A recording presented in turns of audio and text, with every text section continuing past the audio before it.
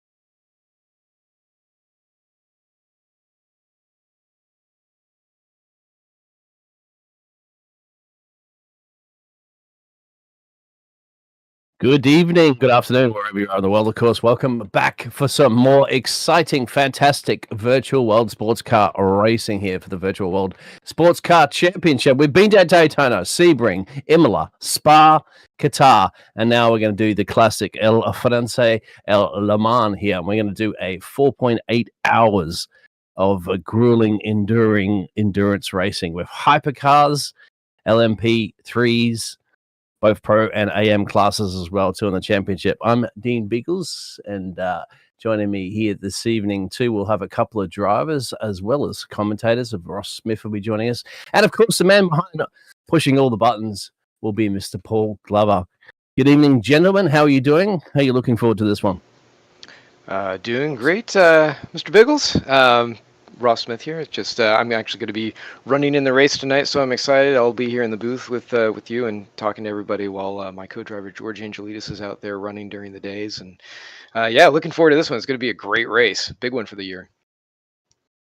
Yeah, big one, of course, and no penalties will apply going into this one. So if you've been a naughty boy, don't worry too much about it. This year, you got a clean slate for this race specifically, but it's definitely one of those grueling 33 or so corners, and obviously with the different classes that you're going to have, everybody's going to have to navigate their way through a field of cars there and keep it clean.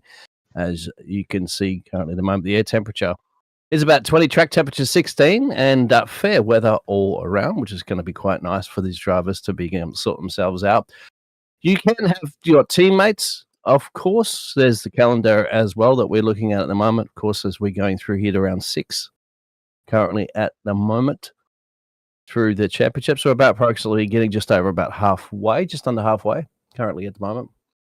And of course, we've got various drivers and various teams. You can, if you elect to go do this grueling 4.8 hours of a race, you can do it solo if you want, but you will have to suffer a penalty. We'll also have the chance to go through very soon to see how those championship standings are sorted themselves out so far. Once again, there's the track, my friend.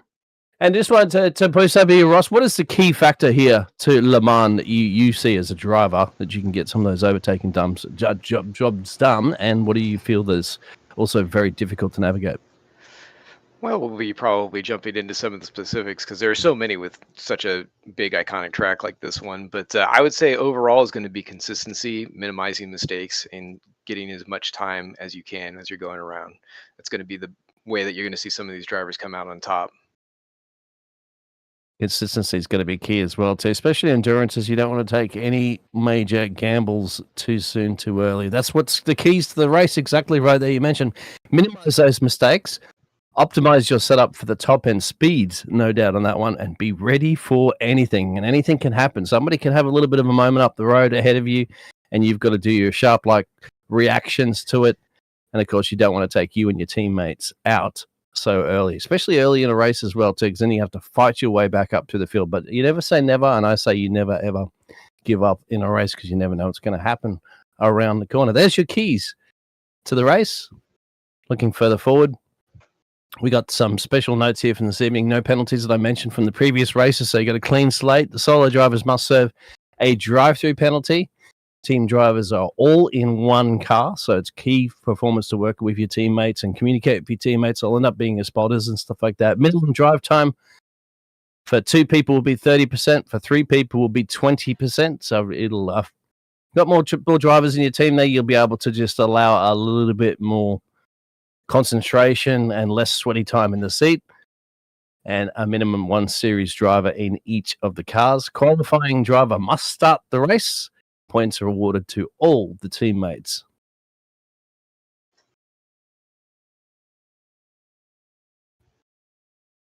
And we've got the strategy car for our hypercars this evening. So they're going to have the tyres to choose from, the mediums and the hards there. The fuel will be the one-time fuel that you're going to have. They're expecting 45 to 50 minutes run per gas tank that you're going to be able to have there with 4 to 6 pit stops estimated during the race there. The V series, the 9.8s, the 9.63s, and the 499P series are the cars to beat, as you can see on your pictures. And they have maximum pace and clean air when possible, of course. And there's going to be something about navigating your way through that traffic when it starts to pick up pretty quickly. The different classes. Let's purse over to the GTs at the moment, just the 1 medium tire set that they'll be able to use from. Fuel also will be maxed out there with just over an hour there, an hour and 10 minutes per gas tank, with about 4 stops expected during the race. With the Mercedes AMG there, the Vantage, and the RCF will be the cars at the moment that they can use. Slipstream for the speed and fuel, and watch out for hot and warm tires with the GT3s. And this is your current hypercar standings at the moment, with the CMRS Pro Red Cadillac on 124 points there, followed slowly. That's Daniel at the moment too. Daniel and Daniel Show. It's not a law firm actually, but it's the 2 leading drivers in the championship of the hypercars. With Johnny and Mike, as you can see, a little bit further back in the field, they're going to get some points. But this could be one of those crucial rounds, of course, for these drivers and get some good points here that they can get themselves, hopefully, within grasping reach of the top 3 in the championship standings, as you can currently see on there at the moment.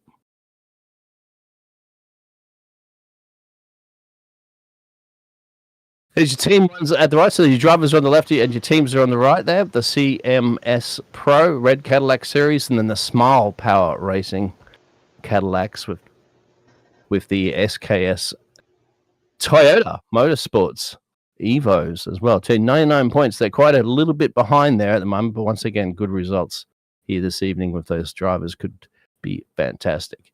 Here's the AM for the Hypercar Series, led currently at the moment in the championship over John Mayer with 104 points there, with Jerry Chen there and 71 points. Vinicius there with 70/71 points there closely at the moment, just 1 point difference between them, with Adrian Rice there in the 4th position. And going over to the teams, it's the Mistral Porsche there, leading with a little bit of a dominating performance there of a 108-point gap there over the AM Racing Alliance Cadillac B Series in the 2nd place. And then further back, there's just a small gap between the Trash Panda Racing Toyota Evo teams there, piloted by the Bruceys. And our GT3 class there, with Tammy leading 147 points currently at the moment from David there in 112 points there, with Alan Holden holding on currently at the moment to that P3 place, currently about, no puns intended there. With the teams over there for the Dark Thunder Racing Aston Martins, 210 points with a commanding lead at the moment over the BHR and GSR Fan Faction Mercedes, 155 points with 54 points just trailing down from them. And then we got the Porsche doing the Porsche things, the initial Porsche 911 team with 39 points. So they're slipping away, as well as Stardust and Team Rookie Monsters, essentially from those two up the feed there. Could this be a good result for the Fan Faction team there to try to close down the Dark Thunder Racing? The old Green Machine Aston Martin's up the road. And our GT3 AM classes, just drivers currently at the moment with Alexander McQuarrie, just with a little bit of a gap there over Peter Meyer with 104 points there with Stephen Miller and 97 points. That's a very, very close championship between those drivers. Further down there, Adam Gray, Craig Pullen, and Dumgana Mazar with the 32 points. Stacey Scotts, David Anderson, and Norm Graff there down there with 21 points, 89 off the leader. All right, so that's currently at the moment our standings going into this one, and it's going to be an exciting one. Everybody likes Le Mans, of course. And once again, Ross, well, how nervous would you be with your team going into this? How much practice and preparation have you done? Once again, you're keeping your noses clean, minimize mistakes. What are the other key things that you've been talking to your teammates about? Well, I mean, those are the biggest ones, because I mean, that's really what you want to focus on above everything else. It's going to make or break the race more than anything. But if you're managing to do that alongside your competitors, getting into it, being able to time your fuel so that way you're maximizing your stints where possible. I know for the hypercars, it's going to be flat out pretty much the whole way. But if you can do maybe a little bit of fuel saving here or there, and just maybe stretch out just a little bit more so that way you can get one more lap or two at the end of some of your stints, that's going to be key coming into that last stint. It's going to mean that you're sitting for less time. You may not have to come in and do as much, but only if you're not going to end up sacrificing pace, because it's very much of a seesaw kind of battle when you're dealing with that. You want to really come in there and get as much time on the track as you can and stay up with your competition, because as soon as you start letting them slip away, that's when you're just fighting an uphill battle. And, in the notes there, it said, just be prepared for anything. There's rain in the area. It's that time of year when weather can certainly come in and play a factor. It's actually raining earlier today during some of the early practice sessions on the server. So that's obviously cleared up now, but there are systems moving about. And this part of the country, it doesn't take much for a storm system to just kind of swing around a couple kilometers, and then suddenly part of the track is just kind of doused. So drivers are going to be keeping an eye out. I can say that coming off of when I actually ran here with George in 2023, when we were running a full season as a team, we were doing great in the ARX06, and coming around Porsche curves, there's a GT3 sitting sideways, and there was just nothing George could do. Just a total blind corner. You're at maximum attack, maximum speed coming around that left-hander, and then there's just nowhere to go. So that tore up the front end, and it killed our race. I think we ended up finishing third or fourth in class, maybe even further down, for a car that really should have been at least podium. So that's going to happen to pretty much anyone. You're going to be going into the night if you're a single driver, if you're in a part of the world where maybe it's starting to get pretty late, or it's very early, like some of our Australians on the grid.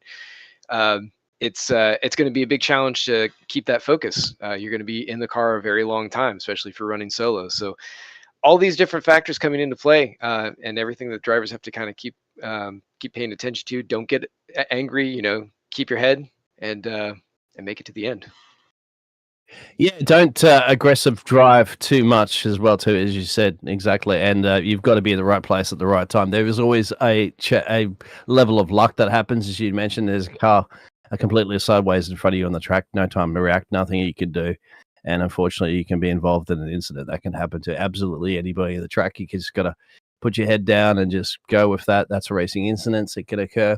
Don't put yourself in that particular situation. Don't try for some unnecessary moves. We see that all the time in endurance races, where you kind of look back at it later and go, well, perhaps I should have just followed that car around for another lap or two, and rather than risking it for the biscuit, literally, and then getting into a collision, into a race that it's a sprint. It's a marathon, not a sprint, as they say with endurance races. So you've got to take that into consideration. I love that element of rain always lurking around. That's another thing as well too. You said you did a little bit of practice with it when it was there.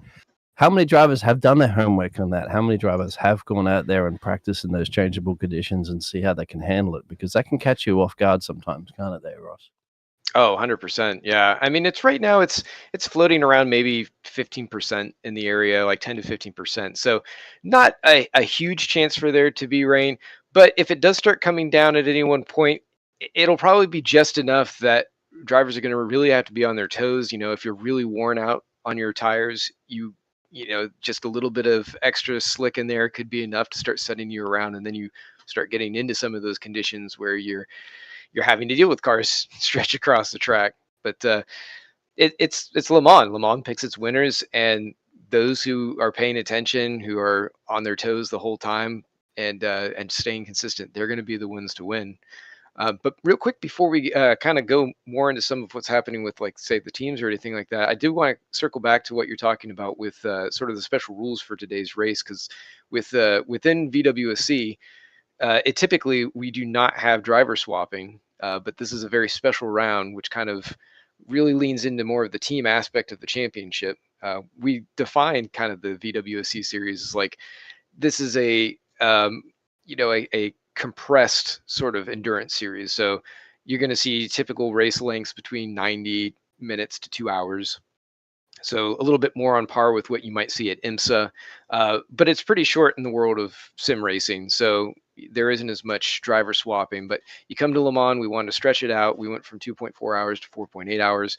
And so now you have that extra time, and now is your chance to see your teammates in the car with you. So you have that endurance element, you have that driver swap element, sharing setups, having to do the swaps, not screw up anything, and just having the different driver performances across the team dictating how well that car is going to perform at the end. So because of that, one of the polarizing things that we've included is that drive-through for solo entries. So we didn't want to discourage anyone who just did not want to run with anyone else. There are several drivers who've been very vocal about that. So we said, sure, you can do it. But because you do not have those extra factors to deal with, we have to kind of balance things out somehow. So that's why we said we'll just institute a drive-through. It's about a 30-second tack on to your time.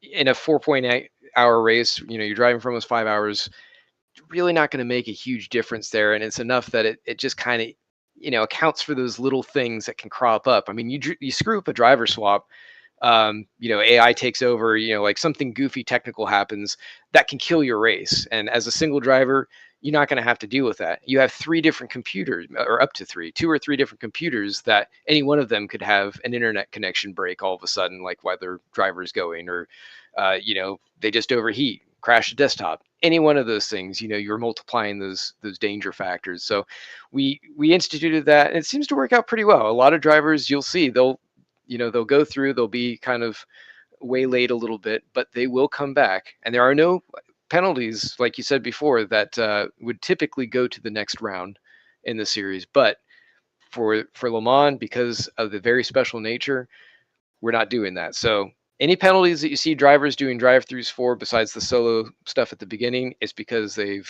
loaded up their cut tracks, which, look out for Tetra Rouge, look out for the chicanes at the end. Those are going to be big ones that are going to start awarding track extension points for drivers. And at just under 5 hours, yeah, that's going to definitely be a factor where they have to deal with that. So, yeah, a lot to play for here, and a lot going on for the teams championships too.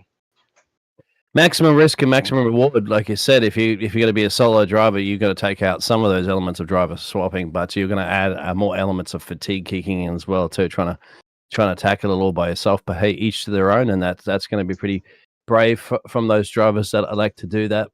As you said, they'll have to set that drive through, I guess, presume at any point of that, which will cut 30 seconds, which is really nothing, as you said, into an endurance race. But you've got to throw those other elements in. Once you get, as you said, technical issues. We see it all the time in any league racing across the planet. It's, to me, that just adds that element that you have in the real life where you have malfunctions in a car. You have your brakes that fail, or you have electrical units that fail in the car, or engine units that fail in the car. And unfortunately, you have to retire it. In the virtual world, of course, we have a cat jumps on your lap, or somebody pulls out a USB cable or something like that when you're driving, or you get a power cut. That's the elements that you play in the virtual world racing. So it balances itself out. Nothing you can do about that. You just got to do your best in the racing rig and communicate to your teammates once again if they're going to be doing that.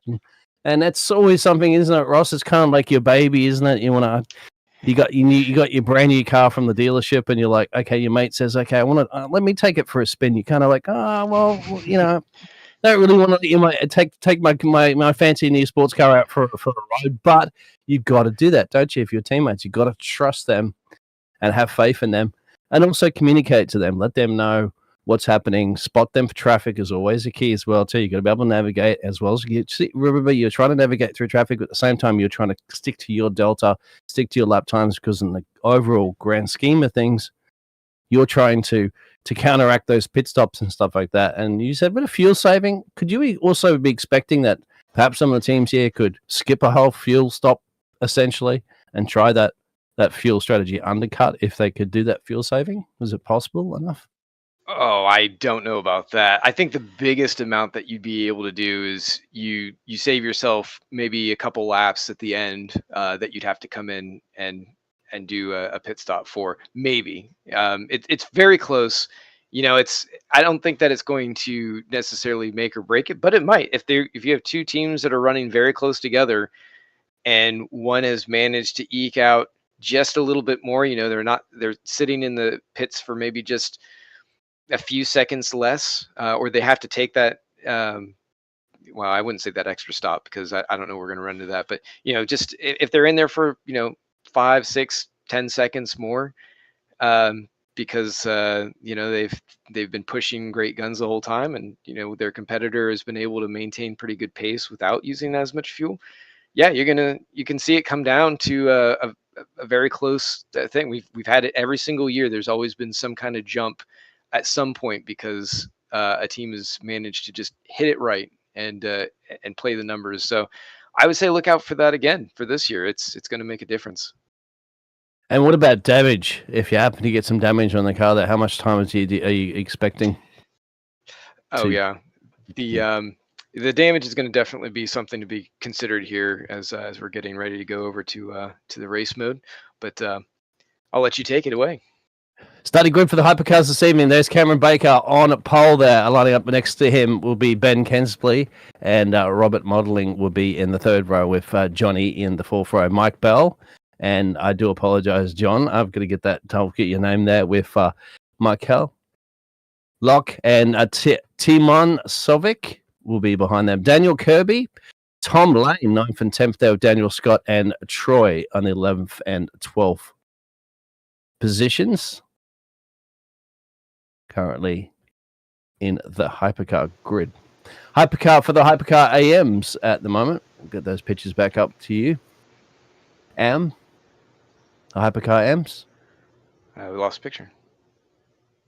We'll get the Hypercar AMs up there for you at the moment. Looks like Adrian Rice will be, on the pole position there with George next to him, with John and Vince Conclavis, I think it is, the number 400 behind them. And then we've got Al Benjamin and Andy on the 5th and 6th there, with the final driver there of Mike Bryce with the LMP GT3s at the moment. David Junt there, Alan Holden, GT Tammy, and Jamie Zalecki. I will butcher these. Alan, Mac, Luciano, and Maximilian on the 7th and 8th place there. And for the AM class there for the GTs will be Alexander, Peter Meyer there, Adam Gray, and Stephen Miller with the 3rd and 4th places there behind them. I think that will be our quota. We get a little bit more there as well. That's it, actually. That will be it. Let's go down to the track and welcome, of course, to Le Mans. Welcome in the chat there too. Please do give us a shout out there. We'll be reading that as we follow on along. Gillis is on there. And hello, party people. Who was the new commentator? Last time I checked, James didn't have an Aussie accent. James at the moment is out supporting his son out trackside, so he's taking a little bit of a break at the moment for the boss man. As you see that we're going to have a rolling start at the moment. Each of the cars in their classes will be taking it easy. And we know overtaking initially off the bat until I believe we get to after turn 9, if I'm not mistaken there, Ross, just to make things like smooth and steady initially, because it's a sprint. It's a marathon, not a sprint. Yeah, and normally we would do a full pace lap, and unless George changed it since we were running a little bit behind, but I believe you're exactly correct there. So we do a manual formation and rolling start here, split up the classes. So any of those hypercars that you saw early on that did not get a good time in because the truncated qualifying session, they've moved up into the hypercar group, and the GTs are laid back, about 10 car lengths or so, so that way there's a nice controlled release. We get a little separation in the field. But yeah, it's exciting. I'm kind of watching here on board. I'm going to be swapping with George Angelides here before too long. I say that it'll probably be a couple hours, but yeah, it's this is the anticipation. We're at Le Mans, and it's going to get really spicy. Yeah, the high speeds down the Michelin Straight. It will be interesting. You can see on your pictures currently in a moment, and we've got picture-in-picture as well too, which is fantastic. Multiple camera angles. We have it all here. In the GT3s in the bottom right. It's going to keep an eye on the hypercars as well. Fantastic, as you said. And also, I'm just curious of those lap times as well too, Ross. You saw during practice and qualifying. How quickly do you think? How many laps do you think it'll be before the hypercars are going to start being on the back there of the GT3s? Need to put those laps on. Oh, it'll be a little bit here. Probably about 7 or 8 laps, I want to say, maybe more or less, just depending on how quickly we get away here at the start. But yeah, it won't be long before they're mixing it up. I would say keep an eye out here. So if you're looking at hypercar, keep an eye on the CMS Pro teams. They've definitely been having an all-out war with Smile Power, who unfortunately they're just in one car right now. So it's the CMS Pro Red and Blue versus Smile Power, and that's definitely going to make a factor as they go later into this race. Looking back into the hypercar AIMS, you've got some of the Toyotas, which I think are going to be some underdogs. Adrian Rice is very fast. Keep an eye on JT Tammy and Alexander McQuarrie. They're back in the GTs.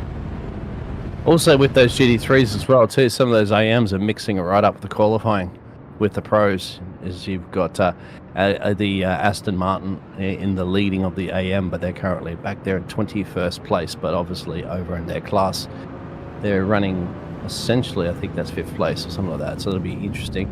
Cadillac versus Ferrari, Alpine, Peugeot, a couple of Cadillacs, and then the Peugeot as well too, and then you got the Aston Martin leading the hypercar AM class, and the Mercedes in the lead of the pros of the GT3s as they're starting to get that separation ready to go.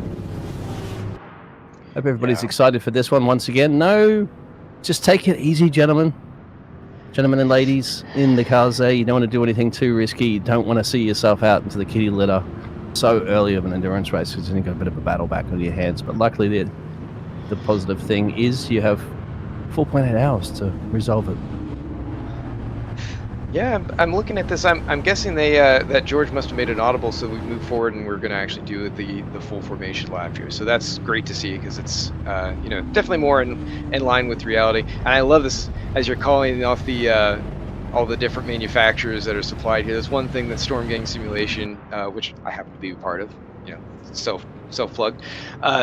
We've done so much work in getting all of these cars that are in the real world. Like you're not going to see the Acura yet at Le Mans, mixing it up with these guys, but it's it's really cool that all of them can be represented, all of the potentiality of what these cars have and can bring to the table. Just it feels so good to actually see this is what true convergence would look like. So very proud of the work being done, and everyone who's been running here, they've really been enjoying it. There's been a lot of strong driver feedback, good and bad. We take it all, we make updates, and we do what we can to get it ready. So it's really cool to see this, and you'll get to see all of these cars coming together and really, flexing muscle and all the different pros and cons that they have. So yeah, get ready to go. Here we are at Le Mans. And what's the car you'll be driving this evening? I'll be in George in the only Acura, the ARX-06 in the field. So we're going to try and represent that beautiful JDM brand. Yeah, and you'll be alongside, of course, the Aston Martin there, piloted by Adrian Rice currently at the moment. So you guys are in a good front row position in class. But it's to finish first you must finish is the important part of any race, really. But more importantly, too, in endurance races. Time is on the driver's side currently at the moment. Final corner.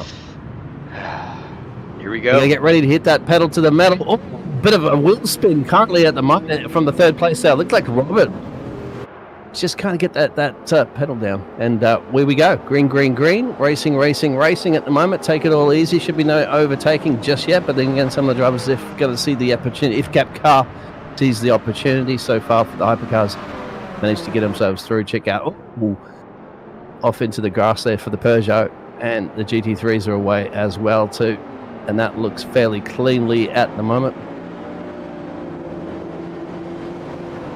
Yeah, great start by all the teams so far. You never want to see such a long endurance race, especially when an iconic like Le Mans, where you have an issue immediately at the start. Last year we had some very spicy maneuvers at the beginning between CMS Pro and Smile Power, but nice and clean this year, and everyone's just lining up their sights, getting settled in, get that first lap out of the way, and start planning on the next couple stints. We get the temperature up to the tyres. Towers finally on the left-hand side as well too, as you can see in each of the four classes here this evening, as we're just getting to the drivers, getting the temperature built up into those tyres immediately, getting a feel for the car there under these racing conditions now. As you can see, going down the Muslin straight there with the little kink of turn 11 in the middle there, just to slow them down a little bit, just to remind these drivers that there are brakes that you do have to use, there are gears that you have to downshift, and overtaking opportunities, no doubt, into turn 12 as well too, as they're going to sweep around here. As you can see in your pictures, that's till turn 12 and the 13, which is that little kink down on the power, and then go into the Muslin zones of 14 and 15 at the moment. There's Cameron in that P2 position there in the Cadillac. Yeah, looking at teams here, so Robin Mulling sitting there in third place there. They're running the only Alpine in the field. He and Wouter de Bruin, who I actually was teamed up with in the historic series that we run alongside this one. They have been really trying to find a connection with that car, and it is set up, it's on the Oreca chassis, so it's a very stiff chassis, very much like the Acura ARX-06, so it should be very well suited for Le Mans. So if they're able to maximize some of their top end and keep an eye on their tires, as we see a move here for the lead, they should be doing all right. Oh, down in Indianapolis, Kesby under attack from Cameron Barker. He's going to try and get past him soon. It's just so that way he can get out, get some clean air, and put some space between himself and Mulling, as well as Smile Power. You can see who's right up there behind him. Mike Bell currently piloting that, but we should see probably Daniel Herlock coming into that car next once they start going in for their pit stops. Yeah, beautiful pictures. You can see the gap between the front two drivers, as you see Cameron Baker putting that pressure on Ben currently at the moment, and they want to try to get that. Once you get that clean air up the road there, you got to remember too, Robin is just lurking in the background there, and those front three is starting to pull just a little bit away there from Mike Bell and the other Cadillac behind, as you can see in the pictures. But that little bit of a lunge, you'd say, from Cameron, it was early days, but well defended there by Ben at this point, just wanting to maintain the clear air up the road there. Yeah, the Ferrari is going to be really fast on the straights for this race. It recently got a BOP adjustment just because it was struggling in a few spots, but that has really given it a strong boost. I wouldn't say an outright advantage, but it will be difficult to overcome. Previously, the Cadillac was actually sort of the dominatrix on the straight line speed, but right now they're pretty evenly matched. So right now, I think Barker is going to be in a position where if he can just stay right in that slipstream, maybe get a little bit of fuel saving, I think that's going to set him up probably for a better mid to second half of the race here. Yeah, there is currently at the moment. We can see Holden in a little bit of a blockage occurring. That's the Holden at the moment there for the other Ferrari as well too. So we got two Ferraris in heavy battles at the moment, and that's in. We've also got a pit stop, I noticed as well too, for some of the drivers. Yeah, it looks like it was getting that drive-through out of the way. I could see that was in that 9X8. But yeah, Alan Holden definitely trying to hold on here. JT is going to be very difficult to pass up in that Aston Martin. Another very strong car here. The 296 should be pretty good in a straight line, but he is definitely going to be under attack. Jamie Zalecki there in the AMG putting the pressure on. I think he's going to be teamed up with Vasilis Katarinakis, who's one of the other mini Greeks in the field today, and just trying to keep it nice and steady. The AMG should be fairly well balanced here, but keep an eye on the sole Lexus in the field. I believe that's Peter Meyer who's out there running that one. Great shot here, by the way, looking down Mulsanne Straight. It looks like a nice little overtake in the background as we get a "You're welcome" out there from Paul in the background there. Fantastic producer this evening. I know what it's like there. I broadcast and produce almost every day, a couple of times a day. There's a lot of work to do behind the scenes, so hats off to him. He's going to be doing it for another 4 hours and 42 minutes as well too, so we'll keep our eyes peeled on all the action. He's got 27 cars essentially out on the track there to keep an eye out and make sure. And please do give us a bit of a shout out there as well too. We love at JP Broadcasting as we're seeing George under pressure here at the moment there. Flicks off from Adrian Rice. That's a battle between 9th and 10th currently at the moment in the pictures. Yeah, this is it's my teammate out there. Side action. Adrian Rice is very quick. Bit of drawback. Also in the background as well too, looking for the same thing. Yeah, that Aston Martin, it is powerful. Adrian Rice is definitely no slouch. He knows how to handle the car. And in fact, the only reason why he's probably in an AM class right now is just because his finishes haven't been terribly consistent within the series. So it sort of knocked his ELO rating down just enough to kind of keep him there. But George is doing a great job there, keeping the pressure on. He's avoided some of these early incidents. We saw a few cars going off and out. Adrian had a little mistake early on. Like I said, he's our resident Australian there who's running. So whenever he's going on there as a solo run, that might start to get a little sleepy towards the end as we kind of focus in here on Max Something Lab and Luciano Ichazo. Luciano putting the pressure on. You can see there the 044 Porsche. And well, you see the Australians usually off winning Formula 1 races these days, mate. So hats off to him to getting into the racing rig and putting pressure on the rest of the field. I have to give my 2 bob out there, of course, because we don't get very often to say Australians are leading Formula 1 championships and winning races. So hats off to Oscar. But back to Le Mans. No Formula 1 cars here, unfortunately. But yeah, I'm watching a little bit here. It looks like Tom Lane is just kind of in the background here as we're watching this Something Lab Ichazo battle going on. Tom Lane, I believe he's now serviced his drive-through, so he's up in the pro class right now behind that lead battle in Hypercar AM. Now, Ichazo here has had a couple run-ins coming out of Spa and a few other places. In fact, I think he still has some penalties coming through that he's going to have to deal with going into Watkins Glen. But right now, he's free and clear, so he can put maximum pressure on Max Something Lab.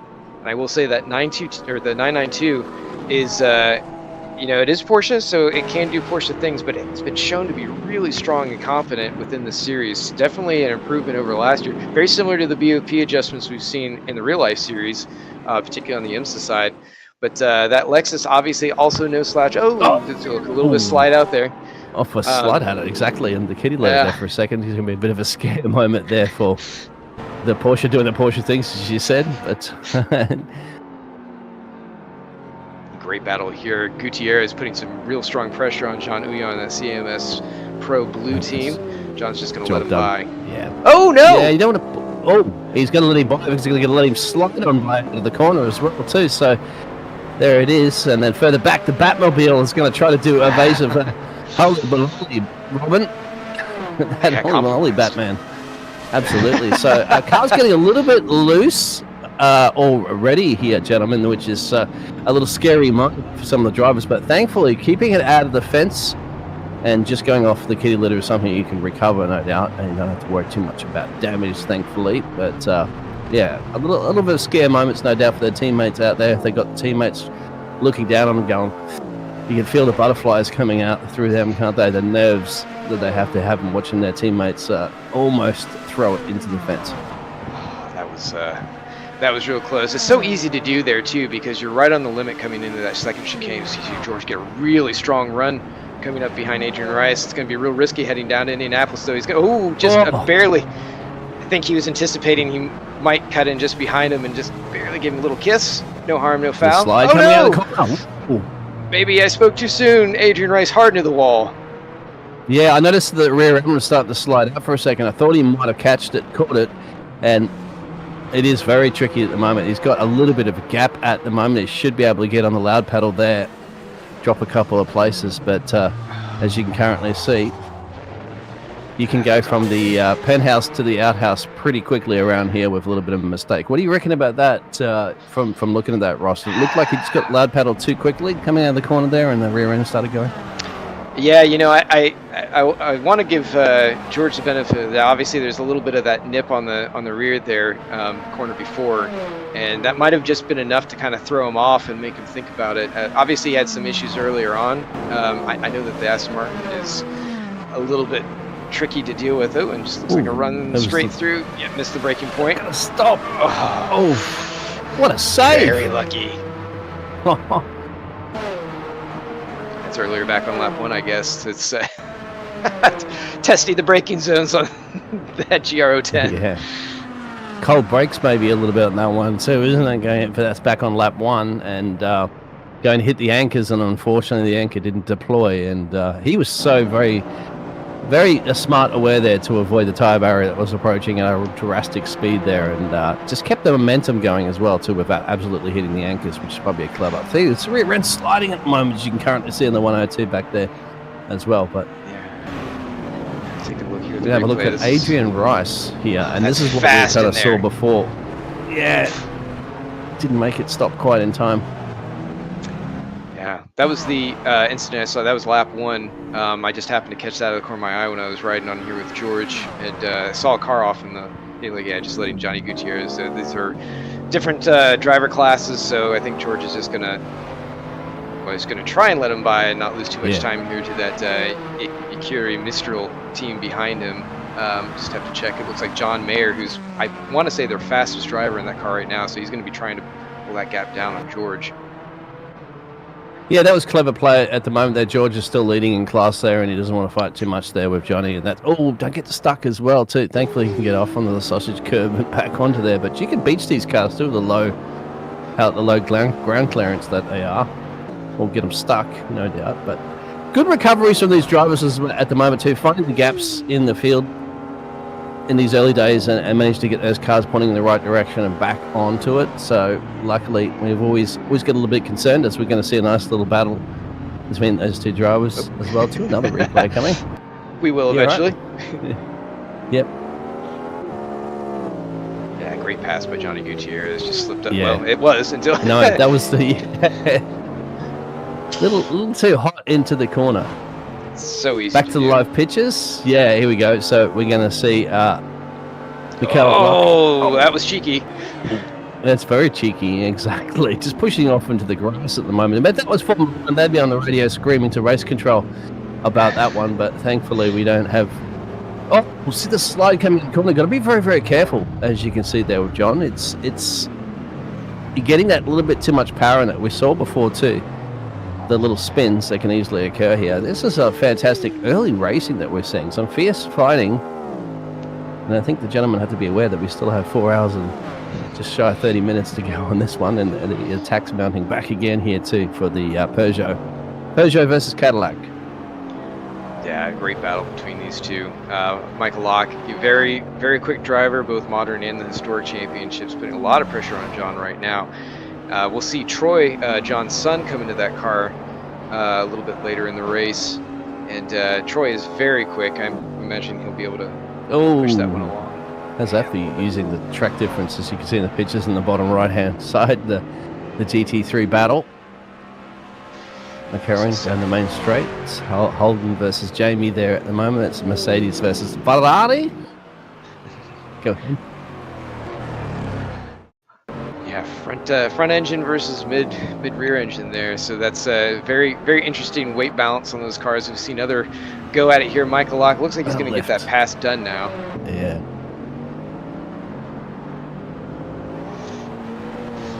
Cadillacs are strong, but the 9X8s they're also pretty good around here, especially with that all-wheel drive. If that rain comes in, you're going to see that really come into play.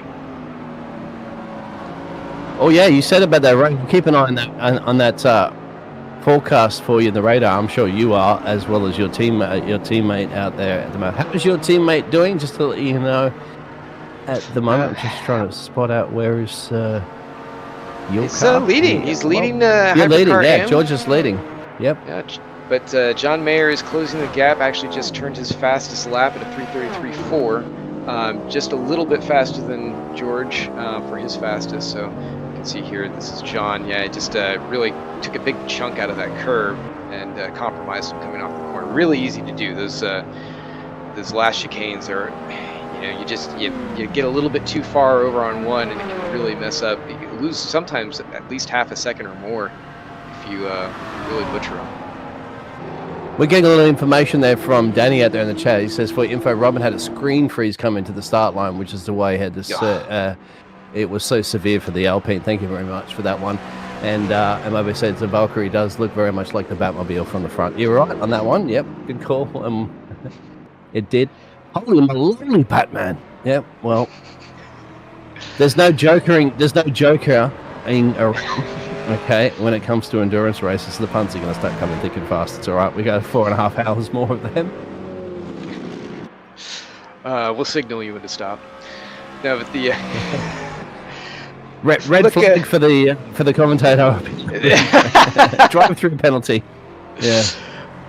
Really great battle here for this second place position. Alan Holden doing a good job in keeping Jamie behind him. Jamie's keeping him honest for sure. He gets really good runs out of there. It looks like Alan might be struggling just a little bit with some of those mid to lower speed corners, and Jamie's able to capitalize, and then he kind of loses him a bit in some of the faster sweeping bits.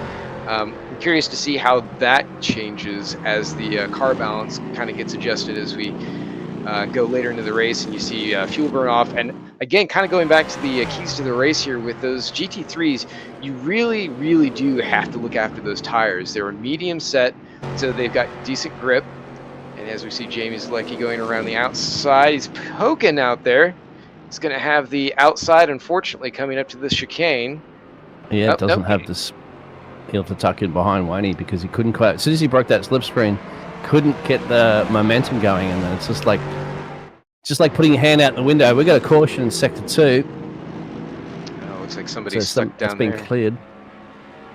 Yeah, you're punching that air, aren't you? And then you just scrub the speed. Yeah, it's Andy Schremser, who's down there. It's running with. Look at the helmet.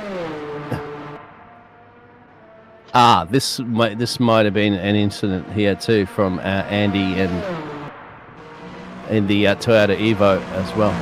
We'll see if we can get anything to do with that a little bit later on, but that battle's still resuming. You can see on the pictures there for second and third in class there with Alan holding Jamie just down the road there. Once again, Jamie's been trying to apply the attacks there for the Mercedes, but the Ferrari has been doing its job. Let's have a look at the replay of what occurred.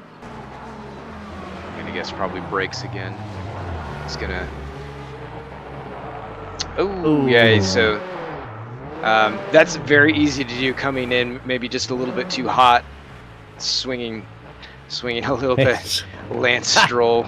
We're hearing from the producer. He's done the window licking the Lance Stroll when he wanted to get into that.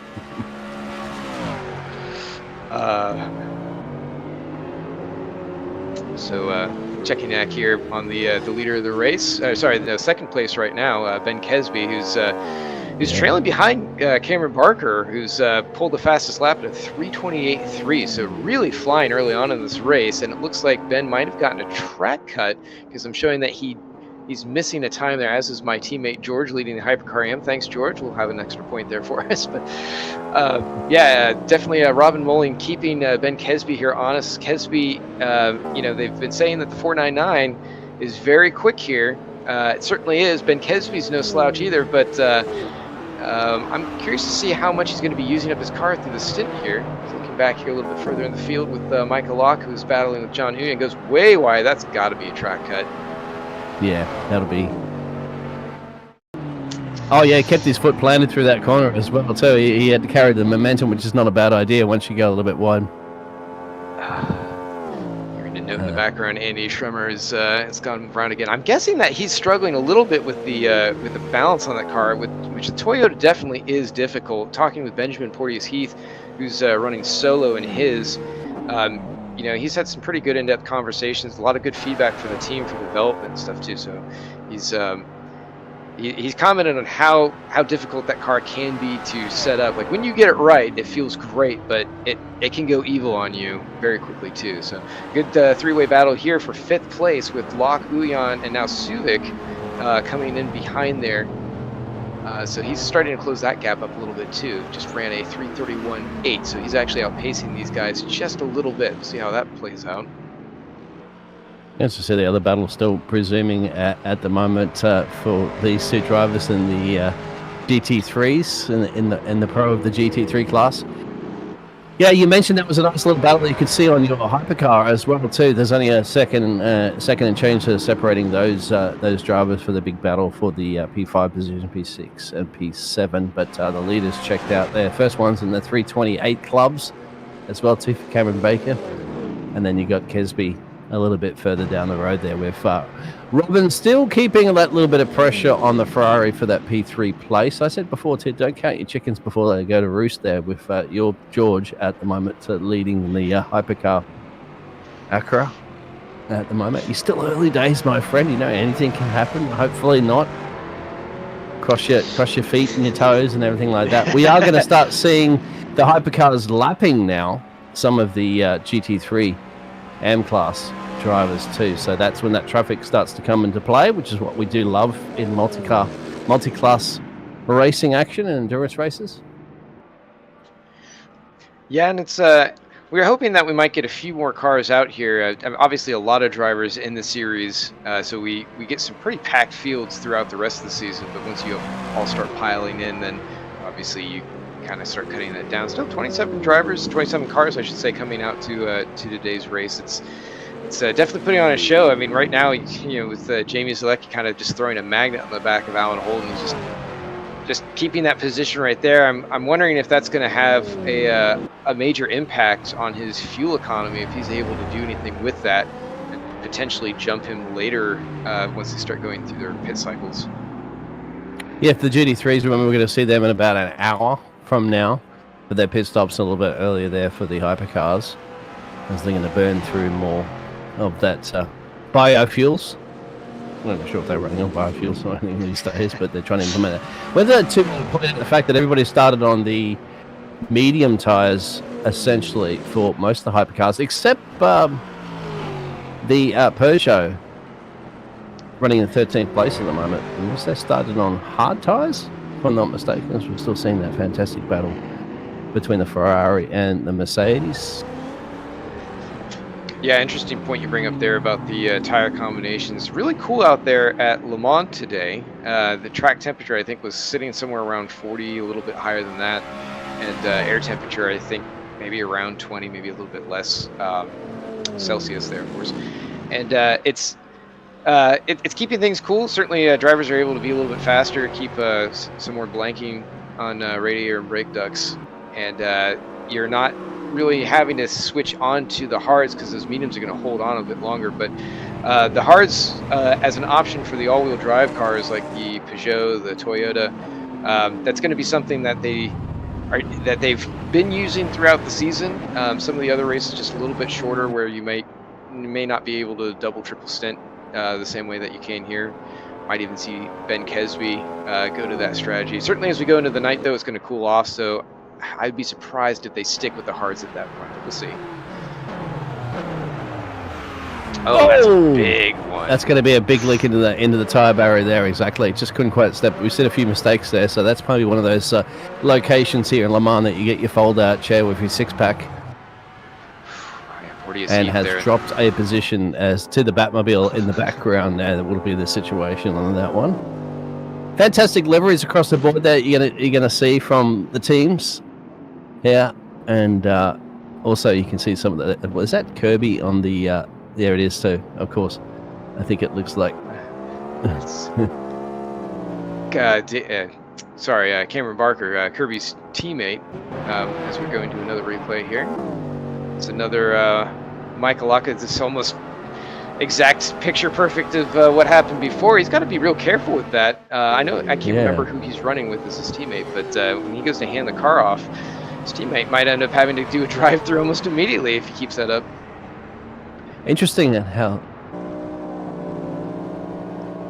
Yeah, here we go. This is the traffic that we were expecting that starts to occur now, and they're going to navigate their way through the traffic. Interesting to see on some of the hypercars there how low the rear wing is compared to some of the other manufacturers. It's just different levels of downforce, of course, that some of the drivers are going to be at. There's your there's the AM leader there of Peter. I am. Are you? I am. I'm saying am. Yeah, to let everybody know that's the. It's am. Yeah, carry on. I Peter am Meyer. Sam.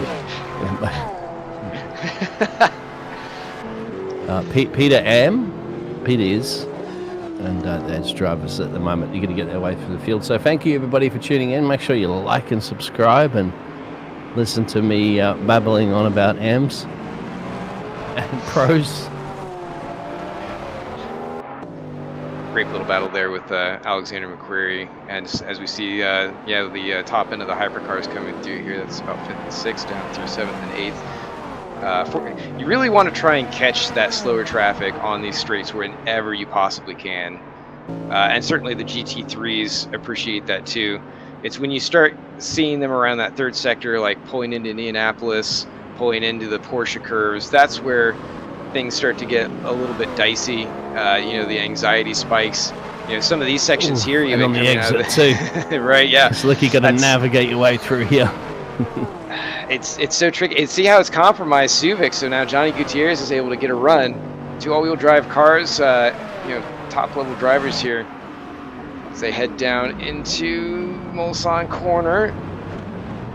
Yeah, and the key thing is now too, they're going to be approaching. They need to get out a good exit there because they're going to approach that GT3 up the road, and then get the overtake done on the straight. As you can see, the straight line speed will get them. Navigating with lap cars is sometimes like going into a child's room that's got Lego all over the floor and with the lights turned off. And try to trot your way through there without getting Lego in your feet. Dude, that's a perfect analogy. It's exactly what it's like here.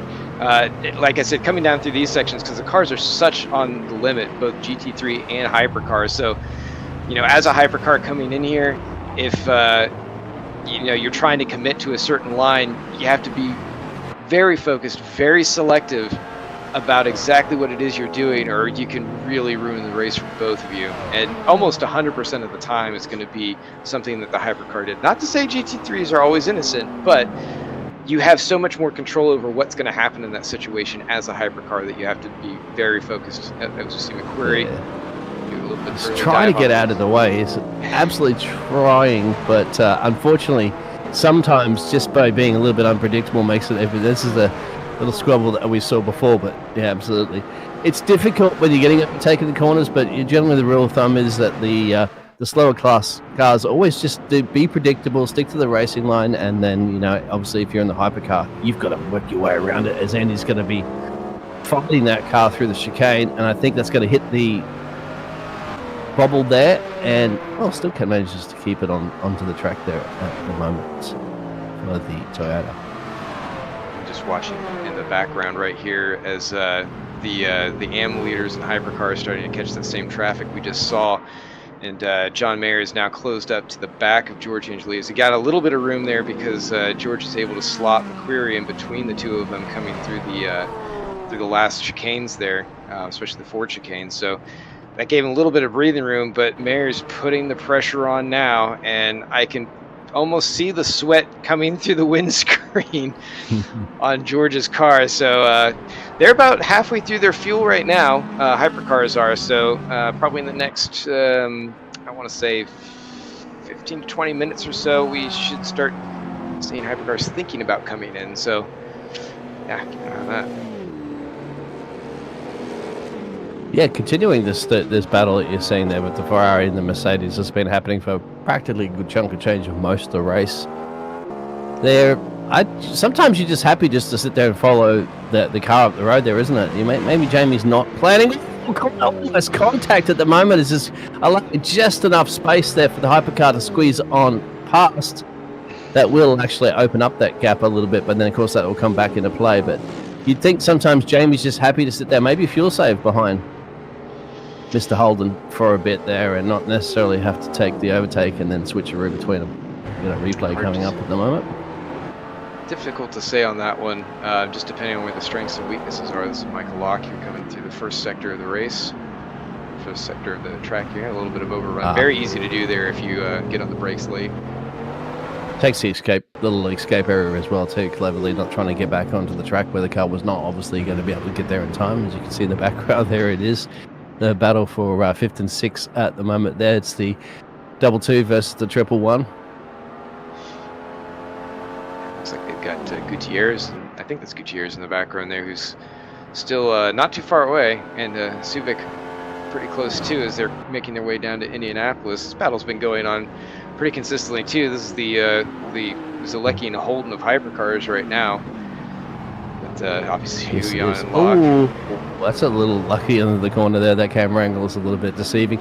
You can see on the Peugeot how low that I was talking about before, how low that rear wing is compared to how high up it sits there in the Cadillac. It's completely different. It's like somebody's running a Yeah, that's it's an interesting story with the 9X8. I've kind of gone through it a couple times. Quick replay looking back here. There's a little bit of something happening back there as they're dealing with traffic. Uyan, they're very respectful here. They're giving each other door room. banging. Yeah, but that's what you want to say. It's all nice and fair. Haven't nothing overt. Nobody's doing any damage. Yeah. Yeah, these drivers at the moment are approaching that battle that we saw between Holden and Zielecki, so that's going to be interesting to see. These two drivers want to battle, of course, in the GT3s, but at this point they got to just continue to do what they do. Now it's going to be interesting to see whether the hypercars there of John and Mika manage to, they'll get past them actually just around here. It shouldn't be a problem actually before you get into a braking zone, so that's no problemo. Sorted out. Yeah, that's the thing. When you do this multiple laps over and over again, you go, okay, that's one of the luck factors that come into play there in endurance racing. You've got to go, okay, well, this time around, but a couple of laps from now, you might be approaching them once again, and then similar situation where you're hoping that you're doing it in a nice, clean part of the race. And on top of that, going back to that too, Ross, when you do your pit stops, you don't really have too much of a choice of where your car's going to come back out, isn't it? Because you can come out behind a gaggle of cars in a big fight, and then you get held up a little bit. Well, it's so it is. You have a little bit of option there, just so like if you're coming through your pit stop, and you're finding that your stint is causing you to maybe have, say, like 4 or 5 liters, something like that extra, and because you can't maximize it, you can't get through and save enough and maintain pace, so you're kind of stuck with a little extra. You can shorten that fuel load just a little bit and help fire yourself out maybe a little bit ahead of your competitors. So it's something you can do, or you just keep the fuel on there so when you do eventually come back in, it's shorter to fill it up all the way. Everyone has a little bit different strategy. It all depends on whatever your current situation is. We see Gutierrez closing that gap very quickly, so we're gonna have 2 Peugeots in this fight very, very all of a sudden. Yeah, good to Johnny Gutierrez, as you can see there in the battle with Michael Locke, which is interesting. Yeah, the first round of pit stops will be coming up soonish there for the hypercars. The GT3s will be at the about an hour since the start of this race. You can see on the exit there, gets on there, the car just slips out a little bit on the rear, but still no problemo. Just interesting about what the current temperatures are as well. And I was going to ask you too, on top of that one, Ross, that you hope you have a spotter out there. Like you said, Ben was running solo there earlier. We've had a spotter or somebody out there, an engineer, to give you a lot of indication. You kind of you are literally running solo, aren't you? You need somebody to let you know, hey, these are the times the driver's up the road, and see if you can box now and come back out there in a little bit of clean air. There's a lot of factors at play when you don't have teammates. You're right. Yeah, it definitely helps you if you have somebody who can give you useful information for sure. Now, if a lot of people are very familiar with so many of the tools and overlays that you can run nowadays that you can almost get away without ever needing a spotter. But I don't know that you'll find too many people who wouldn't have just somebody in their ear that you can just fire information back and forth with. It's going to be more reliable than, say, an app like Crew Chief, which does a phenomenal job for what it is, but it's not going to give you the same sort of insight that you really need. Maybe AI will help with that. So again, Michael Lock, again, extending track limits there. He's got to be losing some time to avoid getting track cuts. I'm looking up, and he doesn't have a lap time for the last lap, so I know that he definitely got one on the previous one. If he doesn't get a lap time this time, he's got to be racking up those points.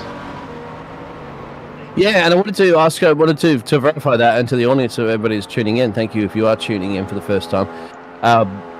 How many of those little off-track excursions are you allowed before you sent to the principal's office? Well, I think the points are set to 4, and depending on the severity of the cut, you can have either maybe a quarter of a point up to a couple points. You can negate it if you slow down, if you're familiar with some of the iRacing, Gran Turismo style cuts, where if you're starting to get a penalty. Currently at the moment, so Holden's made a little bit of a boo. Oh, it is. So that's going to allow Zelensky to get into that was a big moment. What a save! Yeah. Thankfully, it's only one position, and we'll drop back quite significantly a little bit back now too from 6 seconds back now currently. Yeah. He's going to have really scorched those tires because he's right on the limit and locked them up. So he's going to feel that through the steering rack for sure. Oh yeah, like Mark Brundle would say, be driving on a 50-cent piece or 50p with squares, hex tires at the moment, just battling around. But look at this lock again. Oh, about to have a replay, but we'll see how this move plays out with Gutierrez and Michael Lock. Gets it done. Can he hold it? He's in. Yep. That's target acquired. Textbook overtake. Yeah, I'm gonna guess that Michael Lock probably at this point, maybe he's used his tires just a little bit in the fighting he's done with Uyan, and that's allowed Gutierrez to sort of take his time and work his way up here. So now he's sitting right behind John. That's probably going to be, I'd imagine, if he doesn't manage to catch and pass by the end of the lap, that he'll get him early on in the next one. Or he might just hold station if he finds that pace is about right. He might be able to fuel save a little bit if there's a target. Oh, so Mika. Extension. Yeah, that's another little. The principal's watching at the moment there, so you might get sent to detention if you keep up that. It is hard to tell sometimes just how, because even if you go well off track, depending on how much you might have lost some time, if you're scrubbing tires or whatnot, it can negate that. Le Mans is a little bit more forgiving here in terms of just the cuts. Certainly in the pace, though, your competitors won't be if you keep pulling that kind of thing. But at the very least, he can avoid a drive-through. Although if I'm Mike's teammate, I'm going to be watching that and maybe biting my nails a little bit as I'm getting ready to get in. Yeah, I saw a caution sector 2 there. It may have been Alan Holden again. We'll get a replay of the pictures to you if we can. And it may very well be Holden. It's making a couple of errors starting to creep in early in this race here too for the Ferrari of Alan. And you just got to get your head down, isn't it? And Oh, you can see that glowing up the front. Yeah, a nice little slow-mo. Not something that his teammates would want to see there from Alan, but there it is. And hopefully, once again, did clear the fence there, so into the tyre barrier, out to the kitty litter. Thankfully, not too much traffic. You see those billards there on the inside have been whacked a couple of times as well. Hypercars are coming in. Wow, there we go. So, it's not our race leaders, but this is Mike Bell, John. Yeah, the John and John show, not the law firm. Johnny and so that's interesting. That's the 6th, 7th, and 8th place there for the Hypercar. So we expect the likes of our leader up there, of Cameron Parker, and George is in 2. There you go. So this is going to be stressful at the moment there for oh, we have lost our other commentator as well too, of Ross. He's gonna be Ross is actually run down at the moment. They're checking in on George to see whether or not he has to jump into that machine or not. So we'll let him go from the commentary box, as we're seeing currently out at the moment John Mayer, who is in the leader currently at the moment for the Hypercar M Plus.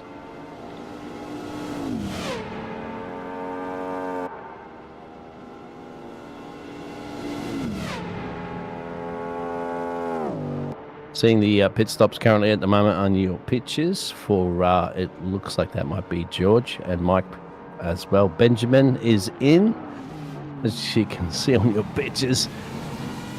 Purple running down at the moment on John.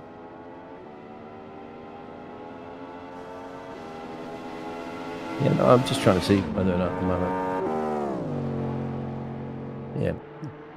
We might get joined in the booth here from our fantastic producer, director, and all that there to just give me a little bit of information at the moment while we have Ross. Hello, Paul. Hello. Yeah. Paul, hey, it's starting race at the moment. Are you behind there trying to capture all the action as these cars are all spread out here in Le Mans? A couple of those pit stops are going to throw a spanner in the mix. We are expecting a few more there for the Hypercars. Yeah. Any surprises you've seen out here this evening, Paul?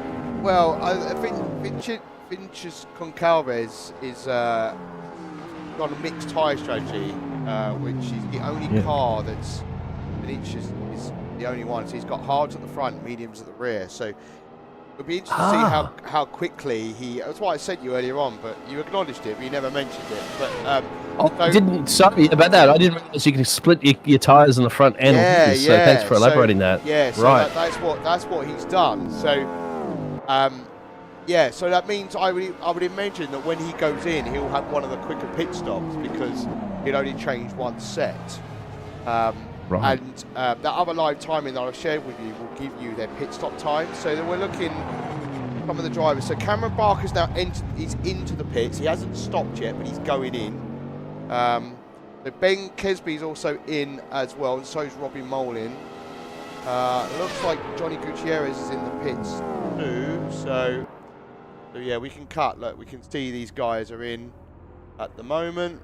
So and then we'll keep an eye on John Mayer, who's looks like he's got Mike Bell right behind. I think that's Mike Bell. It is, yeah. But they're obviously a different class, so they're racing for overall position. And if I was John, I would have just let him go and focus on my battle with George, right? So yes. I suspect John's going to come in because Mike's going to get.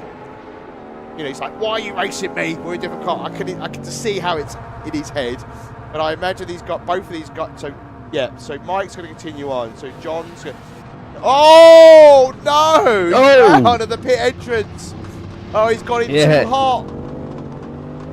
Yeah, you expect him to be in at the moment. Now he's going to have to kick it around. Well, pit entrances are always a tricky one. Yeah, and it's caught another victim, unfortunately. Going slow because it's so easy to screw it up. So where's George? So.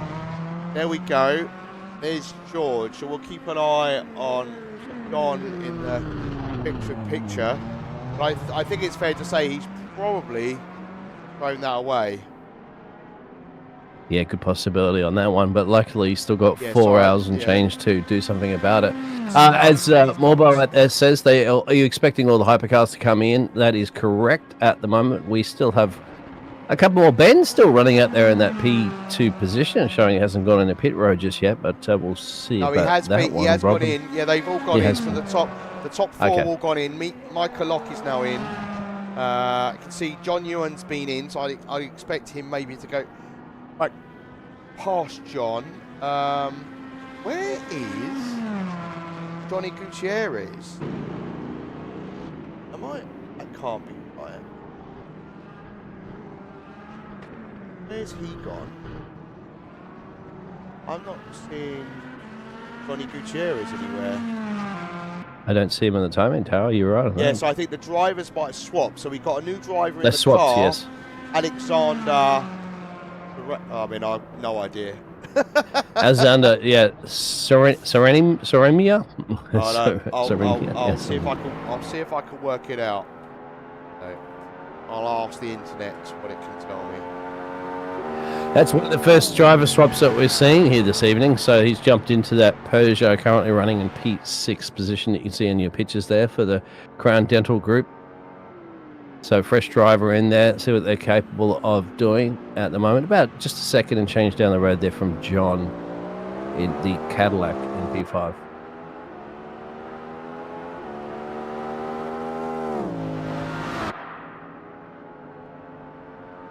There you go.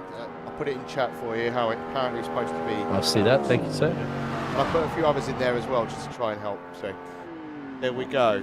Right, we've got a battle between Benjamin Porteous Heath and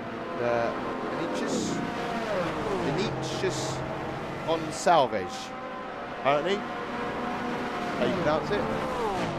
Yeah, Portuguese style. Vinicius Gonçalves is the word there. Thank you very much for that. Gonçalves, yep. You are looking to see the headlights on a lot of the cars, so we are going to be creeping into the evening here soon, as we heard before too from who's back at the moment about the difficult sessions. You've not really done R-Factor 2, right? No, sir. This is probably the first one I've ever done, so I'm popping my. I don't race at all, my friend. Okay. I've never raced anything. So yeah, I'm just the one that sits up in the booth and calls the races contact. Oh no! I'm not quite sure. Surely Benjamin would have seen he's coming at the corner there. It wouldn't be a blind spot. They do have a little bit of blind spots in these cars, but of course you've got your spotter screaming at you there. That, you got a car to your left, car to your right, and so forth. And thankfully, no one around. But we might see a little bit of beef forming here between these two drivers early. Welcome back to as well too, Ross. How's your teammate took the pit stop? Everything was all rosy down there. Yeah, just doing a little bit of team comms there. But yeah, all good. You know, he's currently chasing down John Mayer there for P1 and Hypercar AM, but they just did their stop, so we'll see how things are going to go here. Yeah, I was actually going to say that as well too, isn't it? Like it seemed because you had the lead before going into that round of pit stops, but it looks like your pit stop was a little bit cheap. It looks like right. Yeah.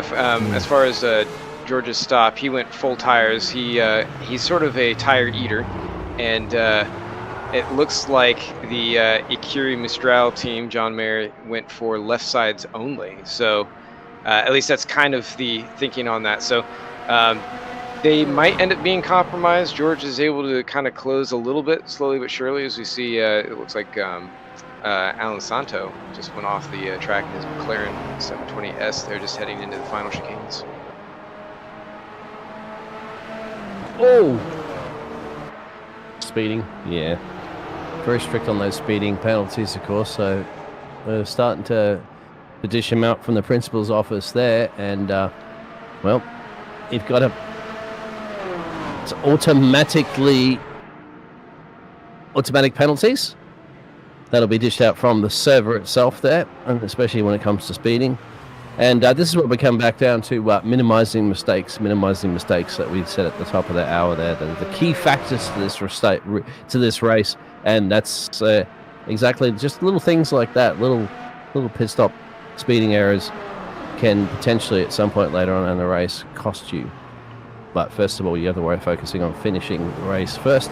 Replay coming up on some action that's occurred just before, and that's one of the first times we've seen Alan Santo there, just getting a little flash there behind. He's trying to move actually too for the Irish machine, and I think just being a little bit too kind, unfortunately, he's punished himself there.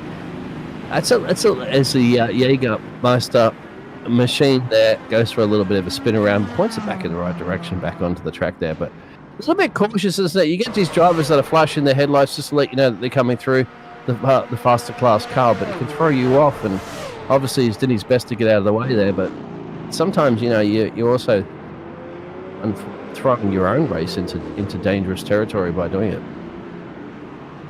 Another replay here. Sounds like Mike Bice is going to have an issue. Oh yeah, so you can see it was already getting loosey-goosey going into it first, and then tried to tame a beast, isn't it, of a car that wants to enter it at maximum speed. Get out of the kitty litter. He's gonna have to do a couple of 2 or 3 point turns. Like in there, it's like Austin Powers in that tunnel trying to do a 50-point turn in the green gold machine.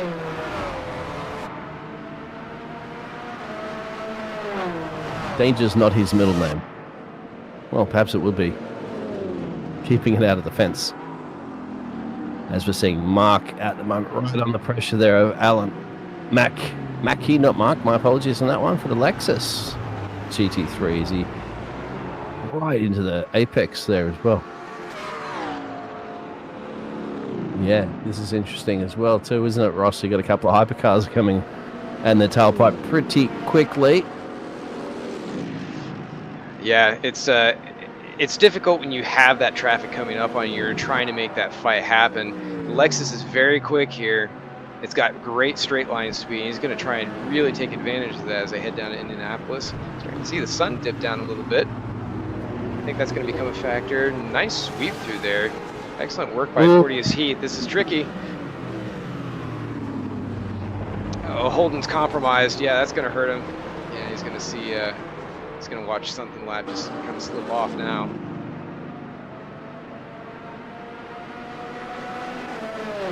Here's to the Batmobile. Yep. Looking around here, some of the cars here. We're taking a look there. It looks like Adrian Rice is starting to work his way back up a little bit after he had some very unfortunate things happen early on. He's sitting 5th place right now in Hypercar AM. Yeah, Lexus somebody's gone off the track there at the moment, just trying to avoid the traffic. That's the Lexus. Something that's brought Holden back in as we see that Jägermeister again compromised on the side of the road. Santos just really slow through there. Hopefully he's out. It looks like he's been cleared, so if he's going to slip it in the pits, he might have some damage. Looks at least slow, if not wounded.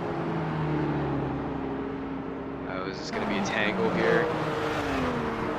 And now, yeah, in the fence. Oh, just trying to get it. Once again, some of these GT3s just trying their best to get out of the way of the hypercars, and unfortunately, they are getting themselves in trouble by doing so, which makes it very, very difficult. But, as in the chat, thank you very much, Dave from Morbo. He's giving us a little update there of the driver switches that we've had during our first round of pit stops. Santos again, around that McLaren. Oh, and it looks like this is, yeah, that's a hard hit. He kept going, but it sounds like he's Doesn't look. So. Is it turning? Oh, that was. Yeah, it's snapped there. It's our first DNF of the race, unfortunately. It might be from Alan Santo in the McLaren Evo. So, unfortunate, but you will have victims of a endurance race, and that's the first victim of this one there from Santo.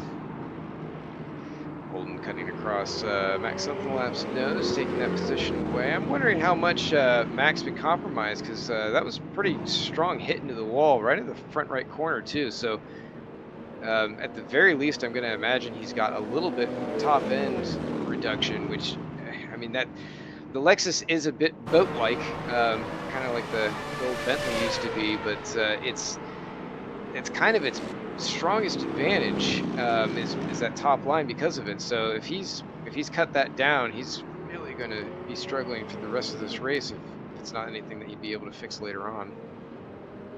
And Alan Holden there for the Ferrari can't get too much of a break so far this evening. So he got no clear time really. He's always had traffic around him. He's in racing. He's racing with other drivers around him so far. So this time around, he has Mac to race with. Yeah, I can say that when you're in a position where you finally have some clean air and you're not under pressure from some of your competitors, even if you say, like in the case of what George Angelides is dealing with here, Hughes in the pits a little bit longer. He's currently sitting at about 4.5 seconds. He was at about 8 seconds when he left the pits, and Meyer had cleared his pit stop too. So he's very slowly peeling that back. So we'll see if that two-tire stop, that strategy is going to play out. They still have probably another, I want to say maybe 30 minutes, a little bit under that, before they're back around for the pit stop. So if he's able to catch him and clear him before that time, then maybe it wasn't quite worth it early on in the race. But that's where you want to test the strategies. You know, see how they play out early. There isn't as much risk, so you can see what works and then kind of bank that away for later at the end of the race. And a weather report too that the planet Earth is starting to rotate away from, well, pointing at the big ball of helium and nitrogen that's floating in the sky up there, aka the sun. So these temperatures will start falling a little bit as we creep into the darkness. There you go. I'm not saying the sun's setting because the Earth's rotating away from the sun, to be correct there. Otherwise we'll have Neil deGrasse Tyson calling us up and giving us a scientific explanation of why we're wrong. So it's going to be interesting at the moment. The temperatures will drop, as Ian mentioned a little bit. You can see the floodlights on the track starting to take over a little bit with the headlights from these cars. In the recap of that race too, that Cameron Barker is still in the lead of this race by about 6 seconds and change there over Ben Kesby in the Hypercar Pro class, and John Mayer there for the AM is still just leading over your teammate there of George for the P2 class in the AM class. And then for the GT3s, Tammy's leading in the Aston Martin over Jamie. And in the AM class there for the GT3s, Peter Meyer there over Adam Gray.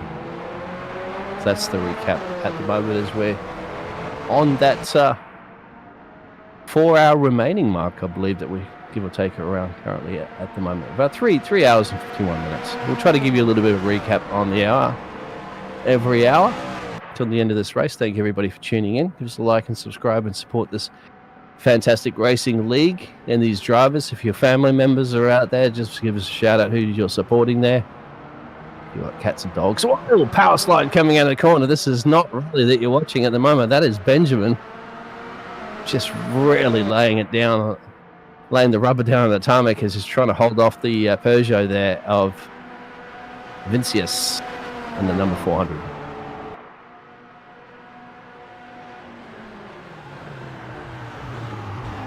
We got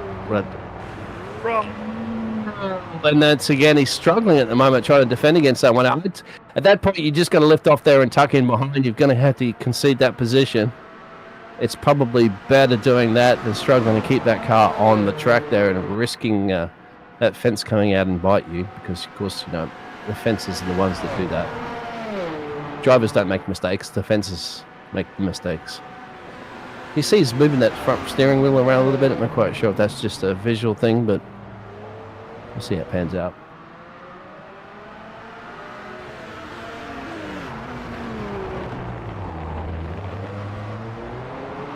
Sorry, I had to dive into comms on the other channel there with George to check in with him. He needed a little bit of an in-race report. What's the feedback you're getting there at the moment, Ross, too? What's the feedback that George is giving you out there on the track? Everything's going pretty well. It's actually better than expected, considering the lack of practice both of us had preparation. George, kind of for reference to anyone who doesn't know, he's the team strategist, the head strategist for HRC here in the Honda team in IMSA. So his real life job is basically very much like what he's been doing here. So yeah, a little lack of practice. So he's just kind of getting a call out, seeing what other drivers are up to, where they're at on the track, any strategies have been playing out. So just kind of relaying information I have to him, which a little bit trickier to do when you're in the comms booth, but you know, it's we're doing this for fun, so by the seat of the pants. So he's a real life strategist as well too, and so he's you're saying? Yeah, he's so for if you follow IMSA at all for the sports car for Hypercar, he works with both the HRC and Meyer-Shank teams, the 93 and the 60 that run in IMSA, Nice. and the WeatherTech Challenge or WeatherTech Championship. So he's very busy. He goes to those races on the weekends. He's right there communicating with teams, making strategy calls, developing strategies during the week. Just totally loaded. He told me recently he's not getting home until he's not leaving work actually until probably after 10 o'clock every night. So doing that while Committed pit stops for the GT3s. Yeah, absolutely committed to add that to your job and then jumping on the racing rig course later on and getting that done as well too, showing a man that loves motorsports. As battle the pit stops will be carrying between the GT3s here at the moment there of Mac and Alan. Thank you very much for that at their Garage 22. Ross, hopefully it's all sorted out by a fantastic producer out there. Paul, look at that one. Feedback is appreciated. That's creeping into your pit stall at the moment there, Jay. Alan? Yeah, I'm not What's sure. happened there?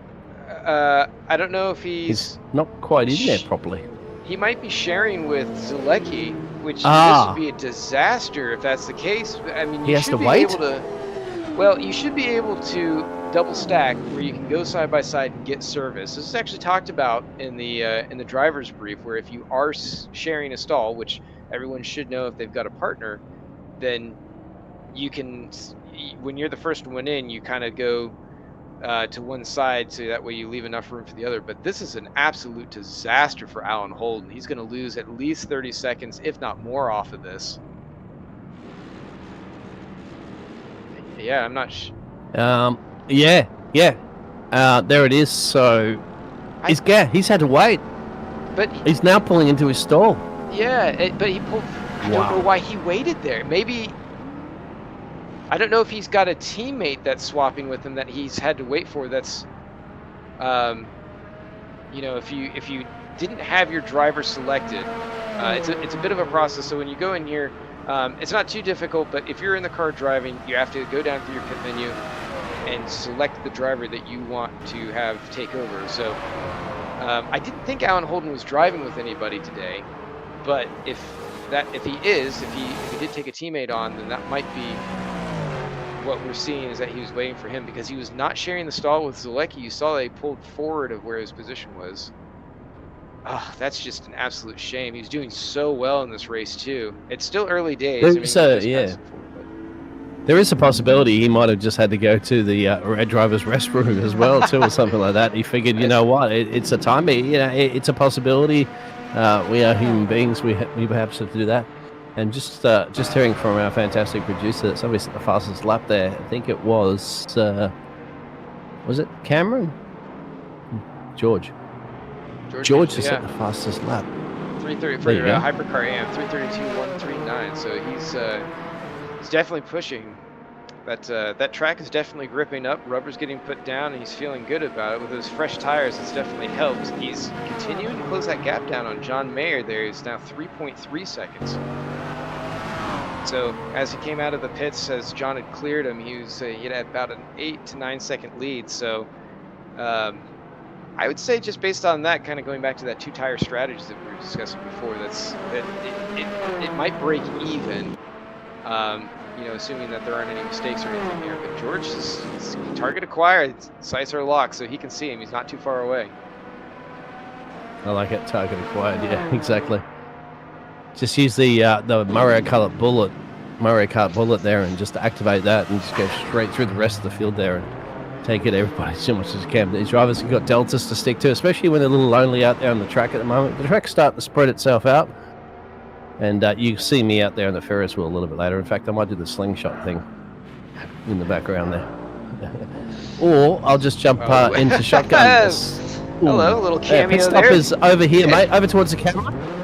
Camera left, Like stage ice. right. Mike Weiss getting a little bit of a photo bomb there for There's some flashing to say thank you very much, because there was as you can see, the GT3 there, Mercedes said flash to say, come on, my friend's almost like a trucker on a highway, isn't it? It's like, and they put the turn signal and say, okay, you can overtake now. And that's the sportsmanship between the drivers as well, too, as the purple machine there of Tom Lane. And we have a replay, and it might very much be the pit lane entrance that we just saw before, wasn't it? That they're, wow, really out of sorts. Ooh. So he's a little bit compromised heading in. He hears his head up. I'm not sure if that's Shun or if his teammates in the car, but He's not planning on going to pit road. No, wasn't planning on going to pit road. Was planning on going off road. That's got. You're going to see a chiropractor, mate. That back is going to be hurting in the morning after that. What if it's damaged the car as well? Yeah, low ground force. Yeah, that was a weird one because I couldn't. I think it's just totally indecisive, vacillating back and forth. Maybe he was just very close on fuel and sort of tripped himself up. Had a squirrel moment and couldn't quite commit to what he was wanting to do there. But hopefully he's going to make it around. I mean, if you're that close that you're thinking you can go around one more time, you should be able to adjust power settings and be okay.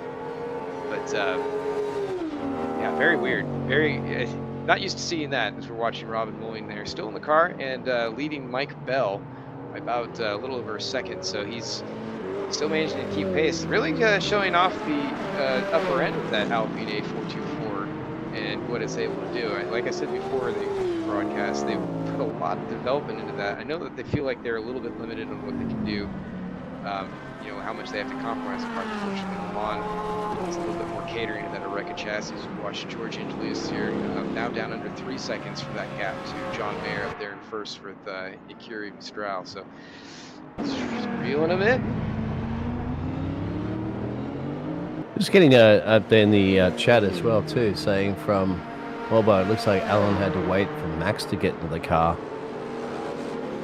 That could be the very much feedback out there, which is the situation. Just having a look where currently was there that driver switch? Yeah, Maximilian Petravsky, who's yeah, there he is. Yep, currently running plump last at the moment too in the field. And look at this, as you're riding essentially shotgun here from Mike Bell up in the inside. Good awareness, as you can see. It's definitely starting to creep into nighttime here at the moment, where those headlights are going to start taking over. The track illumination is really not that much, so interesting circumstances. This is where your concentration levels need to be through the roof, as you'd mentioned at the top of the show there, Ross. Oh yeah, everything is changing here. You got to keep an eye on your brake markers. Fortunately, Le Mans, they're pretty well lit up, so you're not too caught unawares. But I mean, you just have changing conditions. If there's an incident ahead of you, there might be debris out, which is a little bit harder to see, which really can affect the cars. It's not just visuals. You can get a lot of carbon fiber thrown around up there, and it can go up underneath and do some damage. So fortunately, we haven't really seen too many instances where that's come into play, but it's always something to think about as they're kind of closing down here on Mike Weiss. And, it's going to be right on top. And Robin Mulling goes a little bit wide there. That might give Mike Bell a little bit of a run coming up to him. Yeah, Rob's getting loosey-goosey out of the corner, wasn't it? A little bit of a mistake at creeping at the moment. Mike's going to have to seize that opportunity. I don't think Robin put up too much of a fight. It's definitely struggling right now with the grip on that car. Could have done something earlier, as you said, to burn up those tyres. And you got to take care of those tyres. Take him out for a dinner. Buy him some nice flowers, of course, because they're your 4 points of contact to you and the track. Okay, so it doesn't matter the machine that you got there. I mean, car is one thing, but you don't handle those tyres or manage those tyres well, you're going to struggle regardless of how fantastic you are as a driver. Yeah, 100%. And it's so critical for the GT3s too, like I was saying, that they really have to look after them. But I will say for that Alpine though, they've run into this a lot through the season, the way that they end up setting their car, it really does put a lot of pressure on that back end. So they really tend to burn up. So I think you're going to see him snaking around quite a bit before he's able to get back around to the pits and get some fresh rotor on there. It's a balance as well, too, isn't it? Because, I mean, if you're just losing a second or so a lap or 2 seconds a lap, it's manageable. But if you're losing 10 seconds a lap, you've got to go on pit lane. And you probably might have to swap them out and sacrifice a pit stop. But, you know, just got to do what you can do. Sometimes you go through those phases of an endurance race where that part of the sector of the race that you're not doing as well, but then you switch it on, comes on to play a little bit later on, and you start nailing out those lap times in your delta. Yeah, they're doing a great Smile job. power. So do you have a smile power course? I wonder if this driver will be smiling in the helmet right now, especially in about 3 hours and 40 minutes from now. They're getting themselves a nice podium position there and drinking champagne out of a shoe. Sounds like a Mike Bell thing to do. Yeah, looking on the inside, I don't know if he quite had enough run. You should have the inside going here in Indianapolis as they're making their way down. Yeah, he's got him. Easy pass there. Robin Lloyd didn't put up too much of a fight on that one. Not really much you can do through that section of the track unless you're really going to start getting dodgy with it. Fortunately, we're not close enough to the end where they feel the need to do that. But yeah, I love seeing those lights on the back end there as they're coming around that Alpine. Just such a cool design. Like to see how well that car is able to develop in the future, both in real life and sim. Yeah, it's lovely, isn't it? And a crucial part of endurance racing, and I've spotted for teams, well, and also broadcasted for teams just for fun during endurance races, is clever teams will also know to pick your battles at the right time, and it is not always a good feeling to get overtaken by drivers that are on the track in the same class and stuff like that. But you also think you've got different strategies at play here, so you don't necessarily take it as that's it, you never get that position back. Your strategy is something different, and you mastermind that strategy later on. So it's always sometimes very wise just to not battle a particular car at a particular time, once again, if your strategy is determining something else.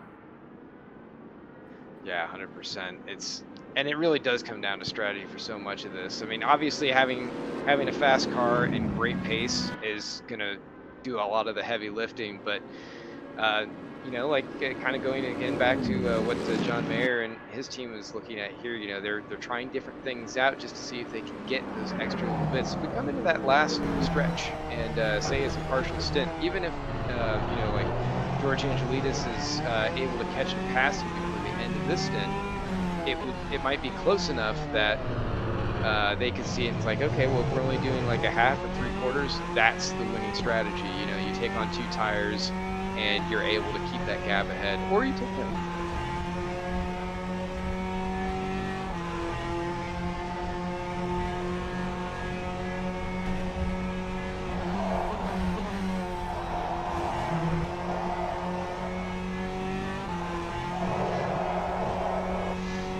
So Yeah, just wondering why the driver's flashing the car at the moment. The back there just maybe just an early indication to say I'm coming, but you're a little day early and $1 short on that one as well. But I've seen before in racing leagues excessive flashing actually cause penalties. I think it's going to be the case here, but you know, it can be a very distracting weapon.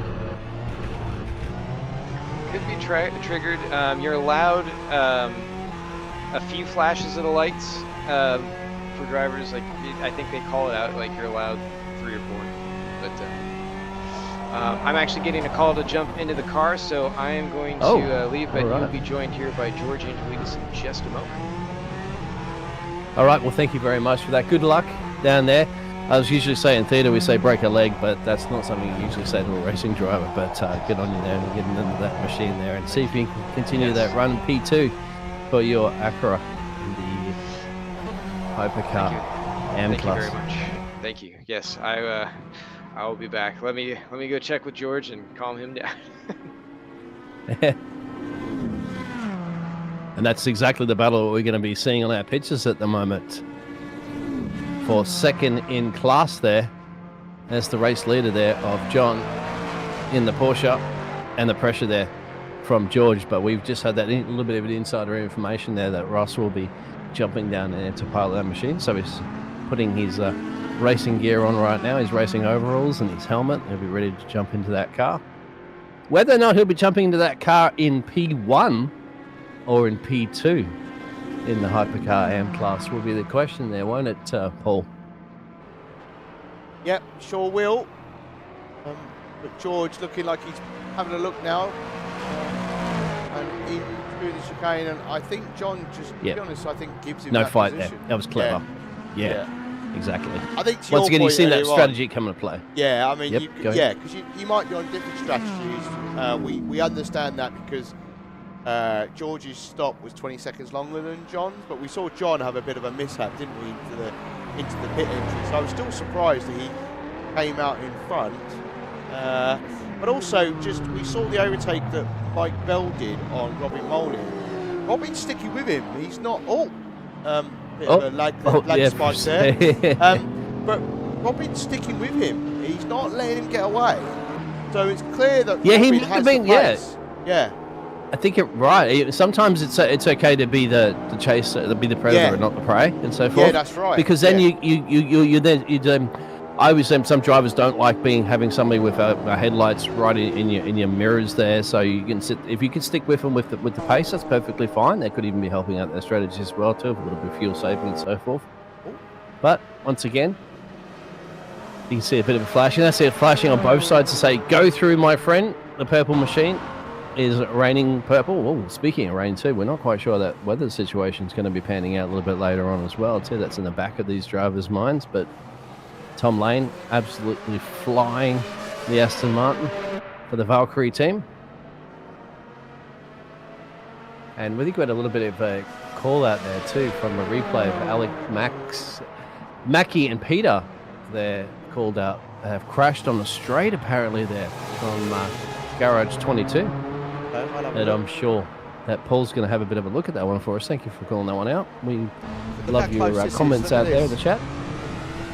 Look how close this is. The last minute to the last minute. Probably not as close as it looks, but Peter Meyer has just DNF'd. Oh.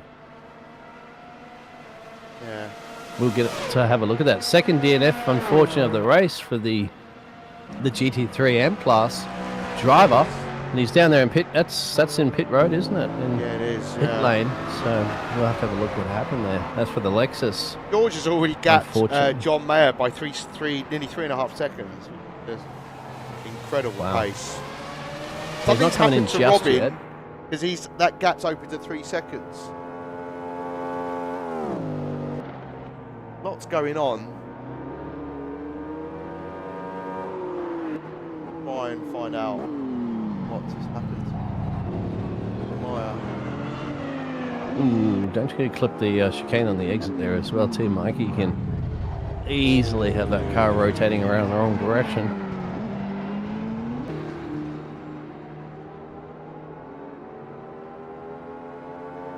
The gap for the leader too in the Hypercar Pro class is built up to about 13 seconds there from Cameron. I found the incident with Mac, and unfortunately Peter Meyer was a casualty in this by the looks of it. So if you have small children in the room, please make them look away. Meyer's ahead. Front there. All right, so let's have a look what's happened here. It's going out for a slingshot overtake coming into the heavy braking zone soon. I'd imagine. I'm going to clip each other on the main straight. Oh, why? There it was actually on the main straight. There's the clip. Oof. Why? Forcing him into the fence, and that's a hard lick. Why are we not giving him more room? I don't know. I mean, look at it. So it's like a 3-lane highway almost there, isn't it? There's plenty of space, and yet they're all just bunched up to the very left-hand side, which is stage right. And Mike Bell into the pits. That car's damage. George just had a moment, apparently. Oh dear. So he's trying to bank out those laps there under a light fuel load. as well too. Remember, Be a because they're replay, expecting to but come in it very hasn't. soon. I hit the chicane, a little bit of an oversteer moment. Yeah. Saved it. Did save it. Why is that not going back? There we go. Right. There Mike Bell in the pit lane that you'd mentioned. So this is the second round of their pit stops that we're expecting from the Hypercars at the moment. So early pit stop there for the Cadillac machine. Just trying, so once again, a little bit of a different strategy. As you can still see in the pit lane there for roughly 17 seconds and change. We're seeing the John still keeping up there with George after making that little bit of a snap of an oversteer on the exit. So we'll speak to George at some Mike point Bell's soon. out Once... of the pits, behind John Ewan. Oh, Alexander's behind them.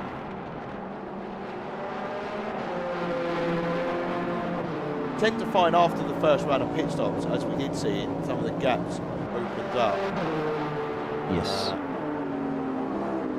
See how this unfolds for Mike, because I think he's got some pace. He's certainly smiling at the moment there from Mike. It's powered by smiles. I love it. It's the only way to approach yourself into virtual racing, isn't it? Just to be serious, be competitive, and also have some fun. As George made a mistake as he's creeping into pit road right now to hand that car over to Ross. I don't think he's made a mistake. That's just the speed you go with the pit limits run. So Don has been unleashed. So let's see what happens. Yeah, when they're going to be expecting to come back down to pit road for the second time this evening. He came the following lap last time, didn't he? So the lap after he was trying to do the overcut. It worked. But now we have a driver swap, remember, on that team, so that might cost a little bit more time. But we know that Ross was all ready to go. He's in his racing overalls and his helmet on. He already jumped out of the booth there and went down to his pit garage to be ready to throw himself into that machine.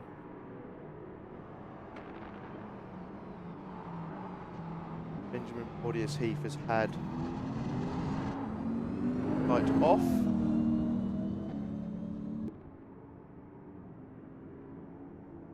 Hey, that.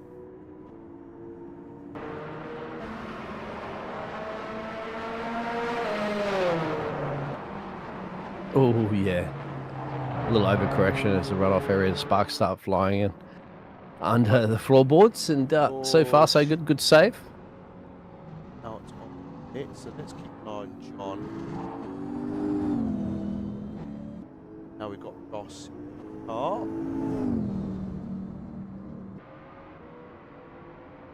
Yeah, it'll be interesting. Ross will be in the heavy fuel load on that car and trying to get the temperature up into those tyres. They swap those tyres as well too, or not.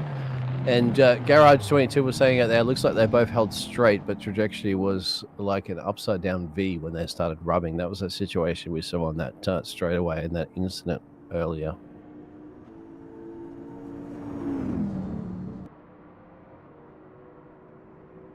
See a little bit of flashing and a little bit of overtaking in the different classes at the moment as we get past the GT3 into the corner. Thank you all for tuning in.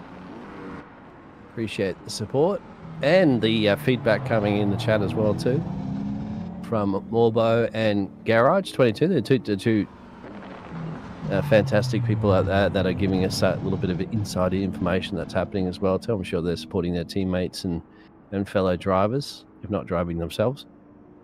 Don't be too shy if you're out there as well too to tune in and give us some feedback perhaps on your team, your friends that you're following. We like that information up here. We'll try to point the cameras as well too and get replays of that too, because that's something that Mr. Paul is fantastic at doing, my friend, as he's going to show you another replay right now. What's happened? Mike Bice into the final corner, just going in a little bit too hot, runs wide into the kitty litter, as you would call it. Yeah. Luckily doesn't spin and carries. Let's see what John does. Struggled a little bit. Yeah, he has. You're right. No, he has a little bit of a struggle at the moment, but it could be that particular, like the tires on that You don't know. It's a tricky corner, as you can see, that John does navigate quite well. He's got to get a couple of laps under his belt. That's always interesting, isn't it?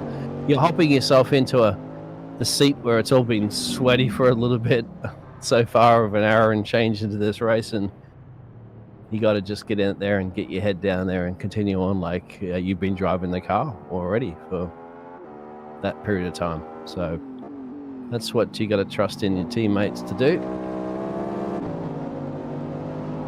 John, when are they expecting to come in? We expect them to come in soon, don't we? Oh, yeah, it'll be. Yeah, I was expecting next lap. Oh, well, we've already had that, so might be the lap one. I mean, the likes of Cameron Barker, Ben Kesby, I think pitted around about 2 or 3 laps after we started seeing the first bunch of hypercars come in. So wouldn't be surprised if we Johnny Gutierrez head in there at the moment. That'll drop him back to about currently at the moment 11th place. But remember they're in the Pro Hypercar Series, and there you go. Adrian Rice at the helm. So that's got Ross Smith back up into P3 as those two pitted. And the race leader's in, as well as Ben Kesby. Oh, yes. So that's going to be a crucial pit stop for those drivers because they're separated currently. I don't happen at a 12-second gap, but this is going to be crucial. Is it really? No, not an endurance race. Yeah, Robin's there as well. We'll see whether or not Mike Bell elects to. Mike Bell's, remember, already gone in, so we'll see whether they can do a little bit of a jumping position there for the other Cadillac. Yeah, so Mike Bell currently driver back. Wonder if there's going to be a driver swap at all. Cameron's still in that car piloting it. Ben's still piloting it. Robin. No, there's a driver swap there. So Karabakh has gone into that Ferrari now in that P2 position. So he's jumped in there. Cameron's still remaining in that car. And it looks like Robert Modelling might still be in that car unless they do a driver swap. That's a driver I don't recognise on the series. So you do get drivers that come into this event that aren't necessarily doing the rest of the rounds. Yes, sir. Just checking through the race notes to see if I can pronounce that. All right, I'm putting something in the chat for you. Thank you. It's EJ. Get, but Ige. Yeah, a bit like get, but softer. And yeah. Karabasha, I think it's similar to that. It's Turkish, I believe.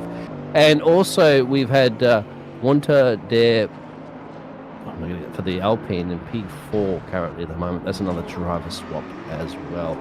Winter, and I'll have a look at that one too. James is really good for these driver pronunciation names. That's up his alley. But we do our best at the moment. But he's also he also commentates on this series week in, week out, so you'd expect him to be. There you go. You would. But you got to give the boss man a break every once in a while because seeing his son do some real life racing. Luciano Ichezo. Replay. What's happened to Luciano? There you go, out of the shadows and into the spotlight at the moment there for the Porsche. Oh, snap of an oversteer. I thought he would have been able to continue on in the corner there, but that's a hard lick into the fence. That did look quite like a hard hit, didn't it? It did, didn't it? Yeah, sometimes you can get away with that. There we go. And so is Vinicius Concaves, who is in P2 in the AM. So let's take a little gander at Ross Smith. So I think he's towards the end of the lap, so he's going to take the position back. I think he's going to get this. You're absolutely right. I think as Ross can just get the power.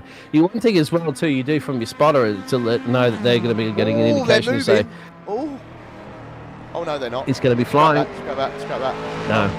Not live, that one. Yeah, final couple of corners, Ross should have this one in the bag there. The only thing is you want to do it, isn't it? You knowing that the other competitors are in the pit lane right now, you just don't want to be pushing it too much to make a mistake. You've got this one. Ross should have this lead now.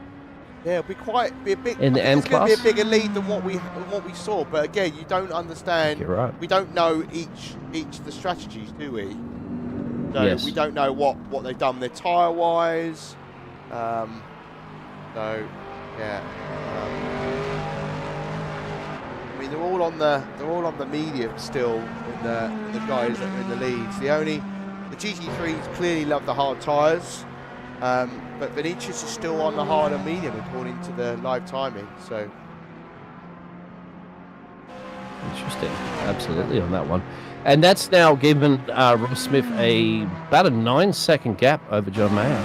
yeah, so now that John's getting going, we just need to see what kind of pace he'll have in a couple of laps time, and then we'll see how this is going to likely to unfold. But the gaps are kind of spread out again. The closest battle we've got out on track at the moment is Troy and Mika still. That's true. What you want to do, I wouldn't recommend it, but of course, because you have cold tyres coming out of pit road, and don't chew through those tyres quickly, but you go out there and just set a bank lap, set the fastest lap there, and just throw your opponents off, and they go. As John went out there and set the fastest lap, Ross would be like, "What? Where did that pace come from?" And then you'd force Ross to try to put more pace into his laps, force the drivers into mistakes. But of course, that's not something realistic that can happen, because you don't want to just chew through those 4 freshies that you just got down to pit road if you're taking all 4 freshies. I love the glow too from that car behind. You can see on your pictures as well too. I just realised that there was a move between these two not long ago, because Mika Locke got again commented for back limits. So oh damn it! One second, messed that up. Bear with me. It's a neon glow, isn't it? Yeah, There's a little snap of a turn of a steering wheel going into the corner there for Cadillac of Troy, here we go. but he managed to point it in the right direction. It helps if I click the right button when I do a replay. It's all right, my friend. I know what you do producing. You've got 10,000 buttons to click, so it's not as easy as what it looks on the picture. And there it is. He just had to take avoiding action, didn't he, in the GT3? Yeah. Then gets on the power there. Compromises, then that'll be probably the pass that you're thinking about happening up here. Exactly. Yeah, that's Just right. slipstream But from he's behind, also and there it he ends is. up going off track as well, I think.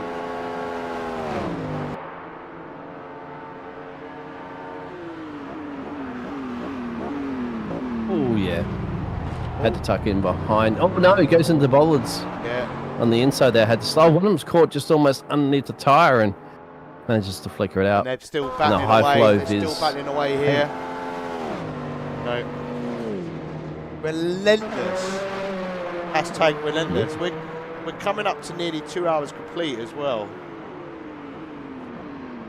It's 2 hours and 16. Oh, no, that time. 3 hours and 16 minutes remaining. So there you go. I was about Wow, to say. you can see the high flow paint, isn't it? And the neon glow on the car there. So it is. At least allows your car to be quite visible, isn't it? You don't even need your headlights. You can turn them off. You can see the car a mile away. Here we go. Well, you another can't in attack. R-Factor 2 because you'll get disqualified. And All right. yeah, so there we go. Takes the position back. Takes it back. He's going to make it stick in the corner here. That's the thing. Going to run a little bit wide. I knew he went pretty He's wild got to into be the on corner track there. limits soon, isn't he? Really? Yeah. Oh, the game didn't flag anything up for that one, so Sim. sorry. Yeah, yes. cool. This is a game. It's going to be a battle back again. We're going to see this for a couple more laps, I would imagine. It's still gonna be So these drivers are at it like it's the last lap of the race, but I'm not quite sure if they got their memo, my friend. There's still 3 hours and 15 minutes to go. But you know what?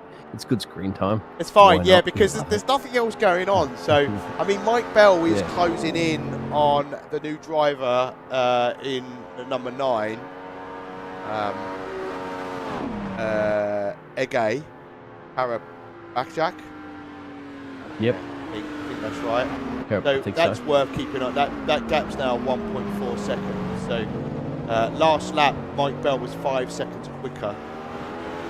But he's a Wow. new driver, and but it sometimes takes time to acclimatise. So I was really surprised some of the cars changed driver after the first stint, because I like to double stim because it takes me the first stim to find my rhythm.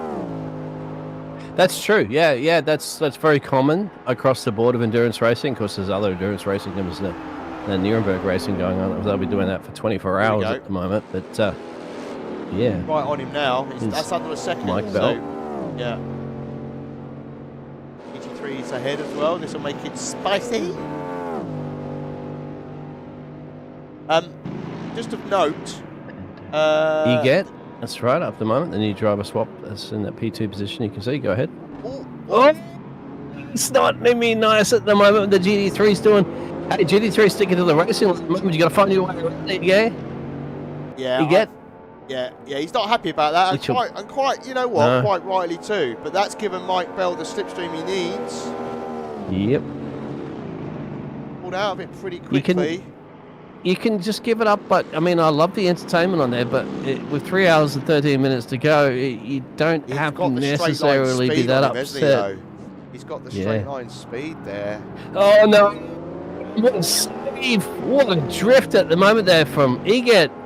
Unbelievable control on that one. Still holding off Mike Bell, applying that pressure side by side. Here we go. This is going to be who's going to be chicken footing first on this one that we like to say, mate. Maybe a little rubbing his racing going on there as well, too, mate. Door banging. Oh, no. Oh, he's locked up. Hold it, son. You're going to have to... They don't even yield in the position somehow. Both of these drivers are making errors. But there's your rubbing. There's your door banging. And welcome to the Le Mans, ladies and gentlemen, boys and girls. This is fantastic. I'd be left threatening. My heart would be through the roof right now if I was a teammate to these drivers, mate. Seeing any at the moment making a mistake there. That Ferrari's got both really made a good, mistake. That Ferrari's got really good straight line speed over the Cadillac, but you can tell Mike Bell's got a little bit more control over his car. He just doesn't. You can see there he's locking up, isn't he, Ege? Yeah. You can hear it. So he's got to be mindful of that. I mean, sliding in the corners as well too. Now in the 39 car, he's a driver that is in the series that I'm pretty familiar with, and he's 27 seconds back from this, but he was a second quicker than Ege last time round. So he's not long been in the car, so we'll see what Wouter can do once he's up to speed. But I would, I'd be fearful for Ege that he'll be able to hold on to P3 because, like I say, he is quite a few seconds slower than Mike Bell. Another thing I want to draw your attention to is the gap between Ross Smith and John Mayer. That's come down. That's now around about 6.8 seconds. 6 seconds. Yeah. It's that 8 second gap shrunk about a couple of seconds and a couple of laps. It's a pretty impressive drive. Yeah, at the moment. it has. John Yeah, putting so some pressure on. John did a 3:34 last time round. Ross did a 3:36. Now we don't know what the traffic situation is for Ross, of course. Mac has had a penalty. He looked like he had an off track, and then the sim has given him a penalty. So I think that's going to be for a track cut, I imagine. Well, yeah, he didn't. Yeah, we know some of those are going to start creeping in now, aren't they? Because we're building up deeper into this race, and Mac's running in that P20th place at the moment, 4th in class for the GT3s in the Pro. What happens for him?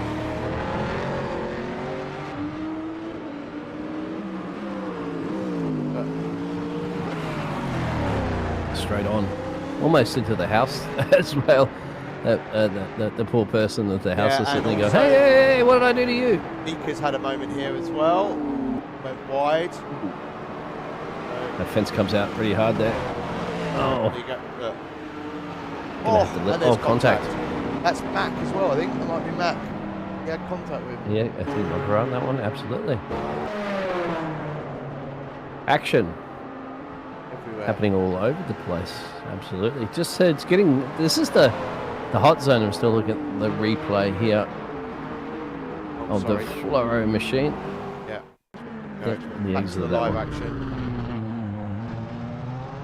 So Don G Pro says too much rear brake bias, and the 102 said looped it. The 102 also changed fronts. 102 is referring to at the moment, he or she, out there. So thank you, is letting you know about Johnny for the number 9 position there for the Peugeot. Gutierrez. So thank you for the update on that one. That's and if you did got Walter's only definitely changed the front closing that spot. gap as I predicted. So that's now Walter's 25 seconds back. So that was 28 seconds literally what, a lap or two ago. So yeah, that's definitely closing down.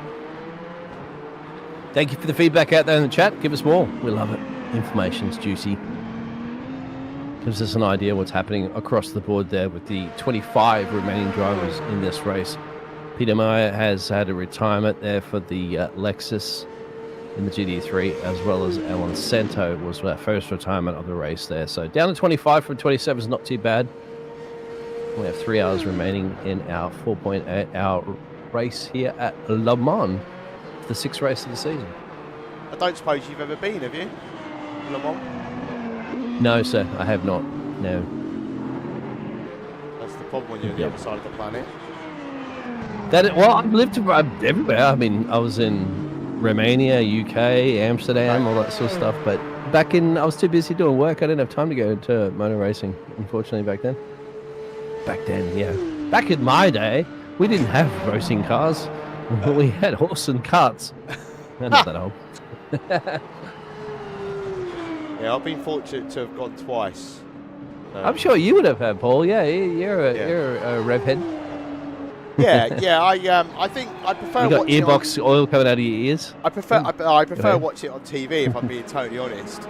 Because you kind of have a lot more. A bit like when you go to a Formula 1 race, you know a lot more. Yeah, about what's you just see them zoom past at 300 kilometers an hour. You know, a lot of action you see, isn't it? You're watching the screen most of the time. And also, you know, I'm not a big fan of camping in the middle of the field. And last time James will here. Don't you get James here now? He's in a caravan at the moment. I know he is. Yeah, at Santa Pod Raceway, which is near Milton Keynes. All right, we'll pop into the old Red Bull office where you're right up there, James. Headquarters. Yeah, he's. I haven't been to Santa Pod for many years. The last time I was there, one of my friends had built a go-kart using an engine from a certain motorbike. I can't remember what it was, but it was able to do a quarter mile in under 10 seconds. In a go-kart that was literally half quarter mile in under 10 seconds in a go-kart? Yeah. Wow, what did they think of? A jet engine strapped on the back of it? No, it had a I think it might have been a Yamaha R1 engine. I think. I can't remember exactly, but I have a very old clip on the internet of it. But back in those days, mobile phone quality isn't really the same. Oh yeah, I'd imagine, mate. I'm sharing. Yep, the same boat with you, mate. We were born pre-2000, so we had the experience of the old cell phones with really bad pictures and stuff like that, or even video. I suppose even got video of it back then. Yeah, great. Yeah, I think it was. Gilius there says Dawn Pro. Dawn G Pro there in the chat is Gilius. Hello. The feedback. Love the liveries. You see some of these drivers. As we're seeing Wanta LeBron there for the team Wookiee Monsters. Had to do the Wookiee. I'm sorry. Got to keep everybody awake in the night time, mate. Sorry. I'm just apologising on your behalf. Yeah. Give us a thumbs up if you like my Wookiee sounds. Don't encourage that behaviour, please. I thought I had a clip on you. Oh, it doesn't look like I do. I do have a clip somewhere. Here it is. We need to upload that to the JP Broadcaster Network one time there, my friend, and as a little short clip or something like that there, perhaps. And so keep your eyes peeled. That's why you need to subscribe as well, too, mate. We'll get that from Paul. Paul's going to throw that up. Oh, John is really closing the gap now on Ross.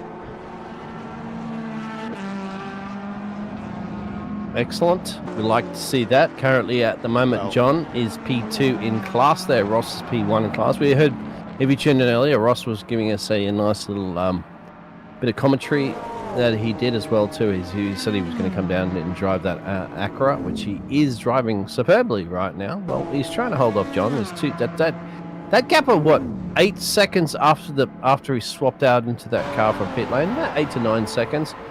John Mayer's been putting the pedal to the metal for the Porsche, and the number 40 is hunting down Ross. We're still waiting to see if we can get Ross's teammate come and have a bit of a chin wagon to us up there. I don't know where he is, George. He was supposed to come and join us. But it looks like the rain stain foot, or not coming to join the party. That could throw a red herring in. But I think I want to highlight Alexander McQuarrie. He's in the LMGT3 AMS, but he's currently ahead of two of the GT3 Pros, so Maximilian Trafficki and Max Sunderland. So he's got quite a nice... Oh, it just looks slow from that angle. Go ahead, yeah. He's 3 laps down and 59 seconds away from Jamie. But he's a leader in class. Yeah, and he's mixing it with the pros. So here we go. On layer then. Closing the gap. I wonder if Ross is going to put too much of a fight on this one. There's different strategy between these two drivers as well. To remember that the HRC team is they boxed or pitted, for those of you in the United States of America and so forth, a couple laps earlier. So they're different strategies. The gaps don't look as big, do they? When you look at the TV cameras, you go, well, and then you go on board and you're like, oh, they're close, yeah. Half a second is that. There it is right there on your pictures. I don't know. That it is. But that goes to show you the level of concentration that you have to have through the roof, isn't it? Because you're not only doing that, they're trying to stick to their deltas, because you've got to think of the overall pitch, especially in endurance races, you're sticking a lot to your lap times. Philip Ducati, he's clearly taken over Hypercar and but we're showing DNF. That's the Toyota at the moment, in running in P16, but running last in class. That was being driven by Andy Schremser before, by the looks of it. So,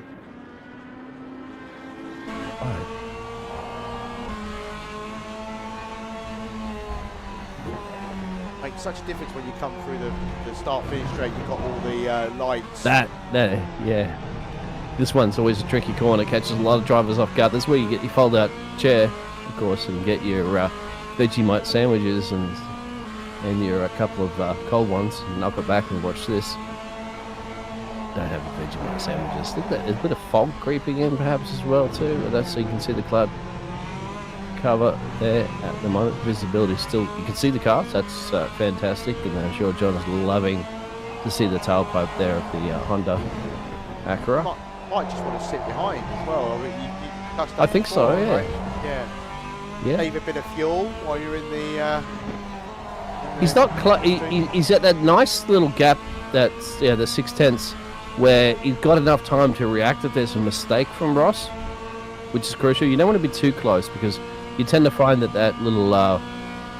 that you're turning that car up the road into your driving line, and then if you turn that car up the road into your driving line, if they make a mistake, you also copy their mistake. So you want to be enough time to be concentrating on your own racing line here, while still trying to apply the pressure, which you see much better entrance there into that. But John was a little bit later on the brakes there, and he could handle the car there, and that's fantastic as well too, because it's also filling up Ross's mirrors with just headlights, and Ross force him into mirror driving. Ross might be wanting to sit there and sacrifice this one and say, okay, I've done enough with mirror driving. You can do a bit of mirror driving right now with John. But not yet, actually. Ross is still going to maintain that position. I like chasing people down, my friend. I don't really do sim racing, as I said. I really barely do at all. But I find that it feels easier for a driver to apply the pressure. And yes. I got hats off to any driver that can handle that for, a whole race in regular sprint races, or if you're endurance races, holding it off for a couple of hours like that. It just absolute hats off to drivers that can hold that pressure. Defensive driving, should be something that gives a lot more credit for. We only really show a lot of the highlights and anything in motorsports that get highlights of overtakes. They never really show you the highlights of somebody that had to sit there and defend for 30 laps or, hours and hours and hours on end as we're sitting there. Fatal contact! Oh, but I don't know about you there, Paul, but I don't know how many times I've seen drivers that we have a bit of a wide track here in Le Mans, but somehow along the line they only seem to squeeze about a couple of meters out of it at most. But I believe we're also joined by...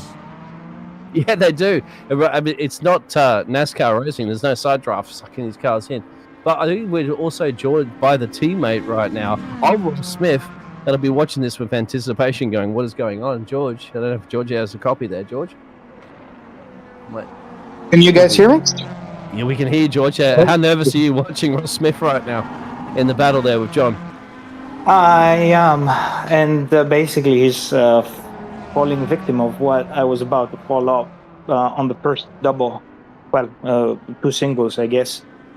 Yeah, I mean, John is ridiculously fast on this car. And I had to drive 10/10ths to actually stay ahead. So we're a little bit quicker than them on the straights, but pretty much their car is faster everywhere else, except I think the fourth chicane is complex right now, at least for me, when we're reaching.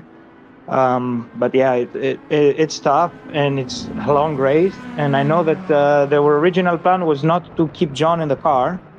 So that has changed. So we'll see how the cycling of drivers and temperatures and tire strategies play out. And Ross was doing a solid job. I mean, when you came out of the pit lane after you handed the car over to Ross, there's about a 9-second gap that John's just sliced down now, obviously, and he got the overtake done. But good pressure there that he'd mounted on Ross, and Ross had a good head on him to hold steady as much as he possibly could to hold off John. But you mentioned John's quick. Now Ross can tuck in behind. Do you think that's going to be a little bit better for Ross to perhaps apply that pressure to John? And on top of it, you said John's been in that car now since the start of this race, so at some point fatigue will creep in too, won't it? Yeah, I mean, you mentioned pretty much all the variable factors that is going on. I mean, first of all, Ross has not been doing the season, so he's just coming for Le Mans. So generally, and last year he drove a GT, so he's cold on this car, cold on Hypercar. He basically started cracking practice this week. The setup was not finalized till Thursday, so literally he had 48 hours to practice time on the car that he's currently driving. So that was the first point.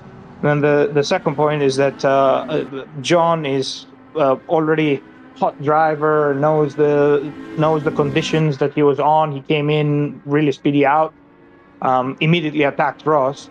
Ross lost, I think he was mentioning in 2 laps, a very bad GT traffic that held him up. At the same time, he was telling me that should I go into a bit of a fuel save on the car to extract an extra lap. I said, go for it if you can. So all those conditions, I think he put him, basically made John easy to an overtake. I think Ross is the kind of a patient driver that he's going to stick now, if he can, with John, and then try to just use the slipstream, get that extra lap. And then is just going to wait for the cycling of pit stops and the driver exchanges to play out. Because now going into the night, I believe a couple of teams are going to start double stinting or doing one-side only tires. So this is the kind of where strategies becoming very critical at Le Mans at night. Absolutely, and good feedback there from a racing driver yourself. And speaking of John, he is the leader in the Hypercar AM standings as well too. So 104 points, as you said. He's been very experienced so far in the season. His teammate Jerry Chen, that I may be expecting to come into that car as well too for the Mistral Porsche team. They are leading the championship on 204 points over the AM Racing Alliance Cadillac team as well, so that'll be very, very interesting. We're going to go back and have a look at a replay quickly, and then we're going to do a bit of a race recap, of course, because we're almost on the hour of how the standings are, and we're going to see another situation, isn't it, with the high flow viz Hypercar going around the outside. That's bold and brave, but you're not going to make it stop in time, my friend. And he just manages to use the runoff area and get out there and live to see another day. Whew, heart and throat moment for that one. Here we go currently at the moment. So we still have a leader. Cameron Barker's been up the road there for a majority of the time. He's leading by about 31 seconds over Mike Bell in that P2 position for the Smile Power Racing team. And our new sweep of the driver there and we're thrown off the speak of the manner there, but the British Turkey racing team, the Ferrari there, is in that P3 position. There you currently at the moment the rest of the drivers on your screen there with Johnny for the Bad Day Racing.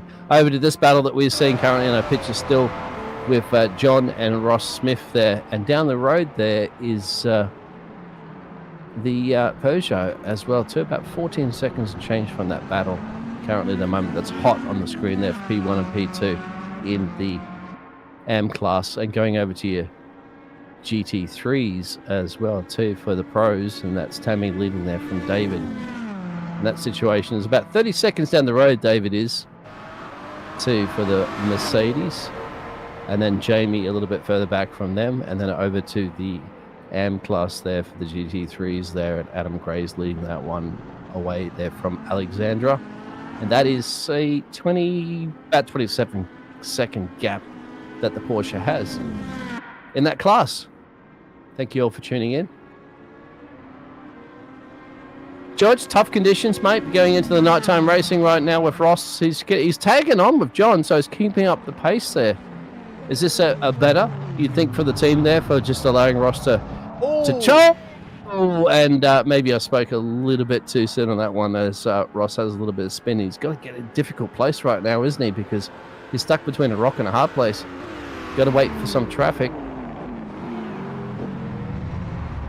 Comes back. Oh, very lucky. Now I know Georgie might be probably the one that be helping him spot that one, but looks like Ross survived to see another day, and will fall back unfortunately to P3 place just like that. That's how close it was actually in the top 3 battle. Yeah, that's unfortunate. We didn't really need that push right now, because what happens, well, that was a lot of time too. It was 20-second loss kind of. Yeah, it's where the car is tricky, but it's very, very good on the brakes, and it urges you to keep braking deeper and deeper. So if he put his brake bias a little bit further to the back, which I expect he did, this is something that can happen with this. I got it a couple of times myself too, but I usually run much more forward, so I don't have that issue to happen. Yeah, it was going really good. I was hoping before that we would get we would have like a good gap there. We'll just stay behind John, utilize the slipstream, get the fuel saving, but no, that was not the case. So we'll see. So I'm pretty sure he's going to try to make up back to Vinicius, try to get P2, and then kind of go from there. Oh, sorry to cut you off on that one. Wow. That was a little bit of a... I thought there was going to be almost an incident there occurring, but once again, we're seeing another situation with the high-flow Viz car. But, yeah, I mean, it's one thing to allow drivers out there that have not familiar with driving there.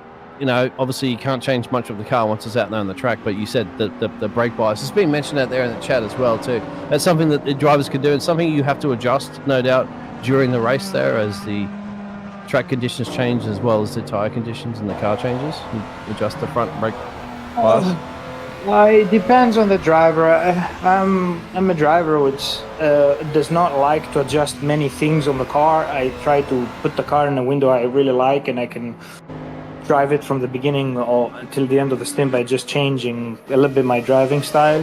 So maybe 1 or 2 clicks, but no more than that. I know Ross is way more aggressive on the car, doing changes a lot. He changes anti-roll bars, he changes brake bias, he changes engine mappings. He says he changes the boost, basically the energy, the fuel saving kind of control. So he's very, let's say, very nervy on the car, on all the settings that he can. He always tunes and he always plays to extract the maximum, which usually give him better lap times, but sometimes if you play too much, you maybe fall victim of your own changes. I don't know obviously now what happened there. I'm gonna go in and talk to him, but we'll see. Yeah, still long race. We got pits. Yeah, it's a long race, exactly. So you can't beat yourself up over little bits of mistakes. Usually the mistakes creep in from everybody on the field there at least one time during a endurance race, and more importantly, the car's in one piece. That's something that you can still drive it. Another pit stop around 2 that we saw happening just before on your pictures. Now, are you expecting another round of pit stop occurring very, very soon? I mean, that's pretty early. We just get some pit stops before that. But there'll be a second stint, won't there, that Ross will be doing there, George? Yeah, 2 stints in the car each. I think we will try to see if we can do a triple, utilize the conditions, maybe do something with the tires there. But I also have to see how he's doing. I have to go check and see if he feels comfortable or not in the car. It's as you said, mistakes. But even John Mayer made a mistake too, coming into pit lane. He spun it there. They lost 10 seconds. But even with the 10-second loss, he was just insanely quick. Like I don't know. I didn't have anything left on me for that car, for that guy. So well, that's why John's leading the championship at the moment. But he can't. I mean, the thing is too. You can't take it away from John. But he's still got just under 3 hours to go. Concentration's through the roof there. You might have to go to the mini pit lane there and relieve yourself. There's a lot of things that creep into play. Whether he's going to have his teammate as well too. I don't know if Jerry Chen's going to be coming into the car as well too. Yeah. Their teammates or Elliot, I think there as well. Eric, so Eric is one of the other teammates. Yeah. He was supposed to come in. We saw that he came in, but he had a technical issue with his PC apparently. So they decided to triple stint John instead of triple stinting now Jerry at the end. So they kind of flipped their 2 fastest drivers' strategy, front loading it on the top end. And then Jerry's gonna do, I think, on the bottom end. I don't know how is this gonna work quite well, but I think now it's their go time. I mean, they have their fastest guns now, so they need to gain a gap on us because Eric is like he's pretty quick, but he's not the John Jerry kind of quickness. So we can gain a little bit on him, but if they built enough of a gap, then even if I go in, it may not be enough at the end. So we have Go ahead. We have to see. And John is a very weird case because he was supposed to be retired. He said last year that I'm retired. Yeah, exactly. He said that I'm going to retire next season and I'm going to do a partial season. They won the championship as a team. I think he finished 3rd in the standings, and he said, "I'm too old for this. I'm gonna retire."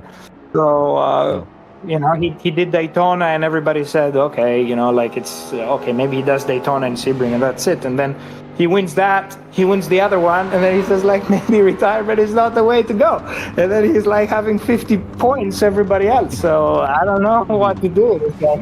Seeing Tom Lane throwing that car around at the moment. He's not retiring anytime soon. Hopefully not going to retire the car. But then again, how many times have you been racing drivers say they're going to retire? Michael Schumacher, Kimi Räikkönen and all that sort of stuff. I mean, Sebastian Vettel might come in a Formula One back again. Who knows? But you know, if a driver says they're going to retire, don't take it at granted. In fact, anybody in sports that says they're going to retire, I wouldn't believe it until a couple of years later. But good battle on your pitches.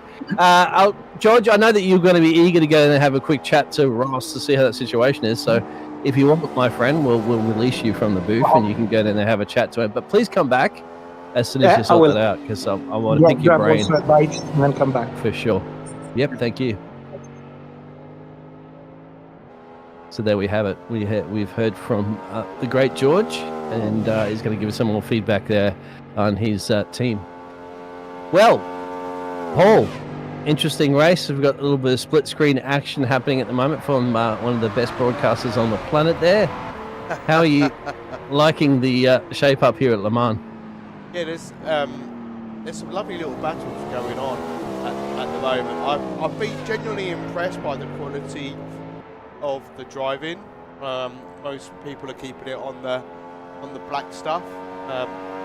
It's like Ross just lost out for a back marker there, so that gap's just opened up. Didn't quite see what happened, but he's in the pits. Following Vinicius in as well, so that's interesting. Oh no! Oh, yes, my friend, you got that one. Ross Smith has made another boo-boo, unfortunately, as he's entering the pit lane this week. We've seen this multiple times. You said so yourself, didn't you? You said, Paul, I like to be very, very gingerly going into the pit lane here in Le Mans because it's very tricky and it's claimed another victim as we're going to sit these two guys side by side. I don't think these two got the memo once again that they still have 2 hours and 43 minutes left of racing, but Troy and Tom are going for it too for now. That's 6th and 7th place in the pro class.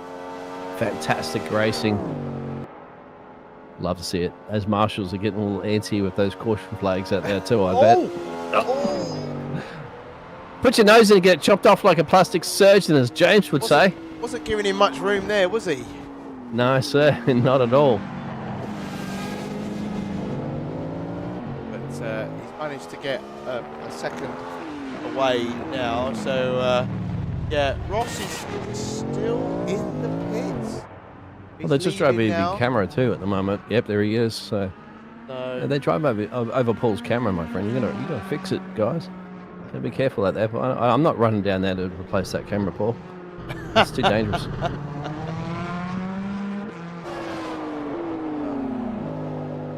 That gap now on my stretching it out a little bit. So yeah, once it's clear, Tom gets on that lap pedal, my friend. It's Valkyrie time.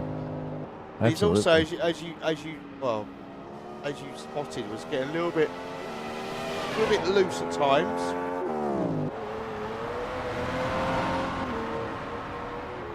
Loosey goosey.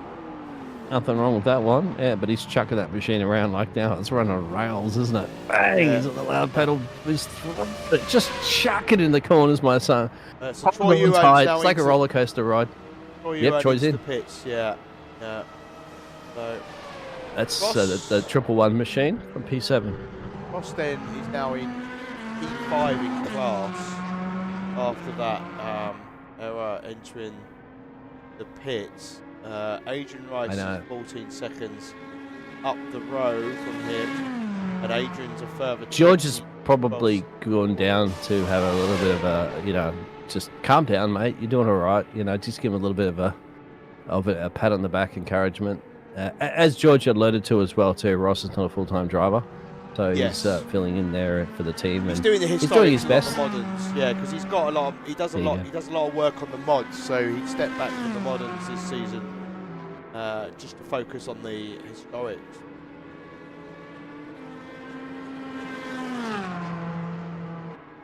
And now the gaps are kind of. I see an inch. So Dan Hurlock's now in the 87. So Dan is a fast man. So Dan the man? Yeah, Dan the man. Worth keeping. So last lap he did a 3:31. Not long been in the car. That was already nearly a second quicker than Wouter de Bruin. Cameron Barker though last time around did a 3:29. He's now into the pits. The race leader is into the pits. Oh, there's a few cars coming into the pits. Yeah, it's going to be a bit of a kerfuffling down there in the pit lane. You've got to make sure you spot your pit box perfectly. One of those. So Vinicius Now, has Cameron been has already, been- I think.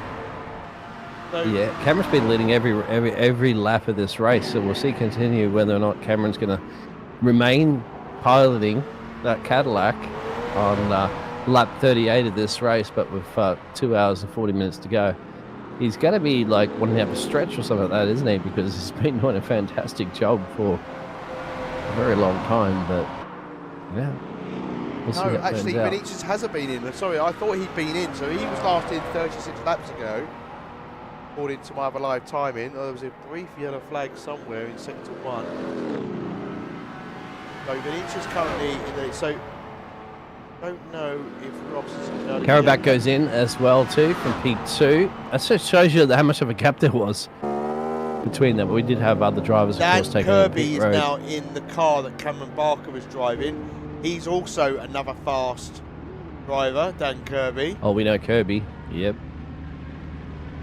It's going to be, there we go. So we got one fast driver replaced by another a quick driver. So looking strong for that number 90 team. Absolutely. And we also had another driver swap as well too. So I saw, who was it? We'll get that one in a little bit. Jerry Chen went in. Jerry Chen has swapped over the leader. Oh, right, okay, nice. Jules Lalonde's in the 102 now. That was, yeah. Oh, she saw the Batmobile just move into the back cave there for a second and just quite didn't get into the spot there. Hey, he's backing up a little bit too as well. So I'm not quite sure they hit the right pit marker there for the back cave. No, back cave's reversing up. What is it? What are you doing, son? Wow, what has got this kerfuffling shenanigans going on? It's missed his pit box completely. He's got to back up there. Unfortunately, there was a car there. Slammed into him. Not quite sure what's happened there. Yes. Good, That's something to say gonna about be- that. Reversing in the Yeah, pit they lane. will definitely have something to say. You barely even allowed to reverse. No, it's still reversing. What is happening here? Is that Yeah. Adrian? It is indeed, yes. Yeah. And now forward. Adrian, there's a pit box there somewhere. As Martin Brundle would say, stick the tyres on, This don't is have a town ruining- meeting this is about it, and ruining send their him out. race. This is ruining their race. Yeah, who's the driver in the background driving almost into the pit garage as well, too? It's just the driver around him, didn't he? Oh, I don't understand what's going on. Adrian that's can't Subic. find a pit box, unfortunately. Civic, sorry. Yeah, Timon Civic Subic, is having yeah. big issues. Sorry, just that the graphic is not matching. Well, Timon Civic is the one that's going around the outside. Sorry, my apologies. Yeah. Yes, it is. In almost half into the pit garage and half out into the pit box. I haven't seen as they're Adrian's car sorting move, it out. or normally they move about as they're getting. Oh, Let's say something's happening at the moment there, unfortunately. Please let us know in the chat. I know the shop is still in the shed when it comes to that. He's back. There's problems there with the Aston Martin, isn't it? There's technical issues and it's costing a ton of time for Adrian. Oh, that's now currently DNF. running at that's now I think that's P15. Yes, a a bug. DNF. Unfortunately, I think that's unfortunate. There's some kind of technical bug. In. Jerry Chen now leading the way in the AM class. Daniel Kirby leading the way in the Hypercar Pro class. Ross Smith then, so Ross Smith is back into P2. So all is well. Benjamin Porteous Heath is 63 seconds back. That's got to give him a bit of relief, right? Knowing that there's such a large gap. Yeah, that is so unfortunate. Just like that, there's a bunch of technical issues that hurt because we saw the situation, didn't we, with Adrian Russ just couldn't get that car somewhere in position that it needed to be. There's some sort of issue. He was in and out of the pit box, reversing up there. Caused a bit of shenanigans with the other drivers that were pitting at the same time. And now on outscoring time and showing that he is DNF from this race. Benjamin Porteous Heath. Did this earlier on in the race, didn't he? Yeah, but keep that out of the fence. You'll have to reverse up in that one, my friend. You will not be able to turn. Lost. As you can see, the arrow indicators. He's currently running 13th overall, but that would be P4 in class for the Hypercar AMS.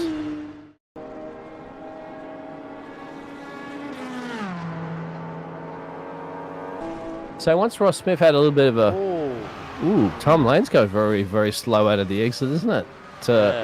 It might have been a bit of a boo-boo. Yellow flag crop up, which is why I went to him. It was very, very slight. Yeah. So I'll go and do some detective work and dun, dun, dun, dun, dun. Detective Paul Glover on the case. He will currently at the moment he's just sort of Tom Lane. He's running 5th overall in the race with the class for the Aston Martin Valkyrie team. And he's 46 seconds currently away from P4, but this might add a little bit more to that gap now. It's probably explained why there might be 10 seconds more added to that as the Valkyrie machine's power slides into the corner. You can hear it. Fantastic audio sounds there. And naughty. Stops it. Yep. Did not hold his brakes. In his defense, by not holding his brakes, he moved off the racing line. Yeah, but you don't know how somebody's gonna react, do you? Well, true. He might have had a spotter that said that you'll clear from behind by a couple of seconds. I don't know, my friend. I'm just saying. I didn't look too. Oh, but we are seeing Gillius Beached at the moment having a bad day racing. Is having a bad day, unfortunately. Jill was out there before too in the chat. Yeah. That's Dog Pro. Oh, you turn that frown upside down there, my friend. You can have a good day as well too. You're still in the race, I'd say. Quite impressive how we ended up there. Yeah. That corner that Benjamin Porteous Heath had a problem. I can see there's a couple of drivers have marked for off tracks as well. I'll go dig those in a second. Oh, this is the nighttime racing. Gremlin's creeping in, isn't it? You can hear that. Did he just rev it upshifted or downshifted perhaps, and then you can hear the revs go up and into the exit of the corner. And that's patiently having to wait for a bit of traffic to come through as well. Yeah, but he heads all over in the litter. Look. Yeah, because he has to go opposite to flick it around. Yep. And then don't get too loud on the loud pedal there, otherwise you're going to go around 360. Got to wait for a few more cars. You can see him go by. And then get back on the power and then get back in there. Yeah. He just wanted to get completely off the racing line because he was in a dangerous spot at that point. And then, hey, as much as you have a mistake yourself, you don't want to spoil somebody else's party as well. Otherwise, too, you'll also be sent to the back of the shed, my friend, for being naughty. Oh, we've got back to the racing. P1. Yes. Wow. That is interesting. Now, Daniel. This is the Dan and Dan show, my friend. I told you. Yeah, it's not a law firm. You did. Daniel Herlock down. Daniel Kirby is absolutely fantastic to see the racing of the Small Power Racing against the CMS Pro. Yeah. That's Cat Pro, and that's Cadillac versus Cadillac, my friend. So even Stevens when it comes to that. Just different drivers piloting those machines. This is the first time we've seen a challenge for the lead in this race since the first lap, and we're 40 laps down.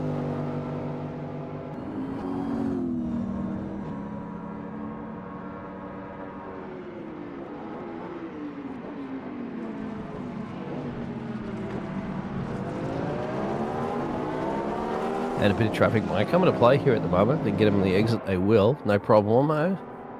Get a bit of a straight line run here. So, which I can tell you this right now there, Paul, that there will be a Daniel leading this race by the end of this lap. Wow. Wow. That's quite a prediction. You've really pushed the boat out there. I never lose with those odds, mate. Although you shouldn't speak too quickly because they could come into each other and then we could have our Karabakh come in there and steal it away and turn my odds. But Karabakh is 56 seconds down the road from this battle. You're seeing their pictures. Karabakh.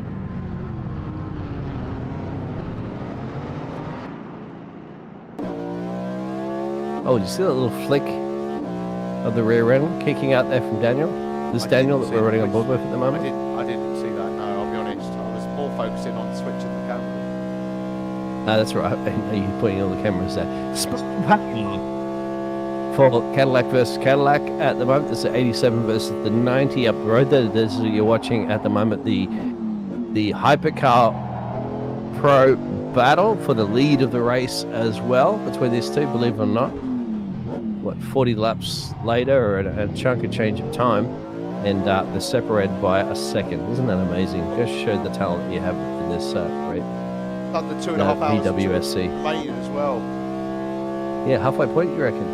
Yeah, nearly. I believe we're joined by George again. George, unfortunately, since you went down to have a bit of a chin wagon to Ross, he had another little mistake, but you're still running a P2. Jerry Chen now started piloting the your arch rival team up the road there. How's the situation in the Ross Smith camp? I mean, pretty beat down on him. Yeah, he felt agitated by the tap with John, and then he braked, and then basically the car went around, and he got stuck behind that opening on the fence. So, yeah, I mean, and obviously, like in the pits, he went in and he went wide. So he decided to stick with those tires, which I don't know. As a decision, if they're flat spot or not. He said that they were okay. There was no vibration, so that's good. We'll see. I think also Jerry is also on used tires from John. So both the cars up front are running on used tires.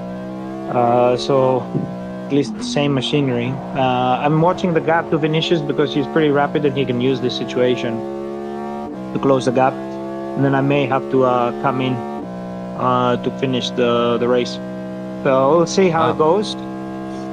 Yeah, we'll see if, because 12 seconds, if they don't make any mistakes, is going to be a tough ask. So we'll see. I was looking also the race on the other classes, and then it seems that the two Dans, again, fighting it off, 1.5 seconds with each other? Yeah, pretty much. And there's a kind of a big gap to the rest of the people, which I kind of didn't expect so early to have that big of a gap. So I don't know if the pit stops cycled or the tire changes and stuff like that. Closer in GT3 Pro, 7 seconds now the gap, I think, to leading cars.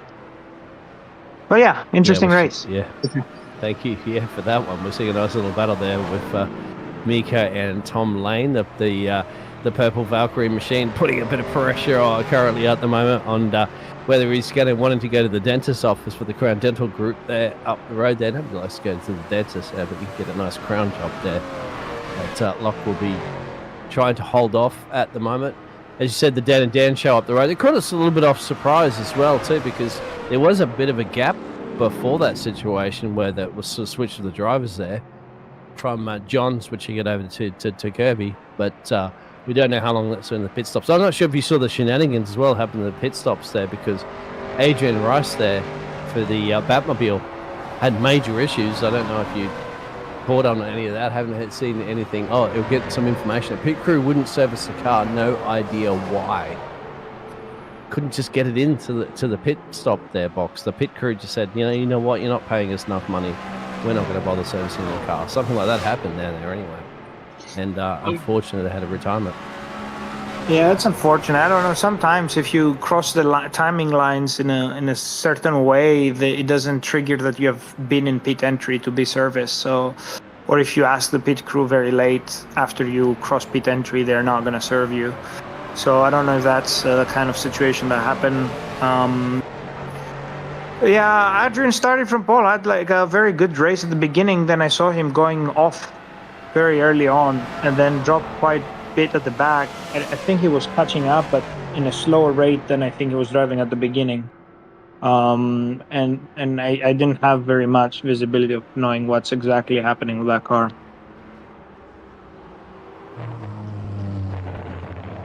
Well, all you can do is continue on, as this is the adventurous part of the race as we're approaching halfway into this one. Any other driver really stick out on the timing tower there on your scorecards that you're looking out for, apart from those close battles that you mentioned earlier? I think Ross. I think number 9, the Ferrari. What's the Ferrari team of British Turkish Racing? Whatever. It's that's a mouthful for a Ferrari team. British Turkish Racing team. But yeah, it's like having pipe on your pizza in Italy, isn't it? Yeah. Yeah, I know, right? Yeah, it's very weird, very obnoxious. Anyway, so I think they are up. They're in third.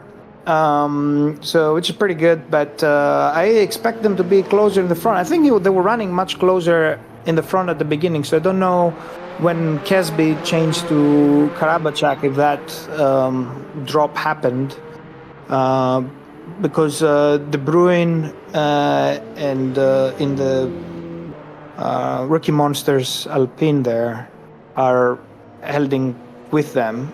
So I don't know if it was a pace differential between the top 2 cars or something happened with the rest that they dropped off. But that's the one thing that I didn't expect. And I didn't expect Peter Meyer in GT3 AM to DNF so early. That's a blow on him, because I think he was leading the championship, had a good chance, and now Alexander Macquarie seems to have a big gap to Adam. So that can be very good on his championship run. But you know, race is long. All you need is a DNF 2 laps before the end of the race, and then there go your points. So we'll see. You can't jinx it like that, George. You can't throw that out there. There will be no DNFs a couple of laps before the end of the race. Although, remember, Adrian Rice had DNF'd many laps ago. They're still running P21st at the moment, believe it or not. As the rest of the field is still catching up a couple of laps down. But, so if you did happen to DNF for a couple laps before the end of the race, you're still going to probably get yourself a nice, good position. But let's not jinx it, my friend. We got a replay coming up. I'm a commentator, so I don't have the commentator scares, right? Yeah, I want to pick your brain about all your. Let's have a look at Adrian. Is he going to hold it? No. Benjamin, it is at the moment. There it is. So, you can explain what happened there, George? Just a little too greedy on the throttle coming into the corner? I think too fast. It's a corner where it is inviting you to go in deep because of the on-camber. It actually helps you to brake the car, and then you get a really good exit. So you always push it more and more and more. But in order to do that, you have to actually be quiet in the middle, or like more in the inside of the corner to do this. But I think that... Oh. Just hearing from our race director, producer at the moment there. Is he solo at the moment? I think, Benjamin is running solo. He has already done his drive-through, and this is the legit gap that he has to everybody else. So 57. Oh, Ben.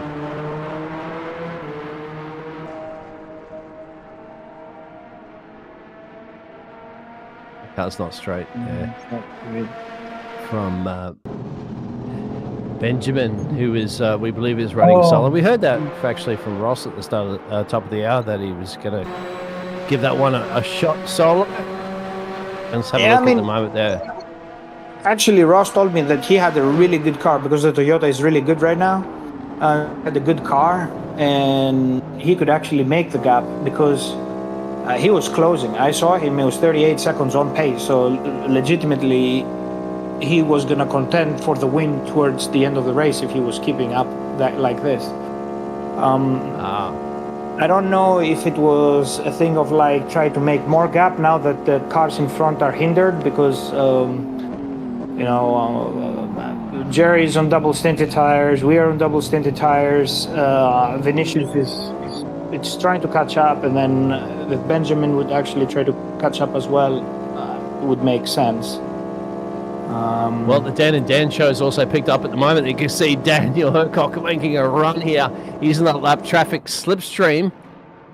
Herlock on Kirby, and that's going to be fantastic. So they're going to be a bit of switcheroo between these two drivers. Smile Power Racing gets the job done at the moment. So we have a new race leader, actually, I believe, overall in this one. So there it is. It's taken about half of the endurance race to get it done, but they are getting themselves up. They're smiling big time right now that they had the lead, but of course you can see that the other Daniel's going to fight his way back up there. We've got a little bit of information too what happened to Adrian Rice there, that his car had damage and it was about 2 seconds per lap slower than expected. He was tending to repair it at the pit stop, but unfortunately the pit stop didn't work, and that was it for the retirement. It didn't do anything different from the last pit stop. It's just R-factor things that he says. I saw a little bit of a spin too before. But let's have a look at this battle once again for P1. On track overall and in class. And this ain't over yet, my friends. George, talk us through this. What would you be doing? How nervous would you be seeing these two Dans go at it, my friend, if you're the teammate of one of them? I mean, I don't know. But Ross told me when he caught them up, or where would they be in between? Maximilian's into the fence, my friend. Sorry to cut you off on that one. You can see the high flow vis glowing off to the side there of that Ferrari, and that's trying to get out of the kitty litter. I wondered if he got some damage. He did have a lick into the tires. I'm loving the glow. It looks like you're watching a Tron movie. He's back on track, but we'll see how he's going to pan out there. That's in P6. But go back to that battle there. Sorry to cut you off there, George.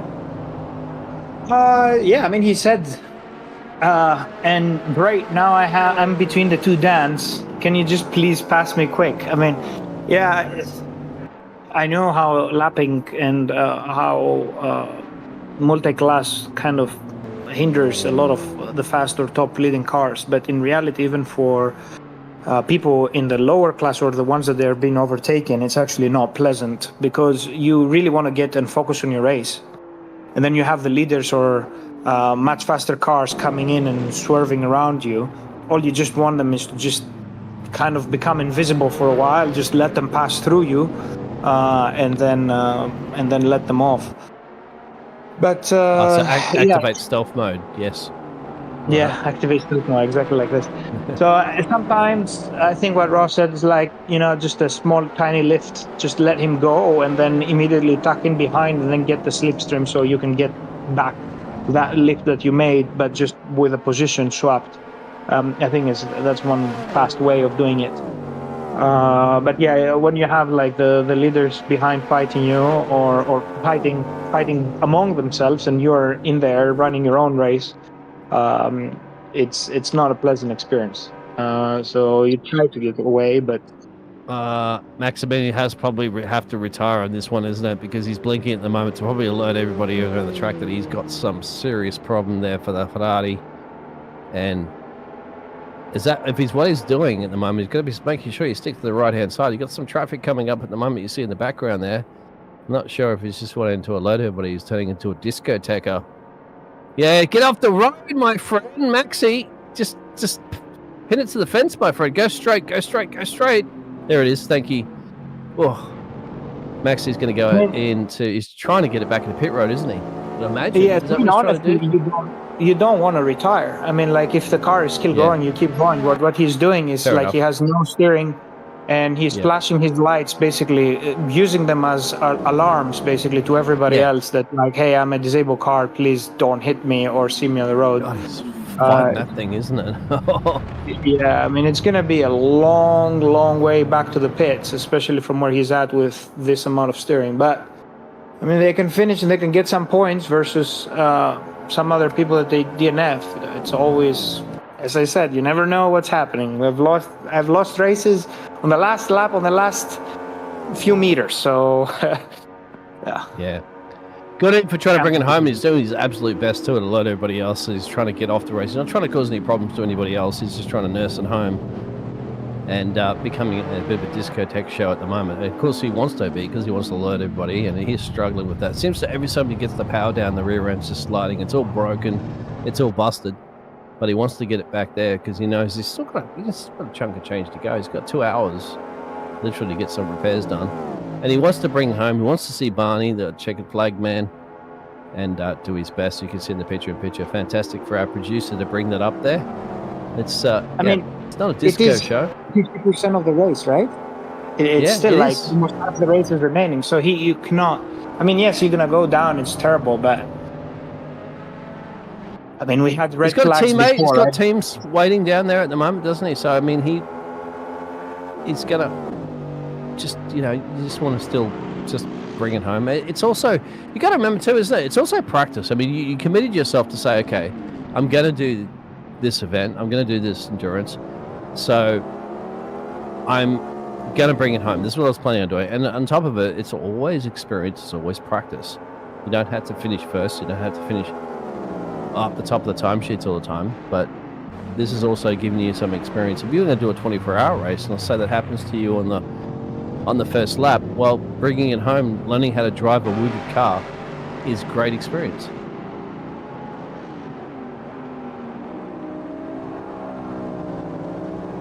Yeah, I agree. I mean, it is. You don't practice that, do you, mate? You don't go out there and practice slamming the car into a fence, well, getting some damage, and then trying to nurse it back to the pit road. I don't know too many drivers that ever practice that. I actually, in my earlier part of the career, because I was inconsistent and I knew I would always get into accidents, I was trying to hit my car in a couple of practice sessions to not in that extensive damage, but some damage that it's going to be not ideal to drive. And then I said, okay, how much time I will lose and what will be my new braking points happening to actually nurse it into the pits the fastest way possible. He has finally reached the pits as well, too, that we're hearing from our producer. But that's good, see, George. That's something I wanted to pick your brain on, because you do real life. There he is. Maxie's in the pits. You've got the Super Max fans out there cheering them up for Ferrari. But you're picking your brain, George, because you actually do this for real life. And we heard before, too, from Ross Smith saying that, you're coming home at 10 o'clock at night and stuff like that after a half day. And we're going to battle for GT3 Pro at the moment too, which is going to be fantastic, because we like to see battles across the board there. And we're seeing James Walker is leading the GT3 Pros, and then David's going to put some pressure on him currently at the moment for the Dark Thunder Racing Aston Martin. There it is on your pictures on cue there.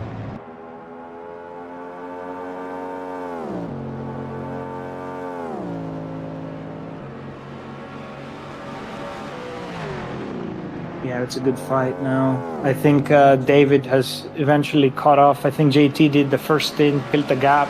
David had the drive through at the beginning, obviously, so now it ate all the 20 seconds. I'm a little bit surprised by Dark Thunder why they used JT as the first driver. You want your stronger driver to actually close the race. I don't know if he's gonna come in. He's closing into a corner as well too, with a limited amount of gap, and then a couple of hypercars up the tailpipes of him as well too, my friend. But as well too that you're qualifying. The driver that qualifies the fastest also starts the race, so perhaps that could come into play in that one too, my friend. Your fastest qualifying driver. Yeah, has but to also start the race. Yes, well, it's the one who qualifies starts the race, but you don't have to qualify with the fastest driver. Knowing that you have a driver that has to take a drive-through, you just start with not your fastest driver. Have the gap of the 20 seconds or so that is the drive-through. Build that, and then you put your strongest.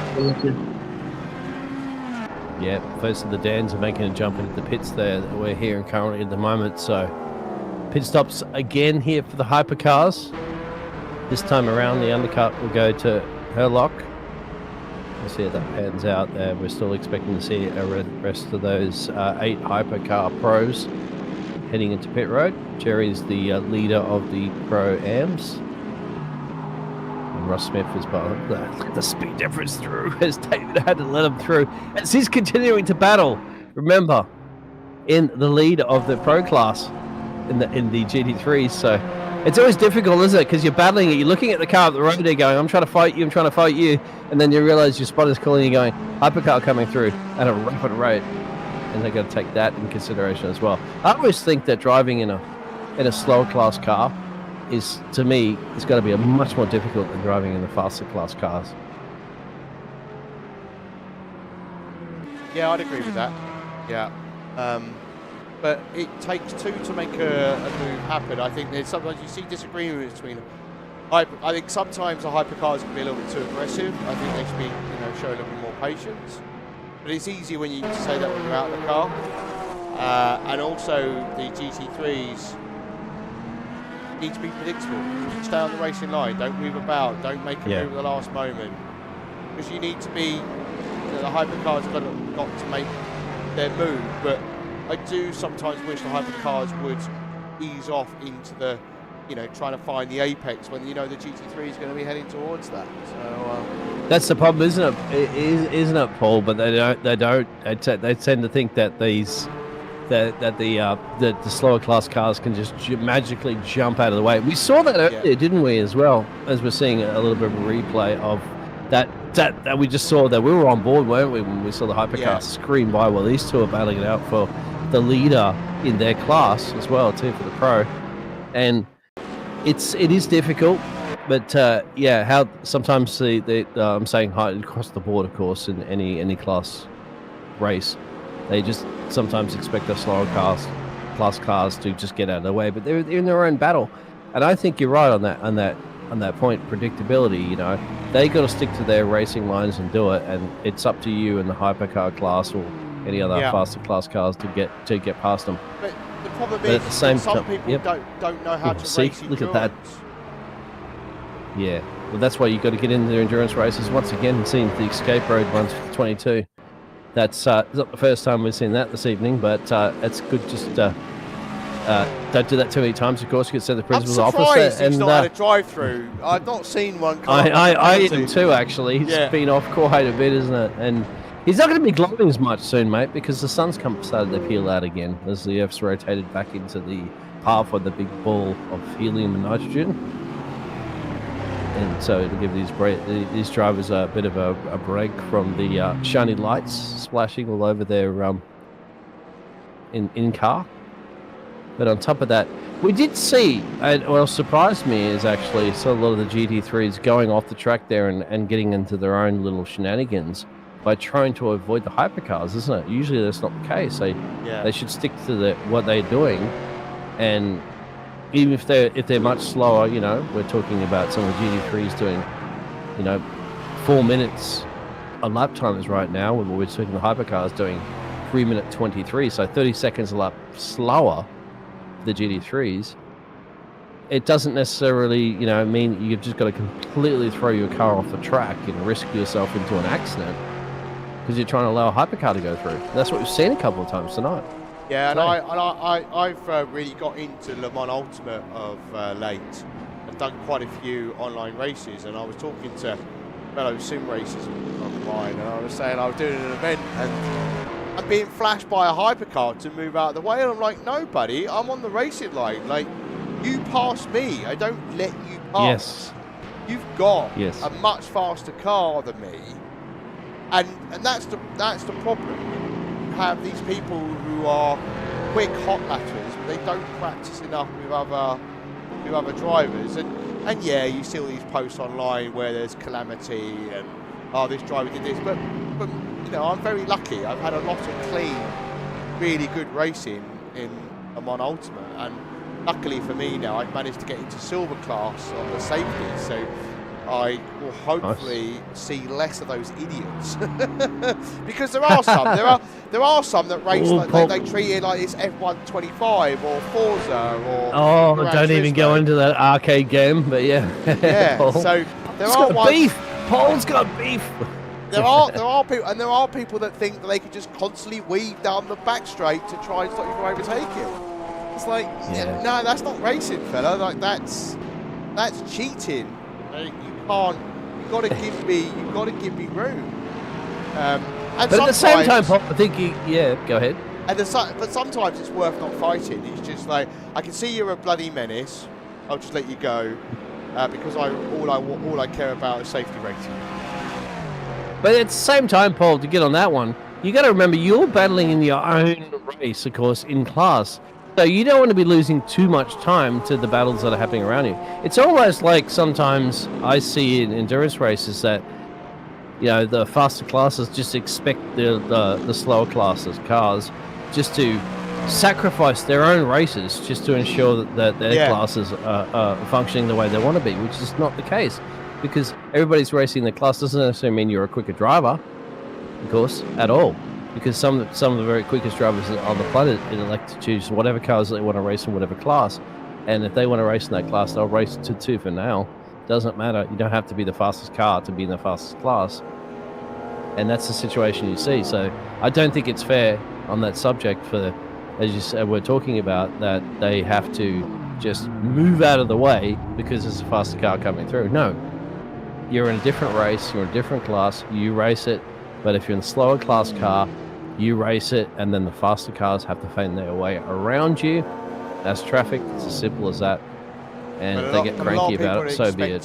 Formula One rules, that's the problem, right? Because that's the but they're all the same class. But of course, if it's the same class, you have those blue flag rules. As you see an overtake right there on Daniel. That's Daniel once again come out of pit road. Yeah, and remember that's fresh boots come out there. So that's the third pit stop there for the hypercar of that Cadillac in the 87. So and you can see the 7-second gap that he's trying to chip down there to Kirby, who's still expected to go on pit road very soon, you'd imagine. Yeah, I'd imagine so. What's interesting is that's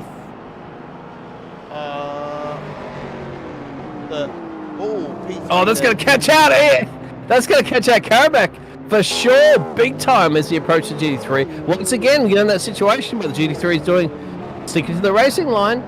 It's just a bad timing. Yeah. That's the way it is, and you get caught, and all drivers do. He might catch you off sometimes. You might go, oh, that's so upsetting, but then again, you go a couple of laps later, that might very much happen to Daniel up the road. So it is what it is, my friend. This is called endurance racing. You've got to kind of like, a bit like motorway driving. You got to think ahead. Unfortunately, a lot of grandma's drivers, doing 60. A lot of drivers everybody's out doing there 100. don't. You know, like you're in the middle lane perhaps, and you see a car in the left-hand lane or the right-hand, whichever country you're from, and you see like, well, I can see that car is catching that lorry very quickly, and they're going to want to pull out. So pull out before they indicate. You know, like read the situation. And unfortunately, some people don't seem to have that foresight to be able to do that. There's two things to that one, Paul. I mean, for one, lorry, you have to elaborate to everybody what lorry is. And I don't know if you ever lived in a Central American country before, but nobody uses a turn signal. So good luck on that one. All right, because have you ever been to like Southeast Asia or Latin America? There's no such thing as a turn signal, mate. But a lorry, just to elaborate what everybody is at on, as we're seeing replay of this action. This is what caught him off guard, exactly. But then again, you've got to have sharp rear reflexes. Why is he flashing them? Why is he flashing them? He's doing it. Yeah, he's flashing them, and I think that's unfair. That's on him, and he needs to understand that. And that's what frustrates me a little bit. It's like, don't get James started about that too. Oh, I know, but I can see Selecki has been off the track, so I'll go and have a look and see what's going on have there. A bit of a spy in the moment there. We can spy in all the drivers anytime, so you can't escape the cameras there of Paul. We've got you covered. Well, it's not Selecki. I don't know who's in the car now, actually. Who's in the car? Because the app's still showing the wrong name. This is the problem. I might restart it. Yeah, that's true. It takes a little bit to update as well. We got to sort it out, my friend. This one doesn't. But anyway, I've lost that now. You're doing a solid job, Paul. Don't you worry about that, my son. You're probably younger than my son. It's okay. I can't remember who took over from Selecki. Can you? Well, that's the one we rely on the chat. I know that we got all the fantastic tell me, drivers and spotters out there. Come on, chat. Help out, Paul. Please. Because the live timing doesn't tell you this information. Very, very important information. Yeah, and it's afternoon supper time there at the retirement home. And Paul is, I'm going to be pickling you, mate. Unbelievable.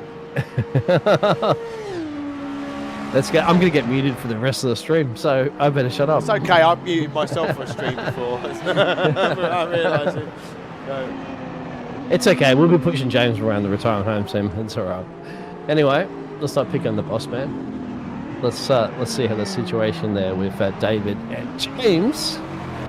That's the battle for P1 and P2 on the. Yeah, this is for the pro class. The GT3s, so he's opening up the gaps. Following the move, he's really opened the. I'm very surprised Kirby's not been in yet. I know. This has been a good probably 2 laps now, hasn't it? Since Hercock went in. Herlock, sorry. I don't want to come to Herlock. Sorry. It's just I'm thinking of another driver that I commentate for. Sorry, Dan, the man. So, fortunately, Benjamin Porteous Heath is still having some nightmarish action for him. Same corner again for him. I love the sounds of these. So you can listen to that one. Let's have the replay.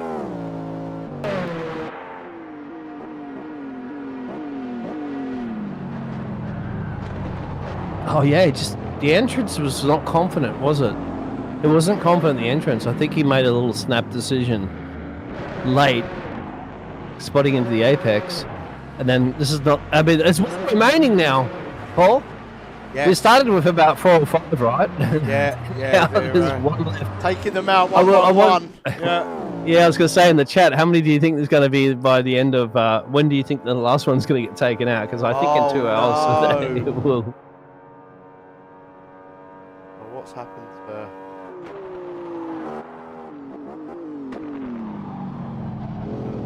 Oh, it's not too bad. That's fine. Ross having a little bit of a moment in the final chicane.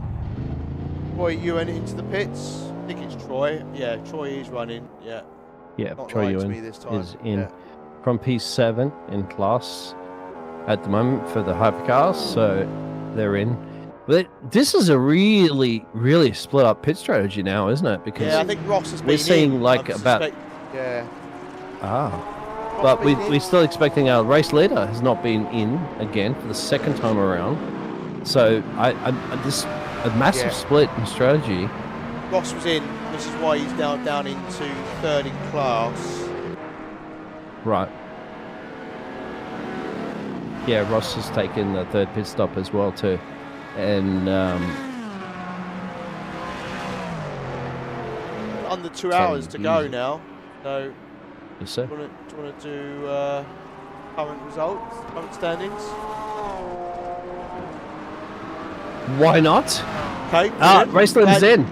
Race leader's in. Finally. And that's the race leader right now. Daniel Kirby in the pit lane at the moment. They're from the other Daniel. The other Daniel went in, so we'll see that one pans out a little bit later on, but that's the Dan and Dan show, not a law firm. And then you got Ige as well to Karabakh into the P3 position a little bit further back there. Got a bit of a spin there for P4, P5, P6. That is for your pro in the Hypercar series at the moment. They're going over to Jerry Chen and Valencius as well too for the B2 position. Ross Smith ain't too far down the road from them, so keep an eye out for those top 3 with Benjamin basically a lap or so, 53 seconds down the road there from Ross Smith. Over to the pro class of the GT3s there, and David is into the lead of this one from James Walker. About 6 seconds down the road there, James is. That'll be an interesting situation. We've seen those 2 battle. And then the P3 position from them, and the Mercedes is about 56 seconds. And over to Adam Gray and Alex on the AM class there. And they're about 13 seconds between those 2 drivers, so that'll be an interesting spin between 1st and 2nd on that one.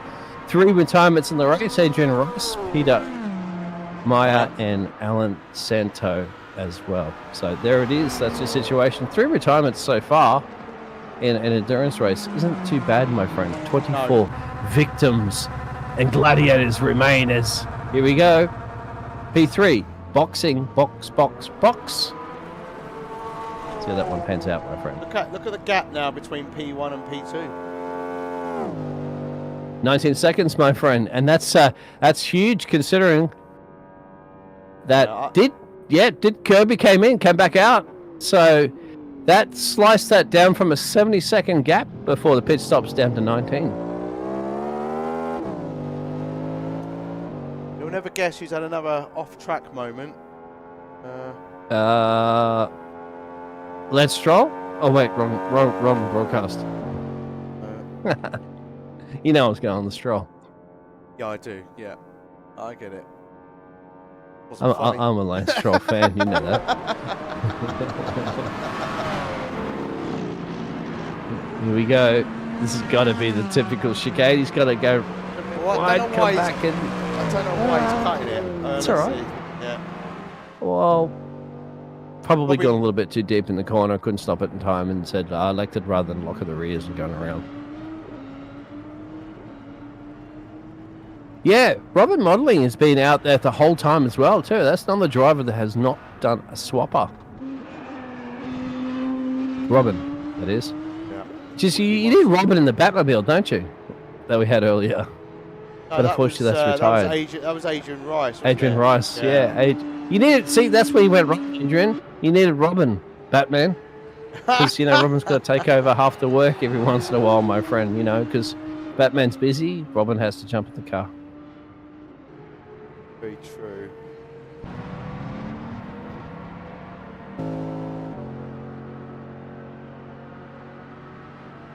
There's another buller that's laying dead on the exit there. One remaining, of course, that we mentioned.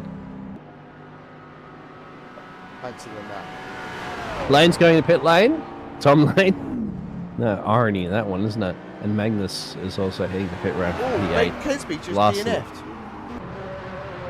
Oh dear. Ben.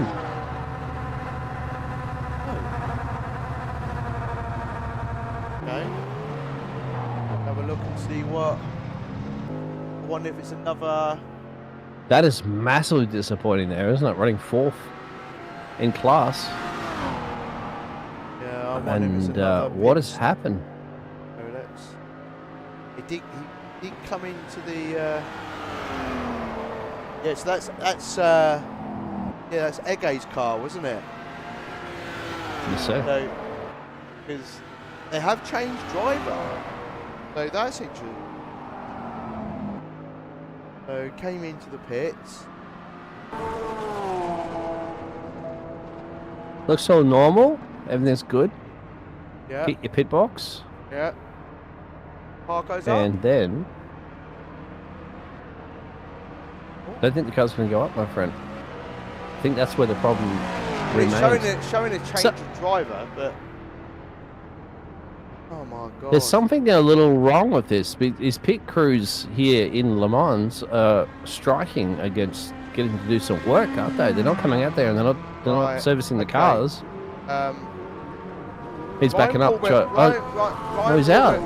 Ryan Corbett Rage is reporting that it won't let them change drivers. I'm selected but no countdown and I don't get control. So he left the pits. Ben. Yeah, but it's AI driven now, I believe, at the moment. Yeah. So that's what's happened. The AI has taken over and then eventually it's DNF'd him. So even though it's showing AI Ben in the car. That thing? Yeah. Well, I mean, at the moment it's showing that the AI is controlling Ben's car and then it DNF'd it. Did it? How do you know that? Yeah, well, because I've got telemetry, my friend. It said AI for a second. It's saying AI driving the car. Yeah. It wasn't piloted by Ben. I didn't think Ben piloted the car at a pit road, and I think AI has taken over. So somehow along the line, the driver switch has occurred. I don't think that's a thing. Well, you're looking at the car right now, driven on the track. It's got to be AI. If AI was a thing, it would... No, stop. There we go. If AI was a thing, other drivers would use it. I don't think that's a thing. Oh, but it's going to be slower than the regular driving pace anyway, so you just lose out, wouldn't you? Anyway, we're going to try to get, detective polls on the case. Dun, dun, dun, dun. We'll find out. Let us know in the chat if you've got any information. We'd much appreciate it, so that we don't have Detective Paul having to leave his broadcasting post to get to the nitty-gritty of what's happened here.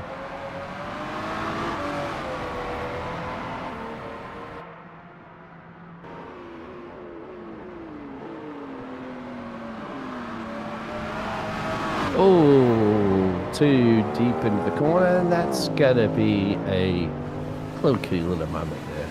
Ryan Corbett Ray, so he managed to get in the car. Not long after that, I think he had another. No, same issues. Okay, that's fine.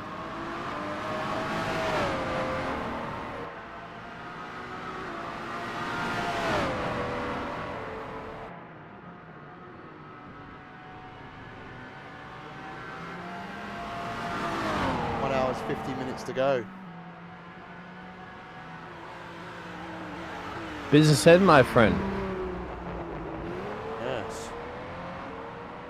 Vincius, at the moment that we're seeing on your pictures, currently running P3 in class. And that's for the Hypercar AMS. And he is about, give or take, about 11 seconds down the road there from Ross Smith that's running in P2. So Yeah, putting some good lap times in. That's really come down, that gap, and Ross is 40 seconds back from Joey Chen now. Yeah, last lap is a 30. Well, last lap wasn't that good actually. It's a 3:39 currently at the moment. We're seeing the 400 machine driver on the screen. Last lap from Ross Smith was at 32.8. I think that might be because of, or maybe coming out the pits or something. Yeah, we'll see what. Yeah, we'll see what Vincius's time will be once he gets the proper outlap done.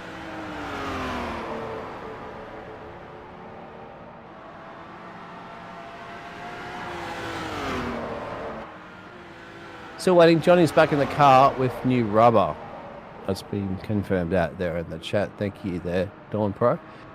Changing the front made the car scary to drive when we both spun many times. That's from Gillis in the chat, my friend. Gillis. I'll get that wrong a couple of times, maybe. You know what I'm talking about.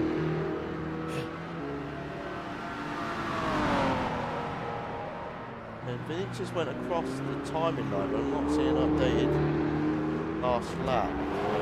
I'm not actually, because it's still showing a. Well, last lap is showing at 4.22. That's not correct. Yeah, that's he's not flying right. out there. Yeah, I know. Yeah. He's only, he's 53 seconds to the leader, but 11 seconds down the road. Dan Hurlock's bringing that gap down. From Russ. Now 12 seconds, so the two Dans. I don't think that battle's over yet. They're battling at the law firm, my friend. They're seeing who's going to be the best lawyer. The Dan and Dan. Tom Lane is only. I'm not going to lose that one. Tom Lane is only 3.5 seconds back from Troy Ewan, but from Troy. Last time around, he must have invalidated his lap. Just no time there. Ben's back. Ben is back. Ben's back. Hey, come on, that's great. So Ben is not DNF'd. He called it. Currently at the moment, but they are dropped down to P14. Yes. I swear it was an AI car that took over. I'm just seeing something on my telemetry that said it was AI, but it's now piloted by the great Ben himself for the British Turkish Racing entry in the Ferrari, which is, you can't string all that in one sentence, can you? I mean, British Turkish Racing and a Ferrari, that's amazing. Yeah. But come on, Ben, bring it home, my friend. You still got a chunk of 2 hours to go. Anything can happen. We just saw what happened before, didn't we? Including yourself there in the team. Pit lanes have been a nightmare this evening, haven't they, here in Le Mans, my friend? There's been so much pit lane shenanigans. It's almost frightening now for drivers to say, I don't want to go down a pit road there. Paul, I don't want to go to pit road, my friend. I'm scared. This is the challenge. Pit lane is dangerous. Yeah, this is the challenge with sharing pit boxes. They have to make modifications to the pit lane layout for it to work, and yeah, that's one of the reasons. So we don't show it on the broadcast, but reason we talk during the warm-up is because they spend a bit of time, one, doing a driver briefing, and two, all the cars, as Ben does a driver briefing out of the exit. All the cars go out of their pit, the pit garages and line up in the pit box and set things up for the race. But as we see, sometimes even though you do that, technical issues can happen by the time.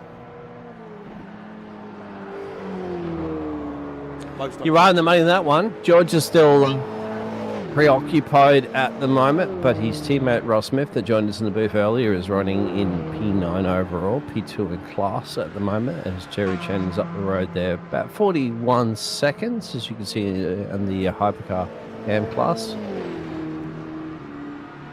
That's the situation as it is, as we're looking at old Ben back into that machine there. Got a bit of work to do, but no doubt there, P14. He can make his way back up into probably the top 10 by the end of the race because he has a hypercar at the end of the day. Well, then again, he has a hypercar, but he has to pass a hypercar M Class 2 that are powered by the same machines, just a little different in skill set.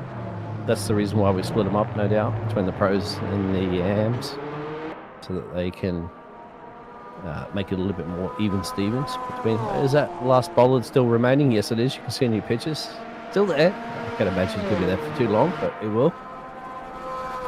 Thank you all for tuning in. Make sure you like and subscribe. If you want to be a part of the drivers and be a part of this fantastic racing league, we're about halfway through it, but you could probably start thinking about signing up for next season. Just hit all the bells and whistles, all the information's in the description below. Get out there and see if you can beat Paul in a lap. What do you reckon, Paul? You reckon anybody can out there and easy. Get a lap on you? Yeah, easy. All right, okay.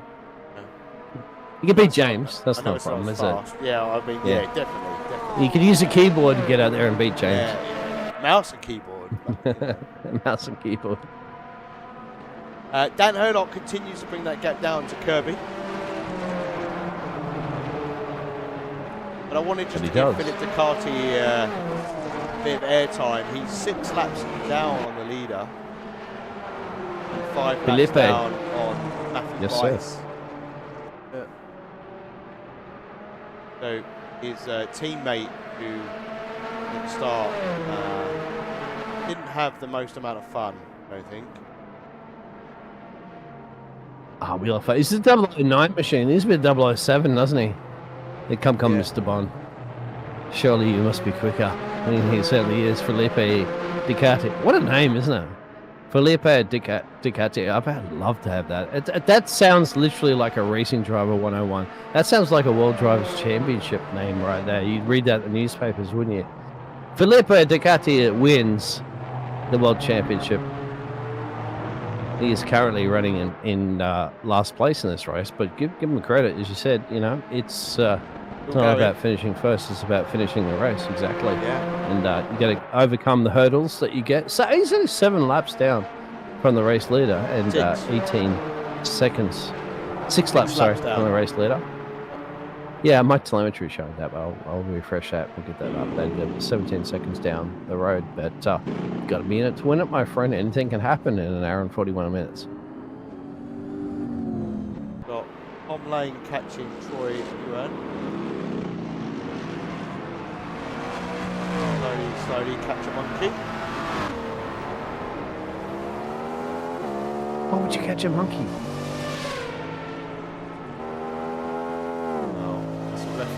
Haven't understood, then that's absolutely fine. I know that. Yeah. I know that. I just never get the question then, why would you catch a monkey? Don't question it, because then you ruin it. What are you doing, man? It's like I say all the time, like, to be honest, I'm like, well, does that mean that 99% of the time you're saying stuff to me? Oh, I know, not yes. To be honest. Yeah, there's a Porsche off in the background. Oh, yeah. My sister's husband says that a lot, to be honest. Says it a lot. Yeah, to be honest. I'm like, well, thank you for being honest, because I'm always honest. But if you want to be dishonest, You should be saying, well, to be not so honest, like I am confidently pronouncing some of these drivers' names, and then I'll be saying, to be not honest, I don't know quite sure how to pronounce those names, but there you go. Welcome everybody, of course, tuning in at the moment. 1 hour and 40 minutes remaining in this one. Fantastic production work there of Paul. Loving it, my friend. First time we worked together, I think, in a while. Yeah, And, we're working together tomorrow, though, aren't we? King. We are? Yes. Not quite sure of that one, my friend. Are you not working tomorrow? I'm working, but I'm on another big day production. Nick Green Unless you, series? Oh, is that? Don't tell me it's tomorrow, my friend, because I've got IndyCar. Yeah, it is. All right. Hopefully, I'm gonna murder. Anyway, yes, well, we can do that. Yeah, I'm glad I mentioned it now. Yeah, I'm helping to commentate on that tomorrow, so you got me to deal with. Wait, you're tomorrow, my tomorrow? That's not tomorrow. I've got it, well, on the calendar, I've got it on Sunday, my time, lunchtime. Oh. Yes, you're correct. Yes, yeah. That's my apologies on that one. Might be the time that zone is, differences that might be. Yeah, it's tonight for me. That's fine. Yeah, right, you're scaring me because my next day. Okay, yeah. No, that's okay. That's coming off the back of another broadcast as well too. They'll be doing Australian NASCAR series, and then tomorrow, and then you know what, I'm not going to sleep because I've got IndyCar and the Indy 500, and then Charlotte 600 straight after that. So just throwing me in the span in the mix, my friend. It's all right. Tom Lane's going to be throwing his front wing at the moment onto the back of Troy very soon. Don't literally throw your front wing into the back of Troy there, Tom, as he gets the OT done, hopefully. Into the braking. Job done. Right, job done. Gets another run at him.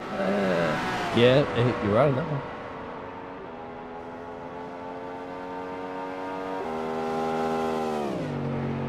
They just don't want to give up the track position, do they? Even though that they still have an hour and 40 minutes remaining on that one. That tucks him behind. I have been impressed with the go on the outside. There's two trailer park girls around there, my friend. Tom just says, I found it, my friend. Valkyrie machine for the Aston Martin is going. This is what Aston Martin might look like in the future of Formula One. We'll see.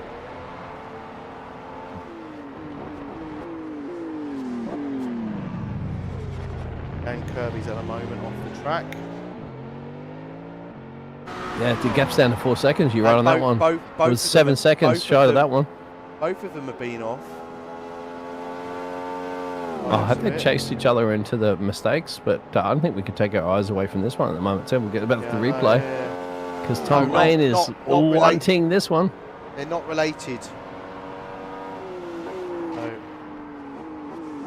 Oh, around the outside, my friend. That's bold and brave. You're going to continue to go on the inside apron there.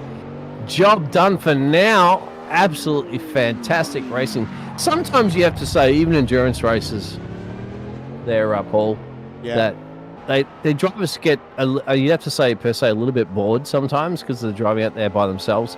They love it when you have another car next to them. They go, let's go racing, guys. Let's get elbows out. It's a bit of fun, you know. Wake yourself up, actually, because, you know, you can get a little exhausted and tired after going around by yourself and you see a car next to you. Let's go racing. Let's have a little replay of happening to our race leaders. Alan Holden. Oh. Yeah, we saw him blowing earlier, didn't we, for the Ferrari? Oh, I hope he saves this one. He did. Good on your son. What's quite entertaining is watching his little drive. I was going to say he's not a Jedi. He's not a Jedi yet, but I think he may have just got his Jedi training right there. No, I'm talking about the fact that in the car. If I rewind it back, watch the little driver in the car. Down here, it's bouncing away. Look. I see his head as he flicker. turns. Look, look. Oh. Good cow. It just kinks his head up to the right hand side. That's his full. That goes I've to show never it's the noticed that full before. yank of the steering wheel. I've You should never noticed that before. Can you go on board in the cockpit and show me that? I don't think I can. No. Yeah. It's a bit All right. tricky. Yeah. Right. Let's look at what happened to race leader Dan Kirby. Yeah, because it's a second now between them. It's a second now, gap live pitches, but let's have a look at the replay. This is the first incident, and there's clearly been another one as well. But so he just Went straight on. overruns it. Yeah. This is the escape road. Yep. Really, should you go through the barriers? But and then this is what happens. Well, to you're supposed to Hurlock. use it. Yeah, you're supposed Oh, to he use did those this- really to slow you He down. did the same thing, did he? In the heavy braking zone, there's a 100-meter mark. Bang. Oh, No. click. Oh. Saves it. Oh, And then- snap it. Yep. Benjamin Porteous Heath has had another moment, unfortunately for him. Oh, is that the race leader? Benji. Yep, that's the race leader. Benji. Yep. They come together. Oh my. That's the reason why there's now a 1 second gap between P1 and P2 in this race. Oh my. And he had to back it up there. He's off the racing line. Don't worry about that if you look at your pictures. You see that GT3 come through in the background there. But, and he doesn't, oh, I was going to say, don't you sneak your nose out in front of him, my friend, just because you're in a hypercar. All right. The heat is on. But 6 second gap now, so not quite sure what happened. But before we went to the replay, it was about 1 second between Hurlock and Kirby. So maybe Hurlock's got that pedal to the metal there from Danny. It's Dan and Dan. Remember too if you're tuning in there. The law firm of Dan and Dan. P1 and P2 in class. Yeah.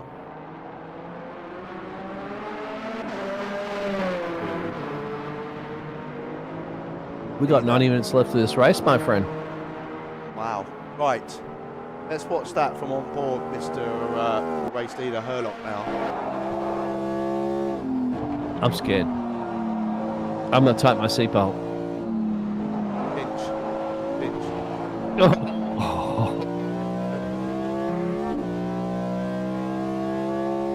And this ain't over yet, my friend. Wait for this to come. You'd be downshifting pretty quickly to see that happening. Look. There it is. And he still manages to navigate his way through the final chicane. Brilliant, my friend. Brilliant from Daniel Hurlock. And I honestly, did you tighten your seatbelt when you were riding shotgun through that one? Because I was. My hands were out holding the dashboard. I was clinching.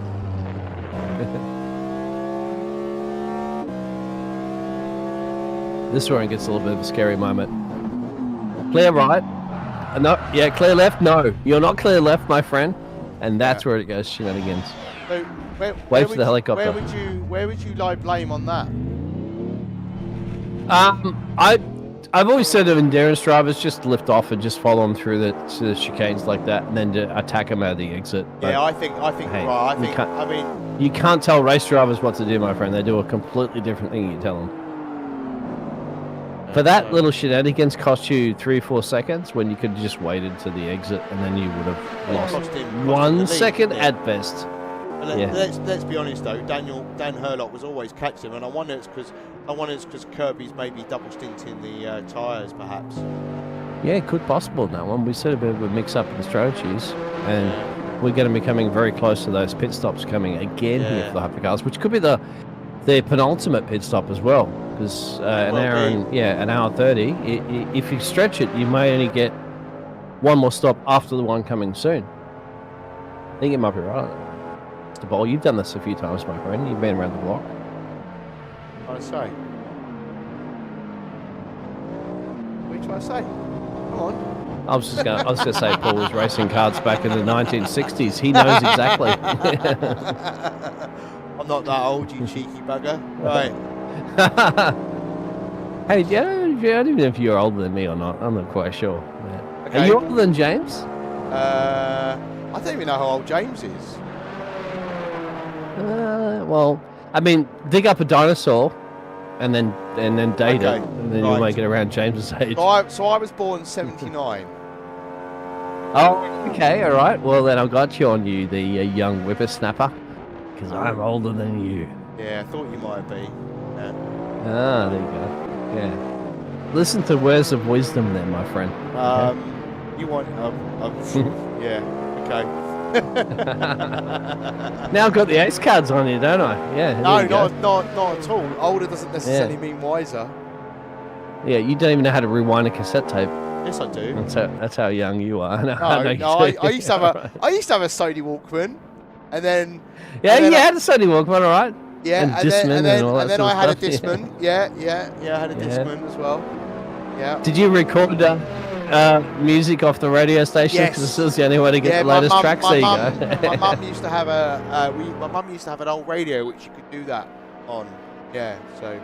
Yeah, and actually that radio stopped working. I managed when I was, I don't know, probably in my early teens. I was like, oh, the gap's down to a second. What's going on here? I know. Actually, you can see that Whoa. little flashing. He's lifted. He's lifted big time here. What? What's happened to Dan? Well, one of the Dans, of course, Herlock.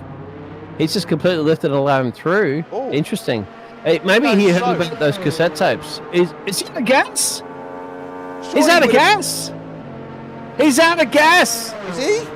Jordy, no. Oh, he didn't rewind his VHS tapes before he returned it back to the Blockbuster. He's in trouble. Right, let's go on board and have a listen. He's out of gas, my friend. That's purring.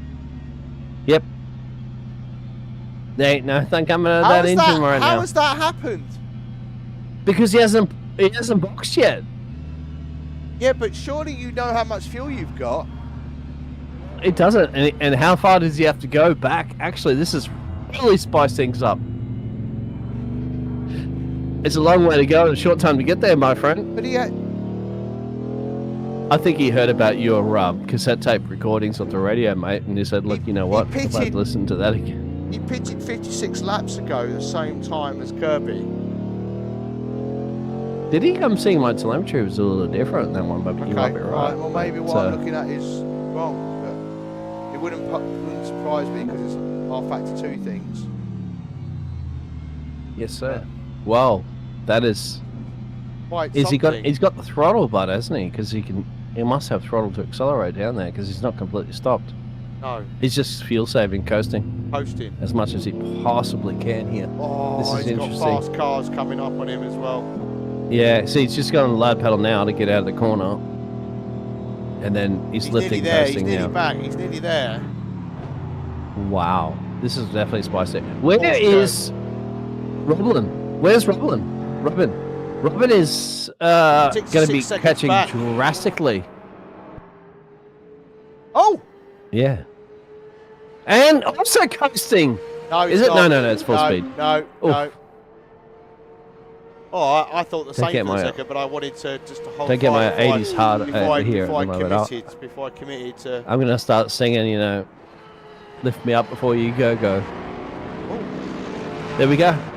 Dance in the pit road. And what happened with the GT3? Oh, and like bicycle. Oh! That was David. Yep. What happened to on David the exit? Jun? He was involved in some sort of... He wasn't. I don't think he was involved in anything. I think he was just at the side of the track. He might have been expecting to see the hypercar going in slow and got caught out by it. We'll get a replay of that, but well, Dan Herlock is now in pit road, but that will give that position up to Yes, Roblin. that's exactly what happened. You are on the money. You do this enough, my friend. You can kind of see the writing in the wall, isn't it? But let's have a look.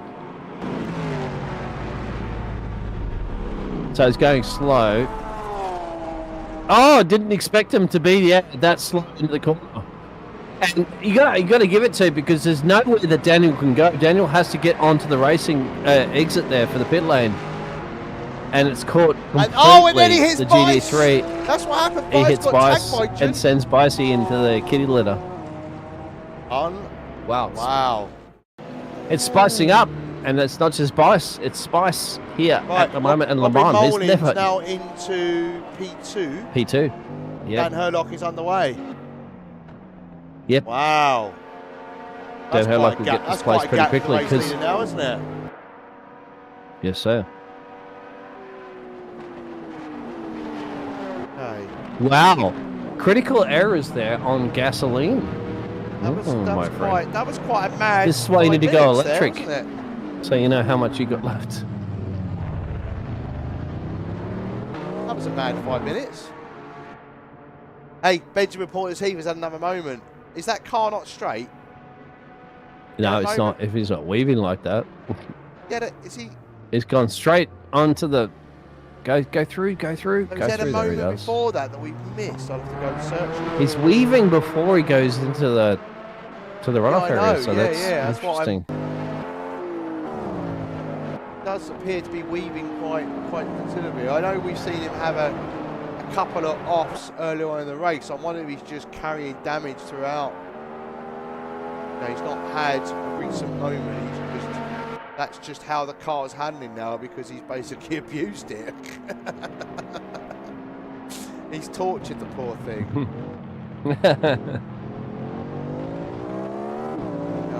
Gone back half a lap. He hasn't done anything yet, so I think it's just the way the car is now because he's had a few adventures.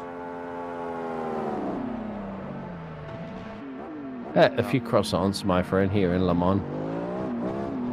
He's gone to a cafe and had a He's gone into the pits. yeah.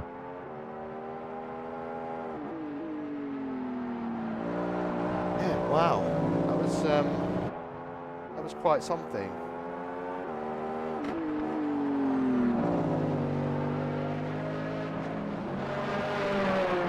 I don't quite understand how they got the fuel so wrong.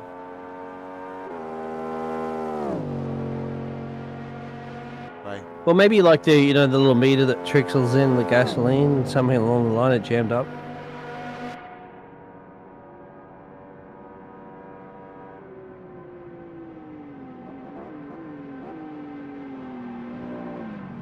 Well, you got the wife there. She's filling up the gasoline, and she's like, "I'm not paying that much per gallon. Are you kidding me? No, I'm putting $20 in, or 20 pounds, 20 quid." They're like, "All right, well, let's see if that can stretch us through this stint."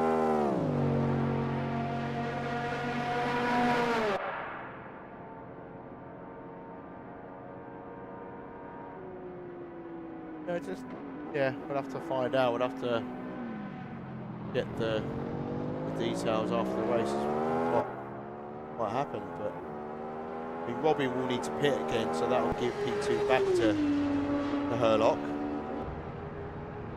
Only 5 seconds back from Robin. Not sure if Dan got new tyres. 63 seconds. Oh. 26 Yeah, seconds Robin's- stationary. I very much doubt it that he took on new tyres. I think that might be fuel only. Got 22 minutes to go and then we're down to the final hour. Check out Daniel in the background as well, putting massive pressure. You can just see him in the pictures there. So it's 5 seconds and change down the road from Robin. Right, There he yeah. is. So he's on the hunt at the moment at the last laps. Well, they're not going to be accurate too much because of those pit stops, but once they go over there, there's Ross Smith heading down into pit road I there think we'll for see the. George back in the car, and I'm hoping Ross will then join us and we can talk to You him might be about right, his yes. stint. Yeah, I'm often Absolutely. right. You'll learn this about me.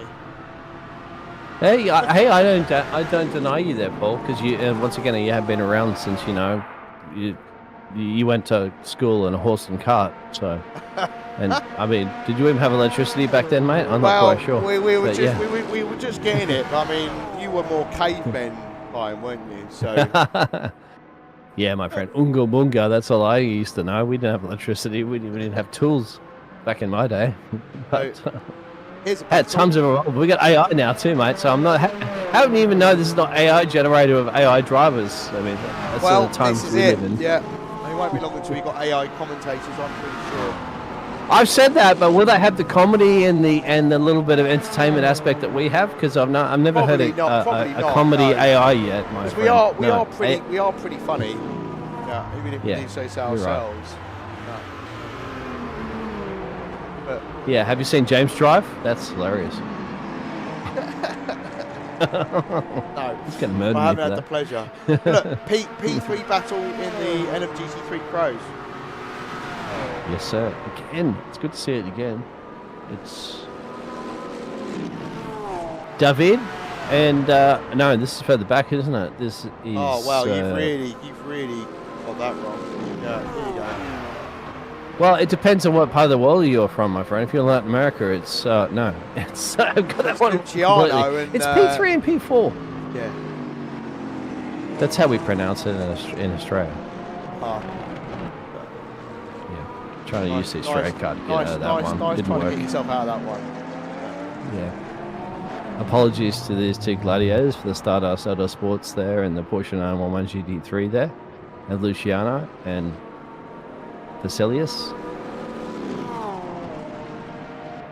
Did I get myself out of that one? Probably not. I don't know. You have to ask them. Oh, let's just tune into let's just I'll drag them up from the VC right now as they're driving, and we'll chat to them. I'm sure they'll appreciate it. I like the onboard action you can see at the moment there from the Porsche, doing the Porsche things, trying to hunt down the Mercedes, my friend. Hypercar and Philip yeah, Riccardo flashing as his well. lights to say I want to go around you guys, but they're sticking to the racing line. I love it. Yep. Gotta go around the outside, my friend. He's gonna get frustrated big time right now. Yeah, but you know what? He shouldn't be, because he's 5 laps down, and let these guys race. So don't interfere in their race. I know, but he's flashing his lights in frustration for a second. No, I At don't least think he letting is. him I know think that I think well, he might be more visibility. I am here, but you know, and he gets Yeah, flashed, gets through now. flashed again back by Luciano. So. What do you think? Yeah. Toto Wolff would be sitting there with his Bose headphones, all in anticipation that he doesn't get overtaken by a Porsche. Another hypercar just behind them now as well. Oh, Ross is back, I believe. Ross has returned from this. Ross, can you just quickly have a shower before you head up in their broadcasting booth, mate? Because you're stinky. There he is. Ross, we're seeing a nice little GT3 battle that you guys were navigating past there with the hypercars, and probably flashing your lights there to let them know that you're going past. Yeah, I don't know, going through that, I was compromised. You're quite quiet there, Ross. Sorry to cut you off, mate. If you can boost your little, maybe to me.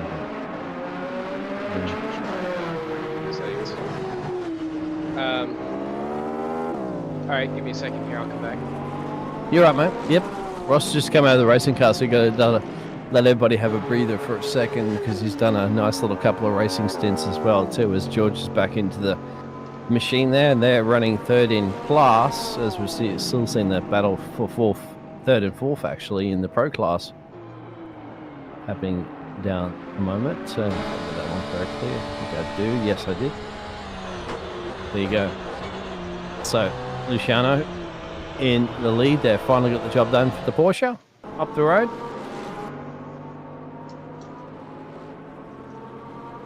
Look at the gap between Kirby there and Robin, my friend. 115 seconds there. But that pit stop strategies have flipped a little bit upside down, haven't they, there, Paul? Yeah, well, yeah, Robin's still got to come in, so if I was Dan, I wouldn't take any unnecessary risks. Oh, I'm not hitting the back of it! Shit. Go the escape road, my friend. Oh. It's not much of an escape road, is it? But you got to take it. No, but he hit the tyre barrier there for good measure. Well, so.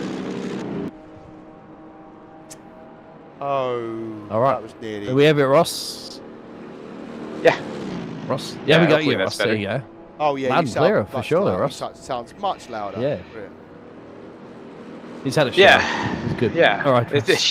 That's what clears out the microphone. Just a bit of soap and water. No, that was it's a very frustrating stint coming through there, just because there was a lot of GT traffic. That it seemed that every single time I came by, actually any car, I got compromised. So I was having a good battle there with John Mayer. He made some contact, which kind of set us up for an unfortunate incident down there at Mulsanne, and it just kind of went downhill for the rest of the race. So unfortunately, George is fighting an uphill battle after he did all that hard work and got to the front. And now it seems that we're down on top end, because even with Jerry Chen on triple stinted tires, he's still outpacing us by almost a quarter second a lap on average.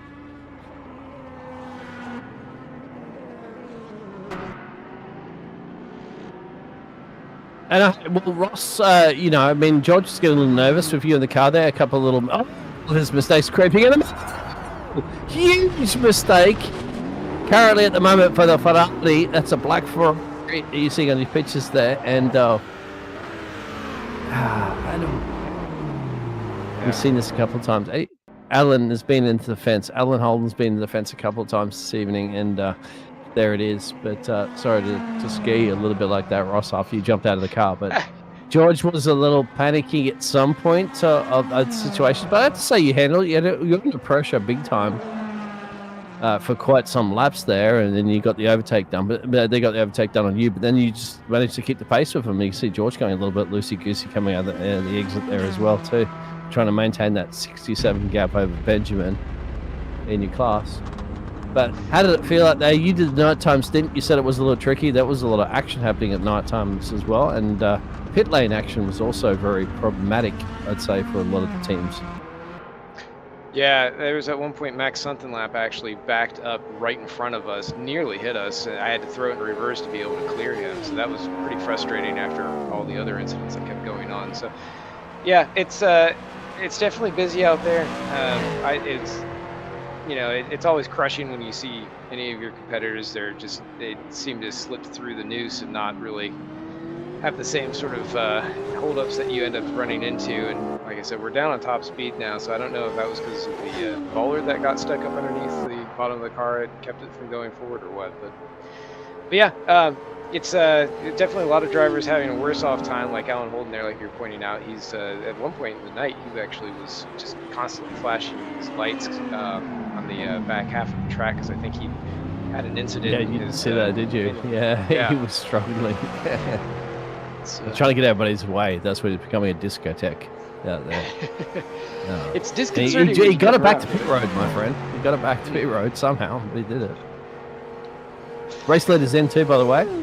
So Daniel Kirby's in with that 74-second gap, which will drop drastically over to Robin at the moment. And your race leader in category as well too, which is Jerry Chen. That's taken over that machine. Is in pits. Yes.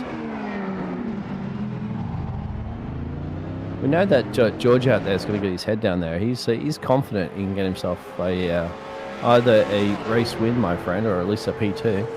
So with an hour and about an hour and a quarter to go, I think you guys are still confident to look for a P2. Is that the target you guys are accepting, or nothing less than a P1?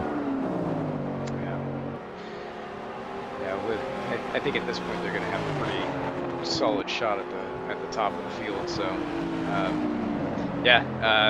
Vinicius is the only other one that can really catch up there, and unless something happens in the middle of it. So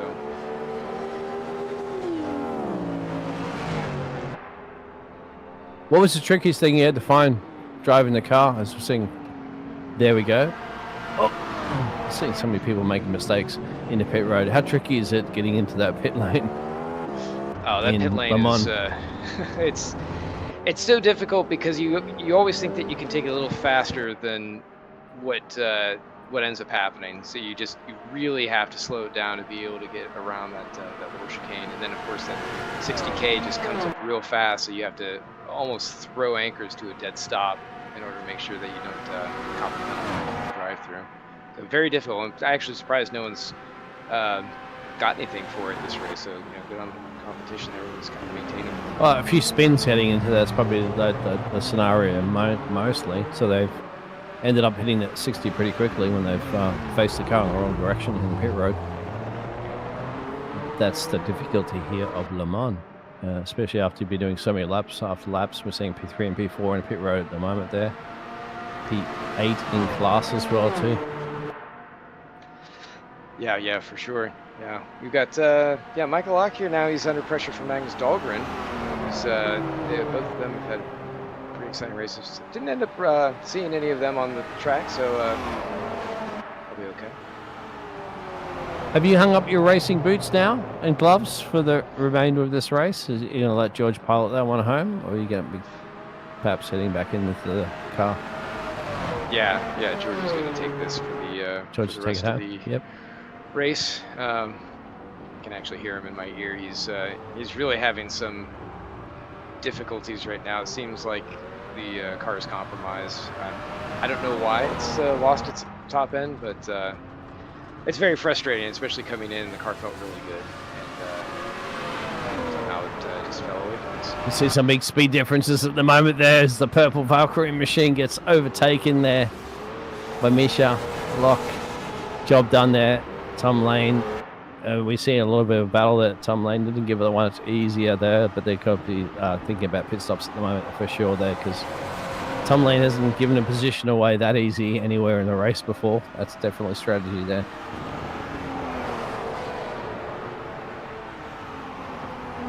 Now, Ross, are we expecting it's the last pit stop now? You guys can't go to the end now with an hour remaining, right? Going to be one random pit stop. Is that the strategy at play here for your team?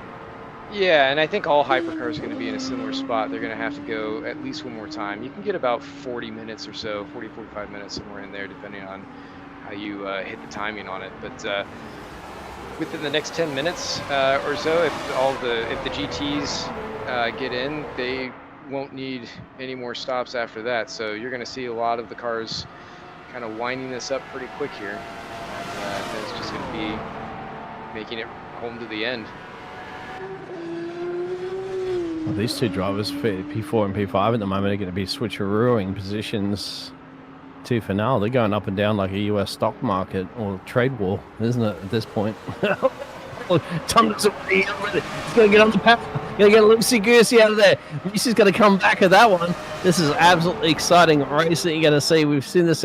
Tom Lane's, as I have to say, has been one of the most exciting races all race long. That man does not want to yield anything he possibly can, regardless of strategy. He's fighting it tooth and nail. It's Valkyrie, my friend. Valkyries do not yield to anything. And absolutely brilliant there for the 75 versus the 22. Gotta love it. Yeah, that Aston Martin, it's quite a car. It's actually not the first time that it's been able to run a VWSC race, because we actually ran the ASMR Pro. But Michael Lock here, he comes back at him. He got a bit of the slipstream, and now he's going to be right on the inside heading into Indianapolis. Yeah, Tom's not going to be happy with that, but Tom's going to fight back for sure. He loves a fight. He loves a challenge. But two as well. This is the time we're just shy of 1 hour remaining in this one. This is when you're going to get your elbows out. The doors are going to start banging. And, but they were doing a lot of fighting like this earlier, which is great for the cameras, great for everybody tuning in. Thank you for tuning in as well. Because, we like to see a little bit of entertaining. And not all endurance races are elbows out, but every once in a while you get to see that nice little fight on your pitches and you get to enjoy it. And I was speaking about this to Paul earlier there, Ross, that sometimes, as a factor, because you've been out there driving, you get a little bored, right? You're like, okay, I'm just running around doing my deltas. But then there's a car there. You're like, let's have a bit of fun. Let's have a little fight for a bit, a couple of laps, Let's see how it goes. Let's enjoy it. And is that how you do it as well? I saw you battling a couple of times out there, trying to defend some positions where you necessarily don't have to, but why not? It's fun. I think it depends on your situation for sure. I mean, if it's if you're in a position where you don't really have anything to gain or lose, but some drivers will.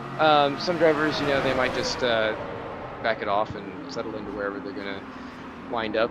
But I mean, certainly for the likes of Michael Lock and Tom Lane, they're definitely going to go to the end with this. I'm curious to see how they end up with their... GT3 is going to come in and play here at the moment. My book, Tom, for a second, Tom says, no, I'm going to take her on the outside. Gets a little bit of wheel spin on the power. But, yeah, I have to say, too, Ross, you were doing a ton of defending, too, my friend. You were defending, too, for now. You could have just easily just lifted off the throttle, or chicken-footed, as we call it sometimes. But you didn't. My friend, you kept the power down and you said, hey, if you want to get this position, my friend, you got to get it on track and you got to get it, full speed like you're seeing right now with these two drivers. Here we go.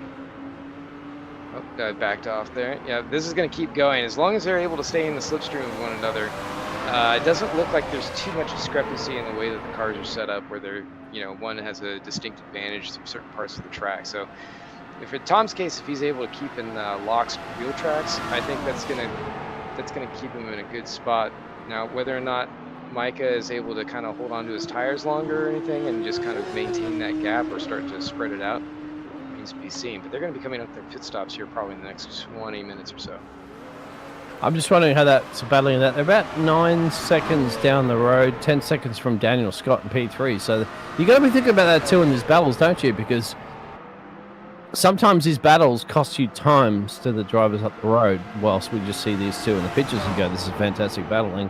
They're going to be thinking, "Hey, I'm sure Locker's thinking, I want podium here," and so does Tom Lane. And at that point, they're going to be thinking, if we're losing too much time, and you're not going to get in the radio, aren't you, and go, Tom's not going to go to Michelin A. By the way, just to remind you, mate, I know we're having fun out here on track, but we're losing a second or so to the driver up in P3. So we got to work out that together as we're going to caution Sector 3. But that's the thing, you're not going to be communicating to your other teams. And sliding on by does go Tom Lane. Looks like Locke's going pit road, or maybe thinking about that for a second there. No. Just left it off there and allowed that. We're going to replay at the moment. This is on action here in the Le Mans. Race 6, gentlemen. And it's heating up. Oh, no. Heating it up. Looks like it's...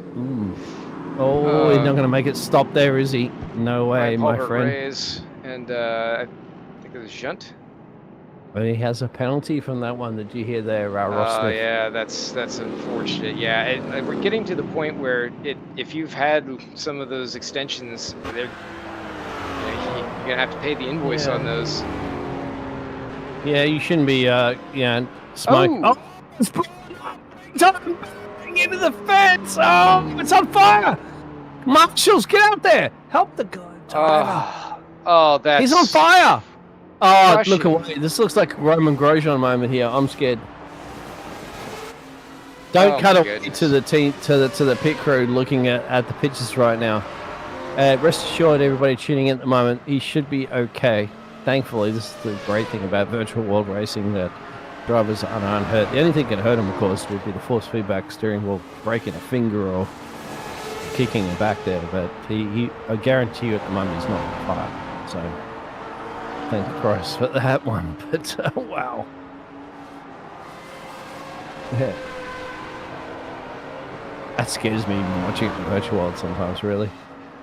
Yeah, that was it's very unusual to see the GT3s go off like that, because they do have that downshift protection. So I mean, he's in a spot where you're kind of running at higher revs, slipping up the curves, but that's really bizarre. I mean, it's possible that with it being a little bit warmer now, the sun's out, if he ran a really aggressive radiator blanking, then it might have just been too much for the car. Usually you'll start to get some signs first, though. But it's yeah, that's really unfortunate. Daniel Kirby's got some signs at the moment. They're about 57 seconds up the road from the rest of the field there of the other Dan show. There's Cameron just out there. Daniel P1, Daniel P2, and Daniel P3. That one! It's the Triple Dan show. Wow, I didn't realize Daniel Scott's now into the machine there. So it's the Dan and Dan and Dan. It's the law firm here at Le Mans. And I can't guarantee at the moment. Well, very soon, if you're going to be betting on a Daniel, put your bets in right now, actually. And I don't encourage any gambling whatsoever. But if you're going to be gambling with about 1 hour and 1 minute remaining in this race, you probably might be gambling on a Daniel to win the race. Now, which Daniel? Those questions are still remaining, but there's a good show that a Dan's going to win it. Yeah, for sure. Yeah, unless something unfortunate happens, which it seems pretty unlikely at this point. But yeah, they've got some very comfortable gaps. I'm a bit surprised. It looks like a lot of the strategy worked out for Kirby and the CMS Pro Red. They've managed to maintain a pretty substantial gap over Herlock. I'm wondering if maybe they were just a bit compromised there on Bell's stint when he was going through. But if anybody can make it up, it would be Herlock. But Kirby's a very tough nut to crack. So unless they get compromised by traffic or, like I said, some other unfortunate thing happening, then, you know, it's probably going to be cemented a bit like this. But with an hour to go in an endurance race, you can't count anything out. The only thing that hurt Daniel Kirby's stocks, Daniel Kirby's chances of winning this race would be Nintendo stocks falling through the roof, wouldn't it? Because he is riding a little Kirby on the back of that one. Yeah, I was waiting for that one to throw onto this one. But if anybody wants to throw another spot in the mix, who's Kirby's arch rival enemy out there? That would actually, I don't know, you want to say enemy, but certainly a rival, I would say, is Herlock for sure. I mean, both are extremely good on pace. They've constantly been at each other in both the modern and the historic series, so they're constantly just in each other's mirrors and you know, at each other's doors. So for sure, they're going to be going at it. Like I said, if anybody can kind of put a damper on Kirby's birthday, then it's going to be Herlock. But you know, with a 54-second gap, that's going to be tough to clear, and he's already kind of opening that up just a little bit more. So I don't, you know, the way this is maintaining, barring anything major happens, the way. Same thing here with Eric Moynet, that the Akira Mistral kept it pretty clean, you know, other than a little bit tapping on my door. So I don't know that Goncalves can really close that gap down. Some interesting strategies for tires for sure that have been going on there, but other than just, you know, a disconnect or, you know, some other outside. Yeah, you didn't fall into that one there, Ross Smith, because it's actually King Dede and Meta Knight who would be the arch rivals there of Kirby. Wow. If you're going to get into that. Yeah, I had to go there, my friend, but back to the real Sorry, I life didn't racing, take of the course. bait. You didn't take the bait, my friend. You didn't take the coin, the big magic coin there, the big star. That's what you needed, the star. And the star of the show could be Daniel Kirby. But anyway, it is Daniel Herlock that could, well, perhaps steal the magic star away from Kirby. But let's get out of that one at the moment, because I've just done too much of the Kirby show as we're looking at pictures of Adam Gray at the moment. Adam Gray, of course, is the leader.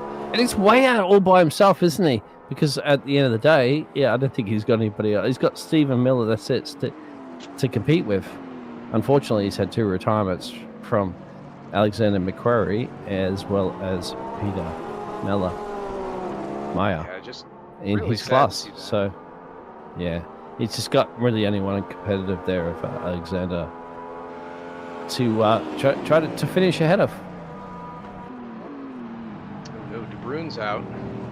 I'm going to guess that that's probably disconnect.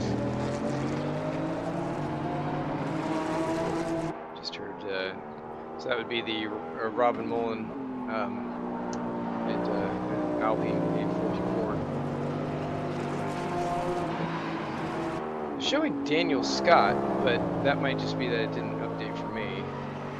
But regardless.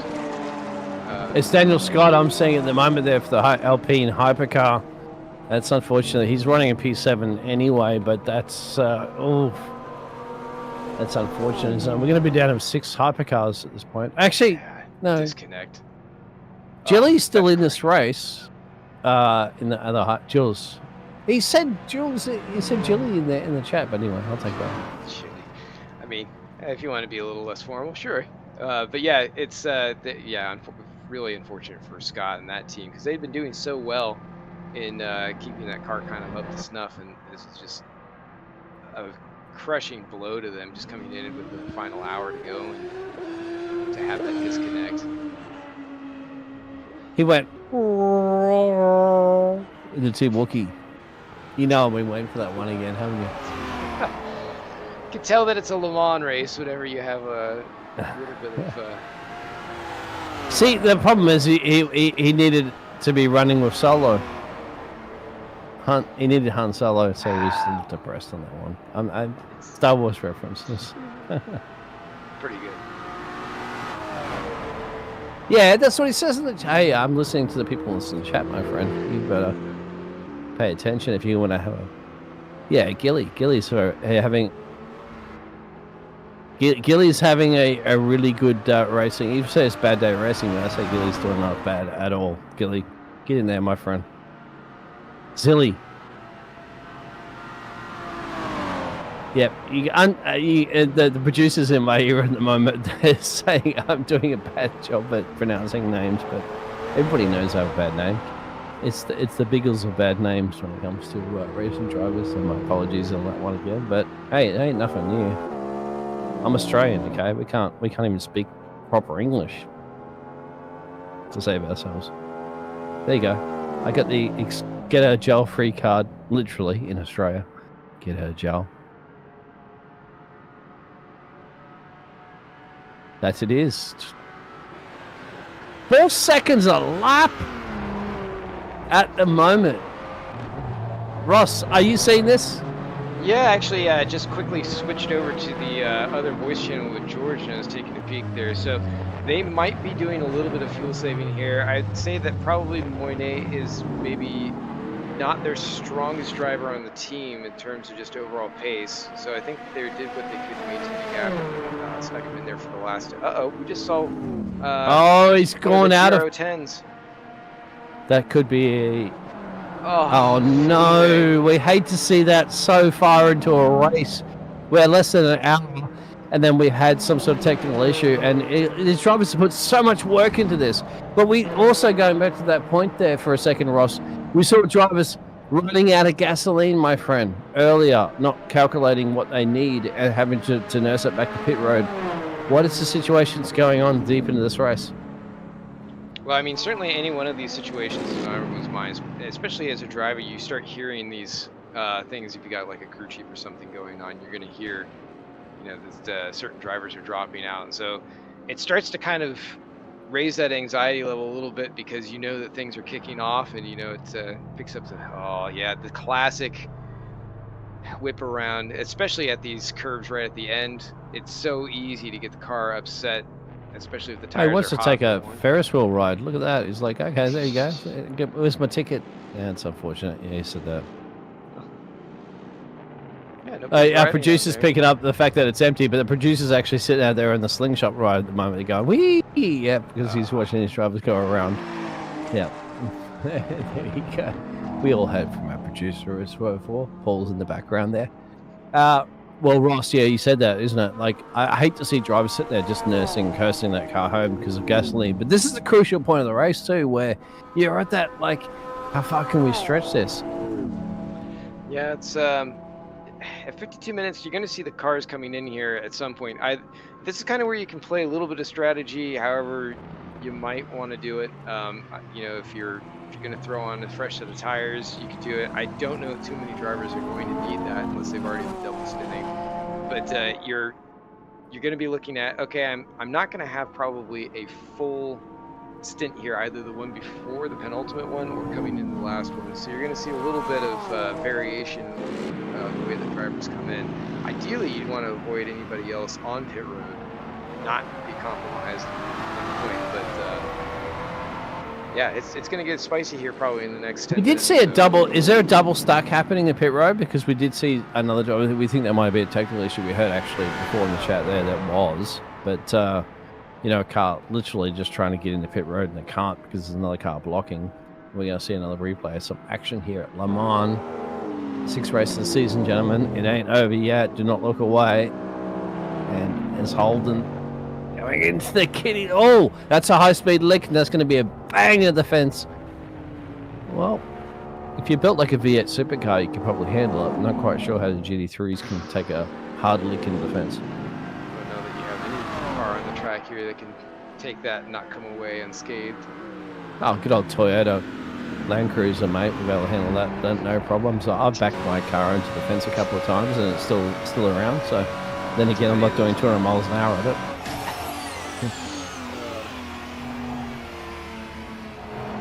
So we're going to see some onboard action currently at the moment there, Ross. You've been doing this for the whole race, my friend, as you can see in your top left pictures there. You know how it feels to drive like that, although you're on the other end. You're not riding shotgun, you're actually driving. Hopefully you're on the steering wheel. Yeah, this is a part of the track where you can take a moment to kind of collect your thoughts of what's going on, take inventory of what's happening in and around the car. Inventory. Yeah, just see where things are, and if there's anything that you as a driver really need to focus on. You know, particularly right now, Vinicius Gonçalves is probably going to be looking at either a pit stop soon, or he's going to stretch this one out, because I don't think it was that long ago.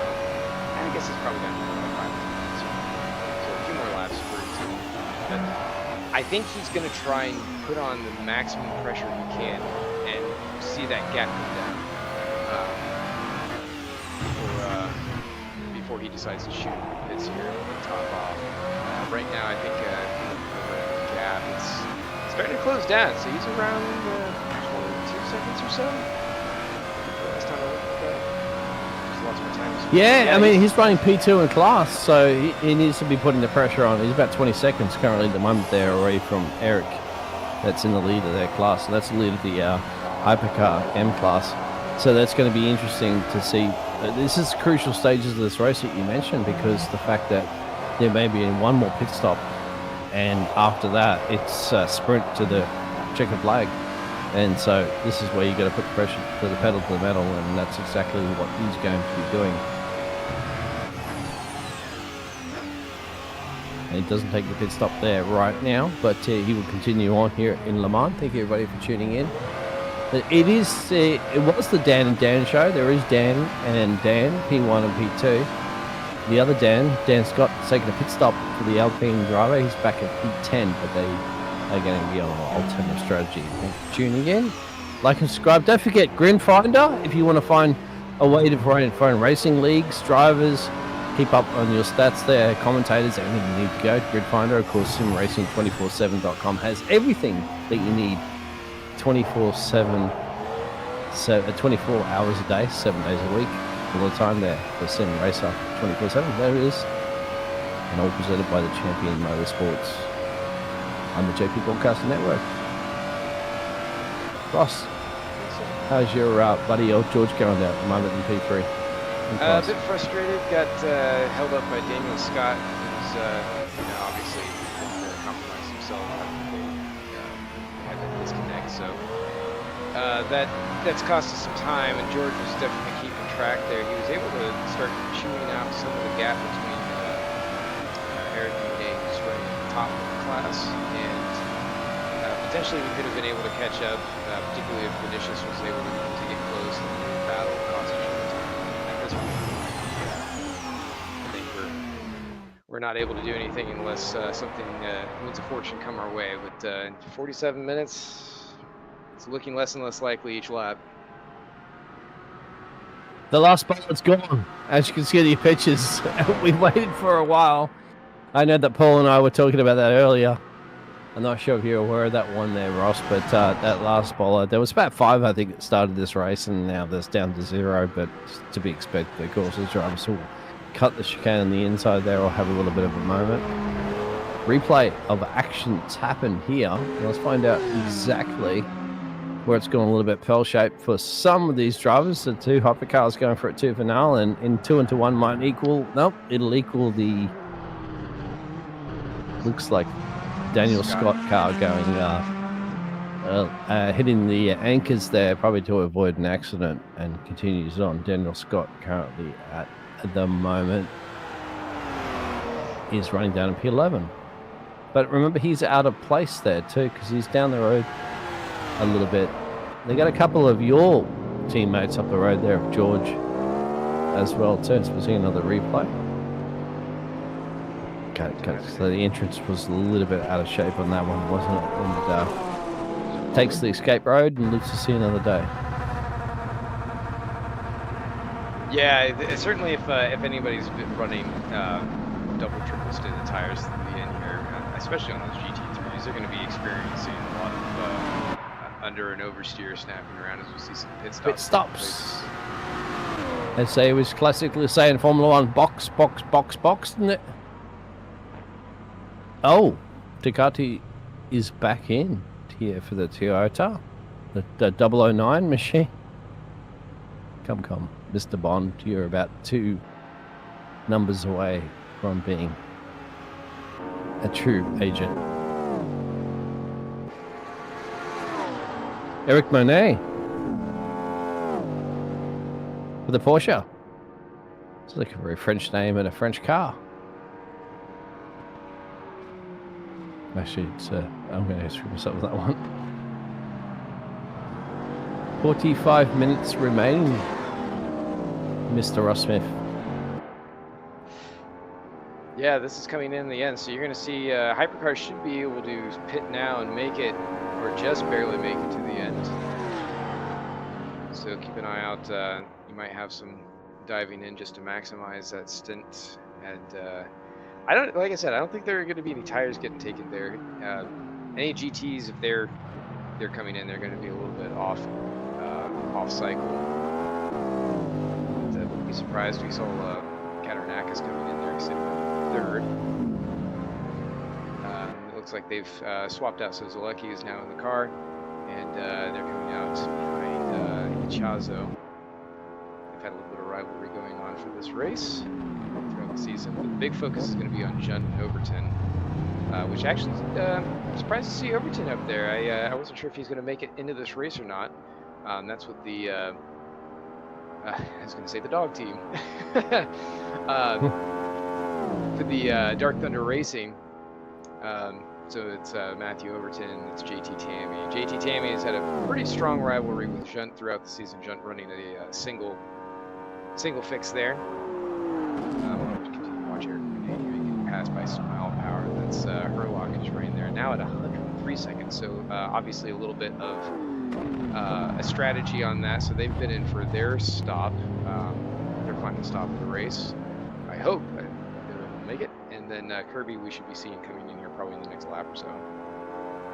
Race leader becoming in the next lap or so. 104-second gap down the road there from Herlock. It'll be interesting to see how that pans out. What that team will be able to do. Cadillac versus Cadillac for P1 and P2 on the hypercar class and the pros. They cause 14-second gap that you can see at the moment there down the road from this man leading in the hypercar M class. The blue machine, Porsche, doing the Porsche things, hopefully trying to deliver themselves some good results there over George that's running in P3, your teammate. I can pray and hope there that the pit stop strategies go a little shenanigans, but you never know what's going to happen. 43 minutes remaining on the race there. Here he is, George, the man. We heard him before in the booth.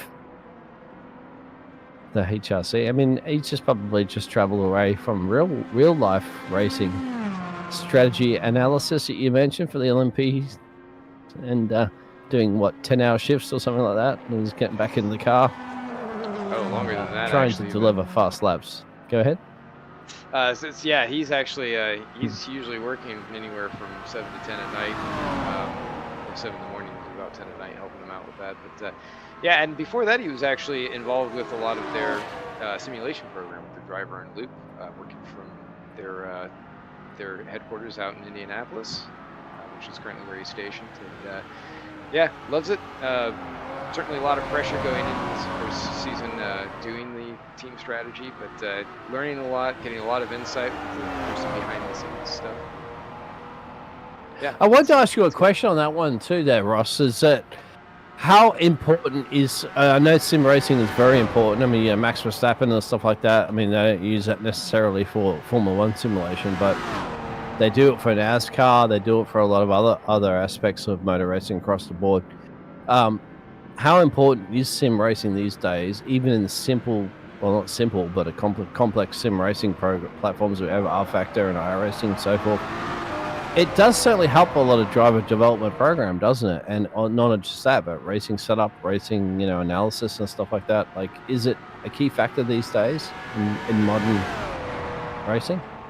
100% it is. I mean, it gives drivers every opportunity to be able to not just get in the car and practice the track layout and the way that the setup's working on the car, but it gives teams a chance, particularly like when they're working with race engineers, strategists, to be on comms and call out different strategy changes and get used to that and feeling how the race will progress, how the car progresses, and giving a lot of that back and forth so that way before they even get out on track and put a tire down, they have just data banks of information where they can just refer and look at different scenarios and work from there. So it's really great. He actually started with IndyCar, and every one of the drivers that they work with on their simulation platform ended up improving pretty significantly. And anecdotally, the first year that the hypercars ran out, we actually used the Acura that we developed. We handed off to some of the drivers who were running in the real Daytona 24 race, Simon Pagino being one of them. He said that he used our car for 8 hours, I think, the day before, just practicing the bus stop, trying to get through there. And he said that directly attributed to him being able to have a winning performance, that the MSR actually was able to take the win at Daytona. So very direct feedback on how it goes. And, you know, there are several other drivers that have said similar things as they've gone through. So it's these are pretty exciting substantial. times right now. If you are, you know, if you're younger, and not just younger, you can be older as well too. But if you want to get into motor racing, I'd say get into the virtual world of motor racing, like here in R Factor and stuff like that. Get in the right community as well too. You can click the links and descriptions. You can find the right communities. Get in Discord, chat to the likes of Ross Smith and so forth. They're going to give you some good insider information of who to talk to, who to do, and it's going to give you a heads up there while you get at your chance of real life racing, of course, and get in there, because real life racing requires a lot of sponsorship and a lot of money. But if you get a heads up there and you can get yourself attuned to tracks, how the car feels and so forth, you may give yourself a big edge over other competitors in racing. So I do suggest it, and there's plenty of platforms out there to help you with that. So yeah, it's the modern day of racing, you know, especially if you're younger and you're climbing up through the ranks there. Do it. Get out there and get involved there, and you're going to get some serious technicians and people like you said so yourself there, Ross. People like George and all that sort of stuff that work in real racing cars and can give you a good heads up information of how it feels out there on the real track before you have to spend tens of thousands of dollars in sponsorship just to get yourself in a seat of a car. If you can get prepared, that's the way to go. Yeah, that's one thing that having simulation over reality has an advantage, because make a mistake, have a wreck, it's not going to cost you $1 million to fix that up. So, and teams will like that as well too. If you wreck their cars during testing and stuff like that as well too. So get out there and practice as much as you can in racing sims, because it's racing sims. Grid Finder and Sim Racing 24/7 are the ways that you can reach out and connect to your communities. At the moment, what's happening in the recap of 37 and 55 seconds remaining in this race. Daniel is putting one of the fastest lap records at the moment, a 3:27 flat, and he's about 10. Well, as you can see on the pictures there at the moment, he's just over a minute and change away from Kirby. The big battle for P1 and P2. 13 seconds separates the Hypercar M class, and also 90 seconds separate the GT3 Pros. And unfortunately for the GT3 AMs, there's about a 90-second gap between Gray and Miller on that one with the two retirements. That's the situation that's going to unfold. Pit stops coming around the corner. Oh, yeah. And around the corner. Luckily. Go ahead, my friend. I don't know. I was watching the same with you. I was just kind of noting that Goncalves was starting to bring that gap down until about that moment, and caused it to open it up a little bit.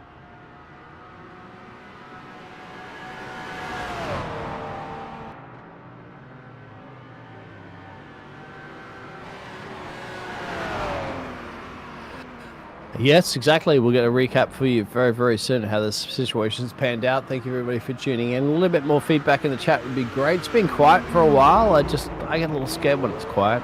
We are streaming. We are streaming very well, hopefully.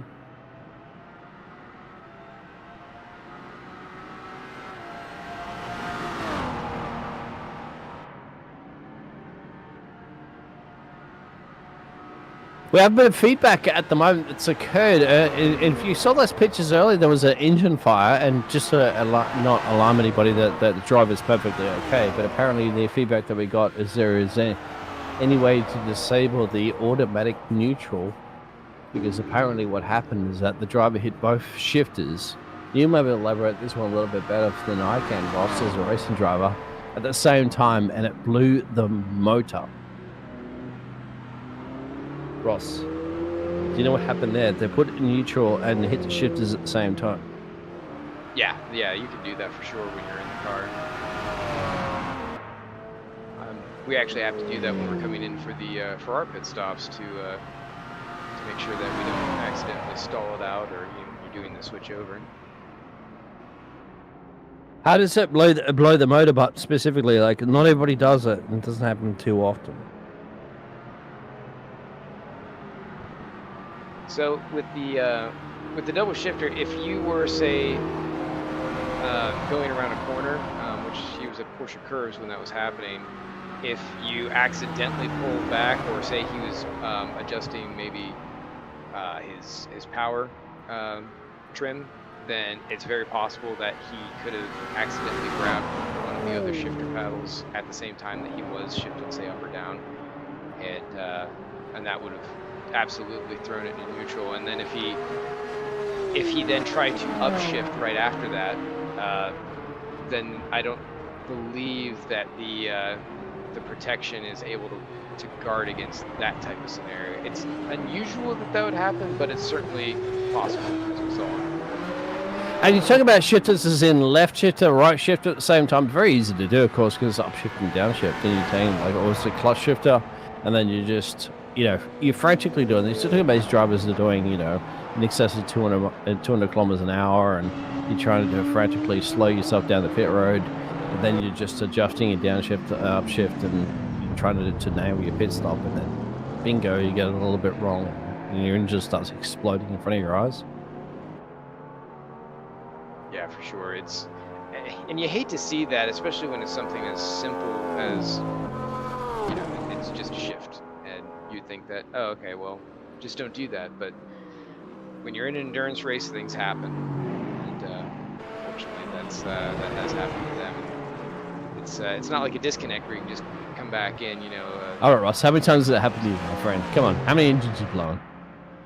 Your career. You can tell me. You can whisper at me and nobody's listening. I can't actually honestly remember where I've accidentally, maybe once or twice, but it wasn't necessarily from money shifts. It was just from being aggressive with particularly fragile cars and pushing a little bit too far. But Hang on, Ross, you're telling me money shifts? Like, you got to elaborate here to noobs when it comes to motor racing, including myself. Okay, I'm just a commentator, but you're saying money shifts? Like, hey, I've never heard of that term before, my friend. You need to elaborate that. That's where you, if say you're in any gear and you're going up, you're hitting the top of the rev range, and you're like, okay, I'm going third to fourth. I'm at, 9,000 RPM, about to hit the rev limiter, and you accidentally downshift instead of upshift, and you basically turn the engine on. Well, there's no money on that one, my friend. That's called a bomb shift, isn't it? But anyway, well, I don't know how you get money out of that. It's a money shift because it's a very expensive thing that you just did. Ah, I see. I get it. See, you got to elaborate to this to noobs like us, my friend. I don't understand what now I get what a money shift means. You just blow a $50,000 gearbox. Okay, now I get it. Yeah. All right. All right, Goncalves is in. So that's actually I have to let my teammate know here. P2 is in the pits, exactly. So this is the money. Well, you're speaking of money stops, but in reference to not blowing engines, that is money, as in you can perhaps make a money.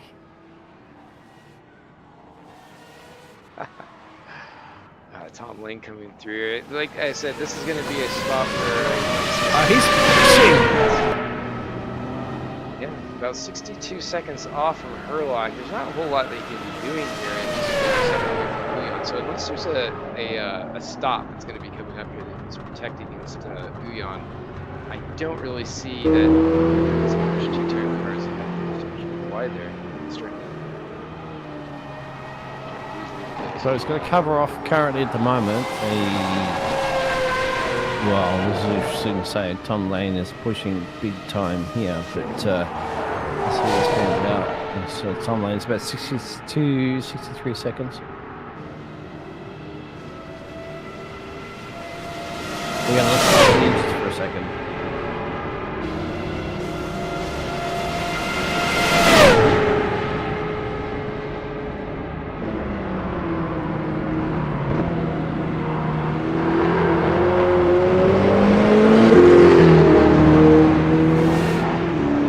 just like my wife. No, I'm gonna say that at the moment. Let's go. I'm not even married.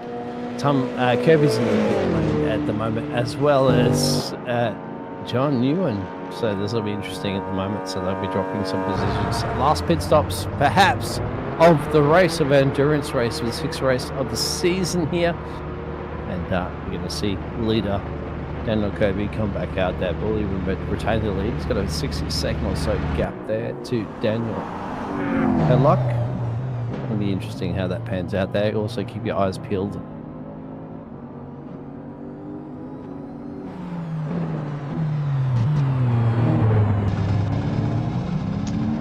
Here at the front of the Hypercar AM. Looks like it's going to be kind of a cakewalk here, unless something happens on the way into the pit stop, which they will inevitably need to have here within the next little bit, because I think it's been a bit. I would be surprised if they're out for another lap after this. As a recap at the moment, yep, Daniel and the Dan and Dan show. We got that one before. There was the 3 Dans, but now it's the Dan and Tom. That's the law firm that you need to be focused on at the moment there of Alexander and Magnus a little bit further back in the field. A bit more focused on those two, and then Eric and Vincinius there in the P1 P2 battle with George lurking in the background. Then we're going to take you out there on that one. Ross, we know that here we go, gentlemen. We're going to keep an eye on that one there. David and Matthew show there as well too for the GT3 Pros, as pit stops are occurring past for the last time here this evening. I like how you come back to that one there, Ross Smith, saying it's a cakewalk, mate. But when you're walking with a cake, I tend to walk very gingerly. Is that the reference you're actually using? Like, it's a cakewalk? I mean, cakewalk is not easy. I know. Well, I say stops aren't cakewalk easy here. because he should not have any direct interference with Goncalves or Angelides at this point. I mean, he just needs to be able to take it easy, round that car around the rest of the race.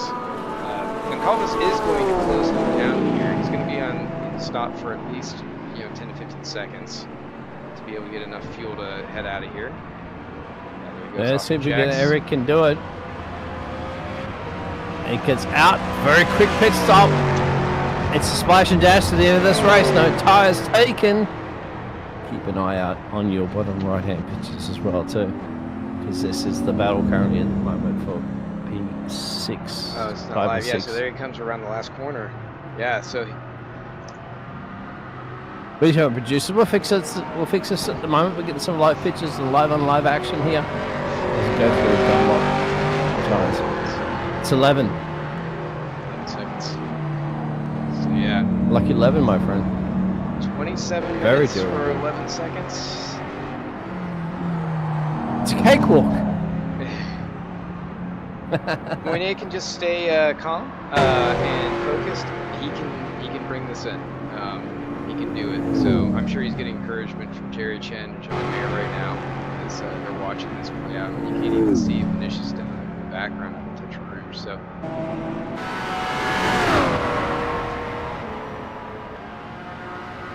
What it's all about, my friend.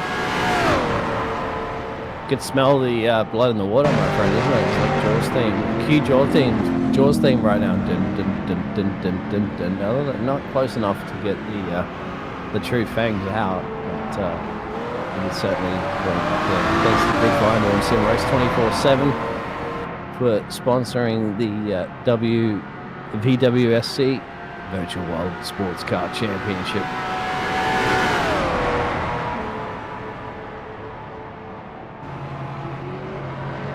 Well, hook, line, sinker. That's what this race is all about. When it comes down to 26 minutes remaining in this race, yellow on sector 1.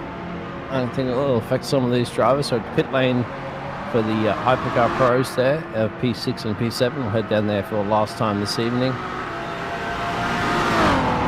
Ross Smith, I know that you are piloting that machine that George is piloting, currently in P3 in class. You're going to get maybe a little bit of the shoeies happening, but you got to be on the top step of the podium if you want to be literally drinking out of a sweaty shoe if you want to win the category, my friend. well, yeah, like I said before, it's very frustrating knowing that we had the car there and we had that interaction. just kind of sparked the cascade of events that took place.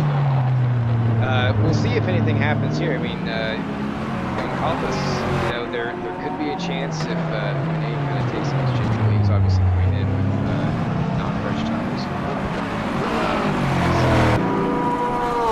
Got a little bit more weight there, and he might be a little compromised. We'll see what happens. Yep, you see in the background at the moment that pressure's on.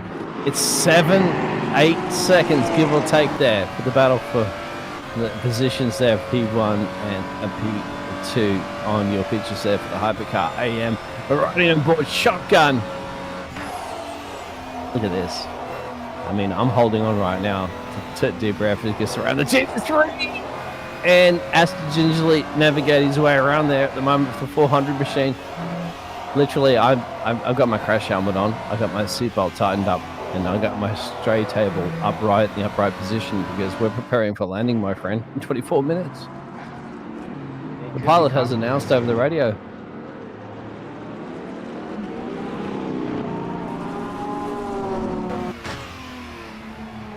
I didn't know, Ross Smith, I would ride shotgun with you around the streets of wherever you live in the world, my friend. But taking me on, you know, those, where are you in the neck of the woods?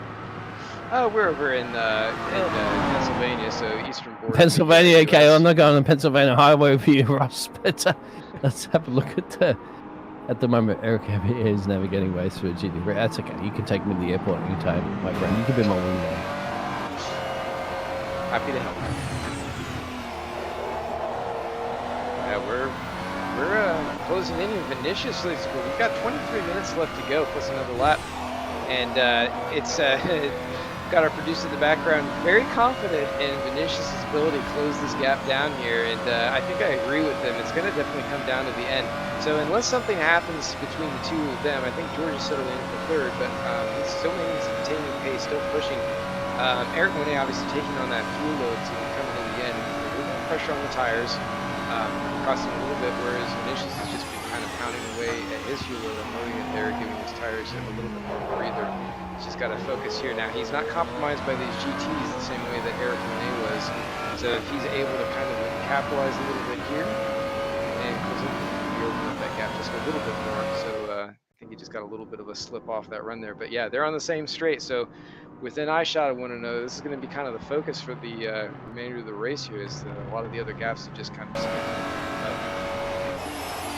Let us know in the chat who you think is going to be able to win the classes here, or anybody, any situation. We would love to hear it here. This is our endurance race, and we'd love to get your feedback as much as possible. Hypercar Pros 1 and 6, and the leaders from P7 downwards at the Hypercar AM classes as well too. And then Johnny in P10. Going to try to slice his way back up into the 7-4-6 position. Is there enough time? We don't know. But tune in, give us a like and subscribe if you're enjoying this one. Pictures on pictures, rear cameras and front cameras. We got it all here. Lucky. We'll see who's lucky.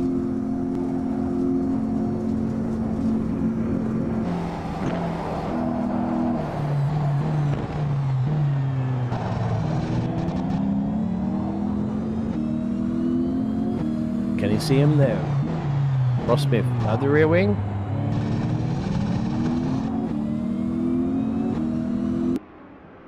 We should have our producer tuned in as well too at the moment there, producer Paul. I know you've been through the whole show this evening. Yeah. And how are you feeling this race is going, my friend? Because I think you should be joining us to this party, my friend, because there ain't no party without a Paul party. Isn't it? The climax is yes, here, right? It is, my friend. I've been ticking on my belly the whole time, my friend. This is definitely climactic. Call me the tickle monster. He hasn't gained as much time on this time around than he has done the few previous laps. So I'm intrigued to see what lap time Monet going to put in as he crosses the line, if it's valid, of course, because a lot of laps people have been doing haven't quite been valid. So, and I'm. Are you suggesting Ross Smith does not do a solid lap? I didn't say that at all. I didn't say that. All right. Put words into my mouth. Oh! He's off! Oh! Yeah, you got the bottom right-hand picture at the moment. Off into the key letter. Ouch! That may hurt late into this race with 20 minutes remaining. Well, a little bit of damage there. The rear wing's already so low that you wouldn't even notice it's even been damaged. It's cost him about 5 to 6 seconds, that. That's hard to take. Yeah, he's been pushing those tires really hard. Live pitches as well to go back at this. It's all for play for at the moment here. Big points on the offer here at the endurance race. And we got pitches on pitches everywhere. Paul's got all the pitches, my friend, here. I mean, it's like looking at Paul's home security cameras. There's pitches everywhere of cars. I need another monitor, though. I haven't got enough monitors. All right, let's go GoFundMe campaign to give Paul some more monitors. No, I'm trying to wait for a cheap monitor pole to arrive on eBay at some point, and I'll grab one again. There you go. Anybody got a monitor for sale there? Reach out there, of course, so that you can have more pictures. Oh yeah, I just need one more monitor. Yeah, one more, and then I think I'll be finished. Just one more monitor. That's 6. Like this driver's just needing one more lap of pure pace. I've got 6, but it's not enough. 6 is not enough. All right, we heard it live. No, and that's because I got a capture card. Because I was using an application. Well, this sounds like first world problems, my friend. Most people only have one monitor. Yeah. But it's because the capture card has to have a monitor source to capture. So I've lost in essence. So if you get one more, we're going to get like 3 more screens and more action to capture all this. No. Sure. I just want the ability to have a screen with live timing properly open. Well, so. There we go. Yeah, that's all it is. So GoFundMe campaign. Paul needs more live timing. We need more live action. It's more input, Short Circuit would have said. Yeah, more input. We're making him go faster on a go-kart back in the 1960s, but it certainly will be quick right now at pointing the camera angles at all the action that you're seeing. Yeah, I don't think the I can virtual control world sports car championship. I can control 2 PCs, but 3 PCs would be a bit too At least much. you're on dial-up modem back in the day, my friend, so we're all good. Oh yeah, you can't beat the old dial-up modems. 56K. Don't embarrass Ross. He wouldn't even understand what we're talking about right now. Ross wouldn't even know what a dial-up modem means. Sorry, Ross. Yeah. You got mail. Oh yeah, the days of AOL and other providers. Don't embarrass all these young people right now. They don't understand what we're talking about. We do understand that David Kirby is pretty quick, I'd have to say. Daniel about Kirby, 39 second gap. Just Yeah, call him David. that's what I said. I said David Kirby, yeah. That was a miscommunication on that one. That translation error. He is leading this race by 40 But his seconds. name's Daniel and not David. You do know this, right? It's actually what I said, yeah.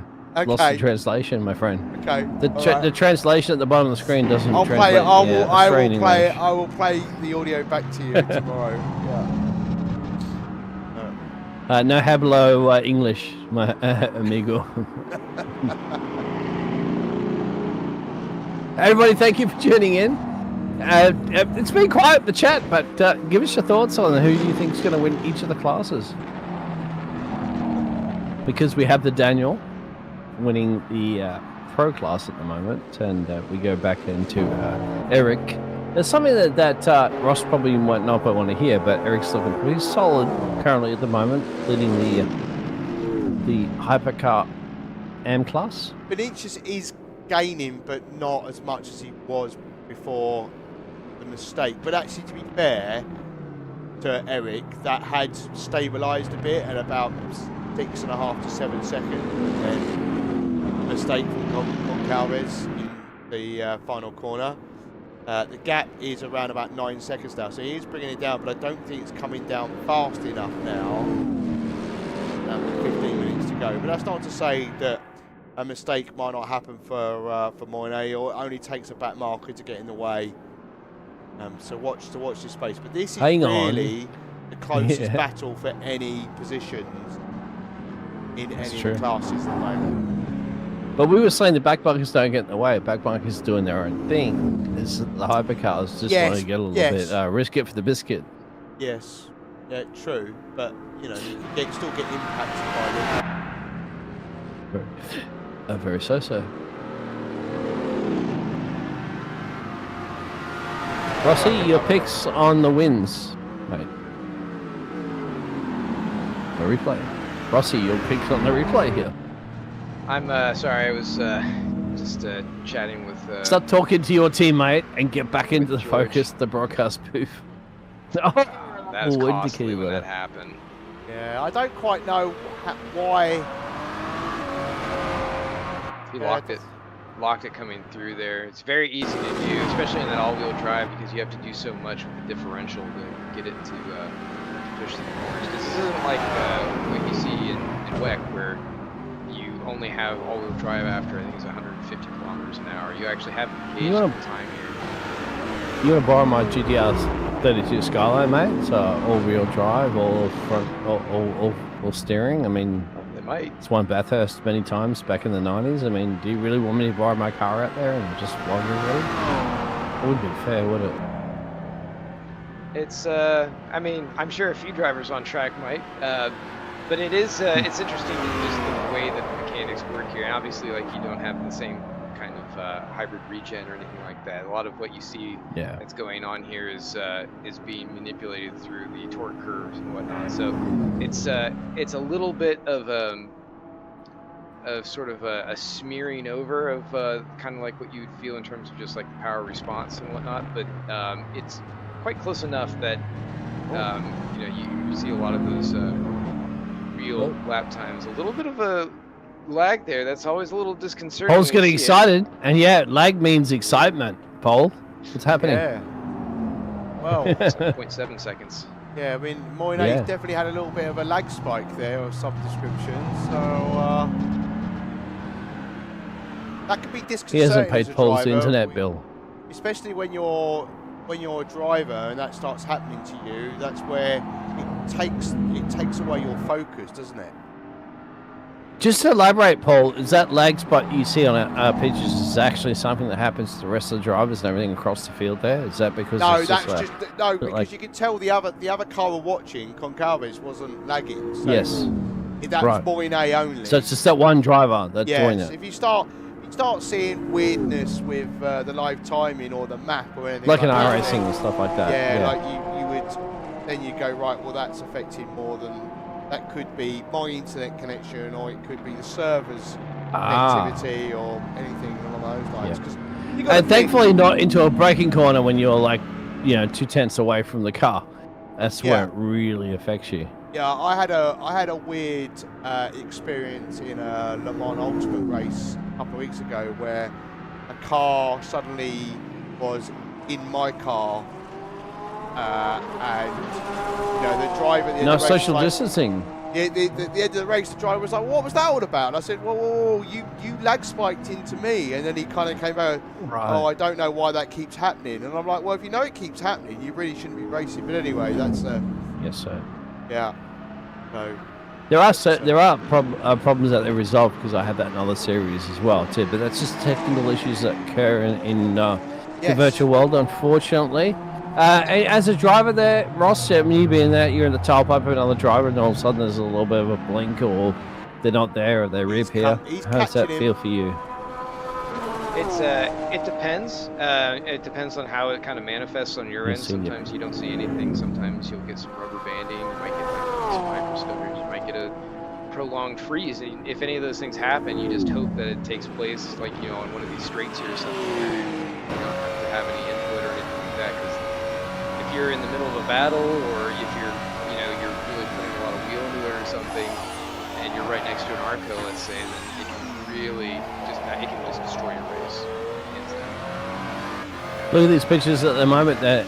Be careful, Paul. You might get done for copyright strike, because this looks so picturesque, doesn't it, to the real world racing, that YouTube might come along and say, "Okay, that looks too real. We're going to copyright strike you, because that's too good. You're too good, mate. You can't have it. Looking that great in those pictures. Look at that. Driving on board there. with a 400 machine, and he's got Slushy. Really just navigating his way, really, Phil, and just picking his pieces there. He needs Got a ultimate back marker up ahead. face He's got the Porsche laps. of I think it's Icharzo. It's a Porsche. coming up. Yeah. Yep. Going dark And again. he's got a 5. It is getting a little overcast at the moment, my friend. I see you out there in the Ferris wheel, but don't worry. I see you pointing the cameras the right direction. Gonna navigate his way through here. Talk us through this one there, Ross driver, Ross Smith. What do you do? The bus driver? Is that what I heard? Bus driver Ross Smith. He's already gone past him, Ross Smith. It's too late. Maybe into the pits. So 5 seconds. 5-second gap, 5.6, and 9 minutes left, plus another lap. So he's got an 80-second over Overton, so I don't think that he's going to have any issues there. He's already some seconds through the stop, so Dave is going to be kind of here in just a minute. It's got this flash and dash. It's going to be that whole time. But yeah, He's a I mean, fast as well too, so he needs to get out there pretty quickly. yeah, it's actually 48 seconds. I was kind of surprised to see that stationary time, but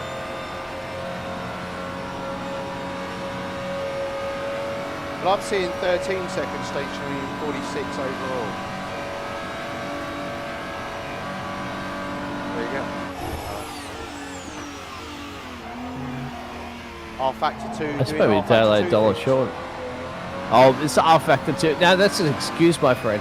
That's like Formula 1 doing the Formula 1 things. It's not going to work, my friend. Not here. Not on the JP Broadcasting Network. It's not going to work. But we're going to see this closing battle there. 5 seconds and change on your pitches. And I tell you, don't pull up the right-hand pitches too much, mate. You're going to get done for copyright. YouTube's going to say, no, it's too real. Looks like the real thing. Can't happen.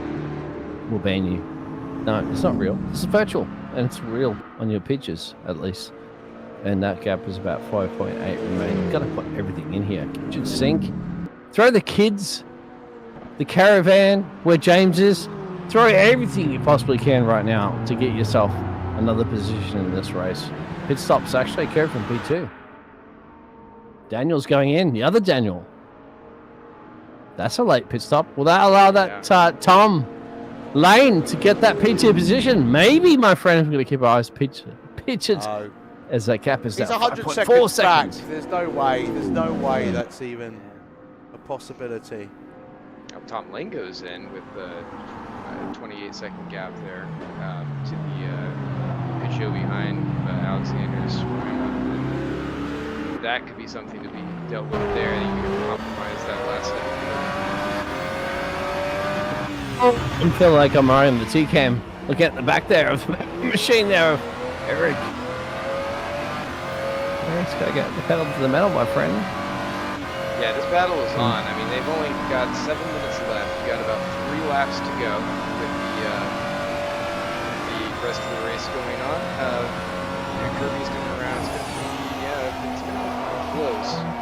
He's got it kind of held up at the moment. It's a 5 second gap. Oh, he's going to hit a little bit. So it's a fight. It cost him about half a second, but it's going to get on the power. You've got to remember too that Vicinius needs to also navigate through the GT3 field as well too. So that's what goes around comes around, as they say. I gotta say, Well, that 963, yeah. 963 is very, very planted, very stable. You know, I haven't really seen it stepping out at any point in this race. So that's kind of a characteristic of the car. It's very supple, very easy to drive. 2 tenths faster last time around. This is the time when you send it, Mike. This is the time where you absolutely send it, because you don't do it lap 1 of an endurance race. You do it on the last lap. You just absolutely send it. And hope those little 4 points of contact that stop the brake pedals, that stop the wheels from momentum, you want to hope that they stop. Make them glow.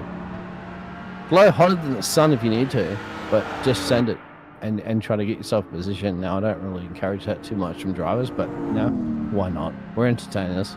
Go for it, sons. I know that Ross Smith is just fuming in the background going, I would never do that as a racing driver, but come on, Ross, you would. Send it.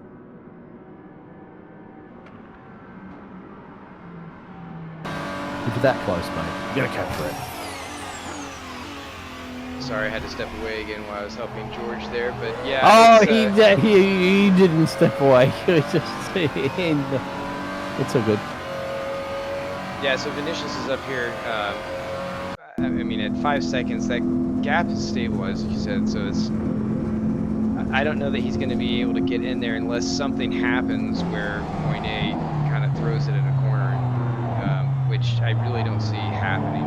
He's pretty consistent. The only time he's run into issues before is when he has like a GT or something that comes into line, and you know, it's just kind of a spotty situation. But it's pretty open right now. I don't see this really coming down to the end unless, again, something happens. I'll throw a banana out in the field. What do you reckon, Paul? Oh, chuck a banana out there, mate? Banana peel on Good try. the exit of the final chicane. Try to spend mixed off. Throw a spin mix at the moment. Right here, right now. Oof. It's gonna hurt. That's Ben and Daniel. That's fair. Yeah, maybe a little gentlemanship happening. My lord, I apologize for my mistake, and I shall allow you to go back through. Not gonna happen.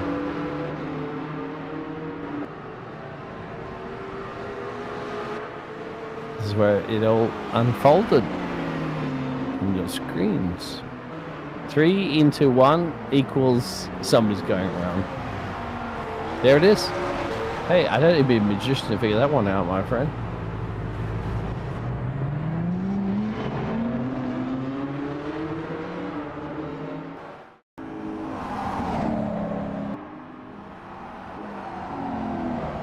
Well,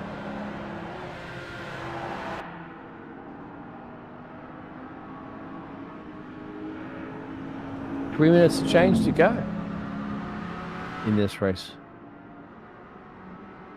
Yeah, 3. Where are we at this? Sorry, I thought I had my. I keep going back and forth between you guys and George, so it's getting a little bit confusing. But yeah, 4.5 seconds George is left. solid P3 He's- at the moment, my friend. He ain't going anywhere. There's a concern on fuel because George Oh, was drinking fuel. lay off the moonshine, mate. It ain't gonna help George.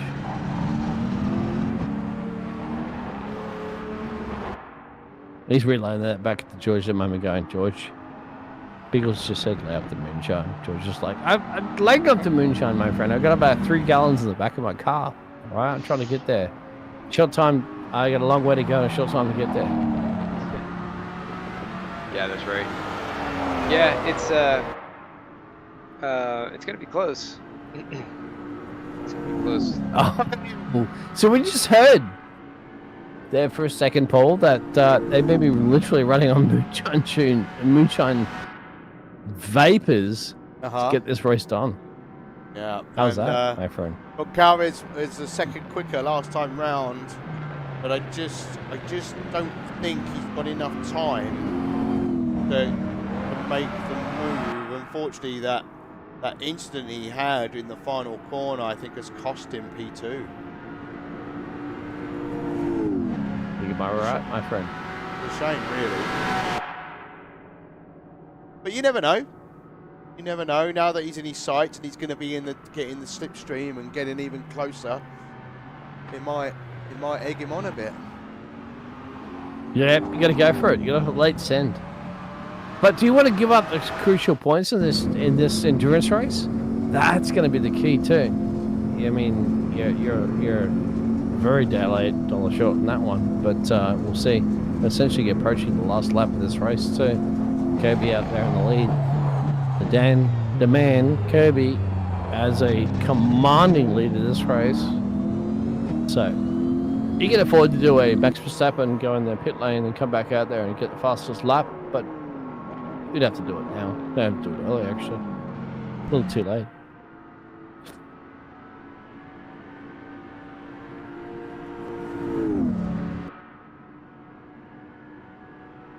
So, Kirby willing to complete this lap and the next. Is that right, Ross? I believe that's correct, yeah. Quite hard to know Actually, no, sometimes. I think he's... No, because it's coming down. He just has to finish this lap. This is the last lap. Okay.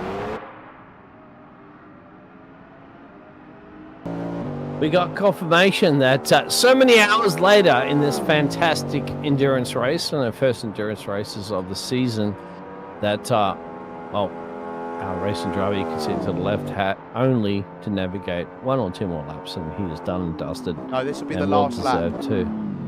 Last lap? It's a penultimate lap Yeah. from last the lap. old Curbster. He doesn't have to worry about his arch rivals because they are, good 86 seconds down the road. Moyne and Concalves have another lap to do, so that gap's now under 3 seconds. I think you might be right. The big battle, isn't it? For P2 in the AM class would be the key pitches to look at in your bottom right picture. Because Kirby's got nothing to worry about. He can probably have a spin, have a coffee, sign some autographs, and still manage to win this race. Got the kids off at the pool if you wanted to. Drop the kids off at school and send them off to graduation. Yeah. He's still got plenty of time. Yeah. He's got time. Really has.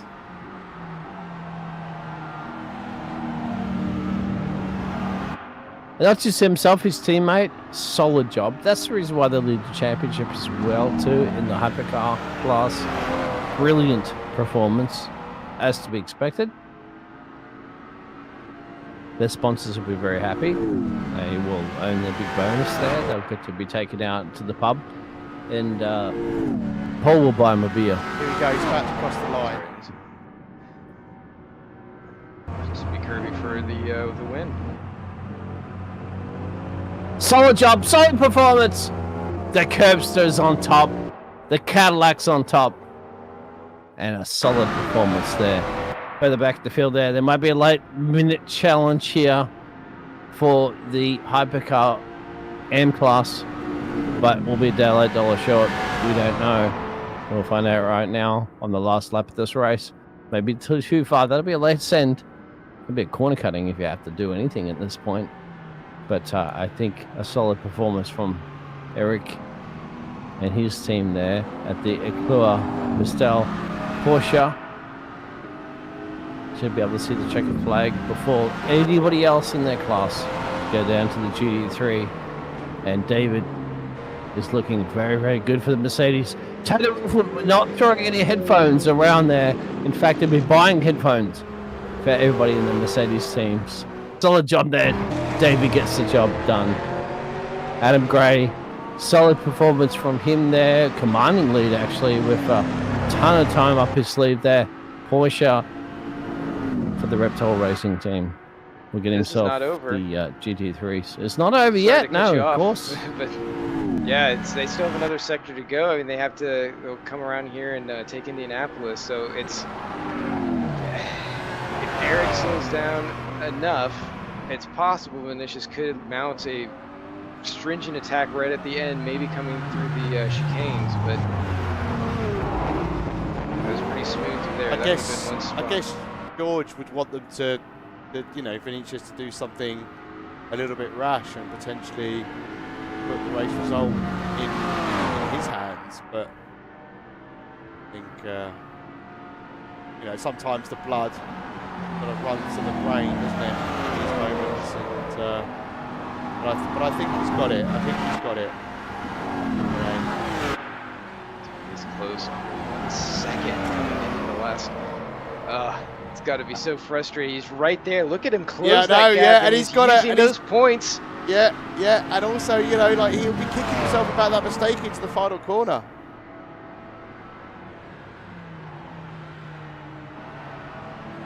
Day late, dollar short. I'd have to say he's going to give everything he possibly can, but it's not going to be enough. Eric will hold off. Bingo. He says he's called all the right cards, striking all the right numbers, and got the job done. No.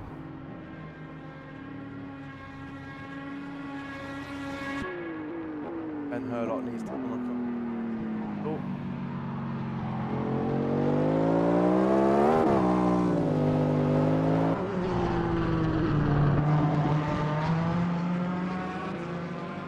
Oh, well, we know that Ross Smith knows exactly where George is. Yeah, we were just kind of, I was relaying some information to him, letting him know where things were. But You good giving win cheat to, codes?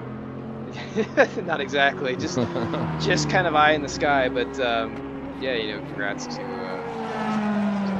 and Yeah, George does a solid performance, as well as you, Ross, and your team. could have been more You solid. can't shy away from a podium, my friend, because the bubbly stuff still tastes nice up there on the third step. Well, thank you. Yeah, of course he still has to make it to the end here. You can never say that it's over till it's over, but yeah, it's great race overall. Like there was a lot going on. Good to see that there weren't any outrageous moments. We've certainly had much more spicy Le Mans in the past, where it came to blows in a few spots. Particularly if you watch some of the replays on our countdown video, but yeah, really great job here. Good run by everyone who and great thanks for everyone who showed up. Showing up was the Curbstar in his team, for sure, as well as the leader there of Eric leading his Porsche into the lead of the Hypercar AM class there, and as well too as David taking his Mercedes to the lead of the GT3 Pros. And then further back, of course, through the field, we're going to have Adam Gray take the class there of the GT3 AMs. Solid performance from all these drivers across the board there, with a chunk of change shy of 5 hours to get it done here at Le Mans, and they've done it exceptionally very well and entertaining as well too at the end of the day.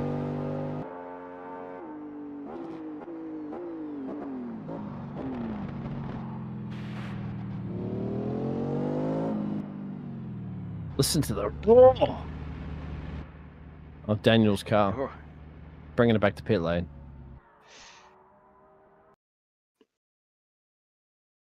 All right, so our results.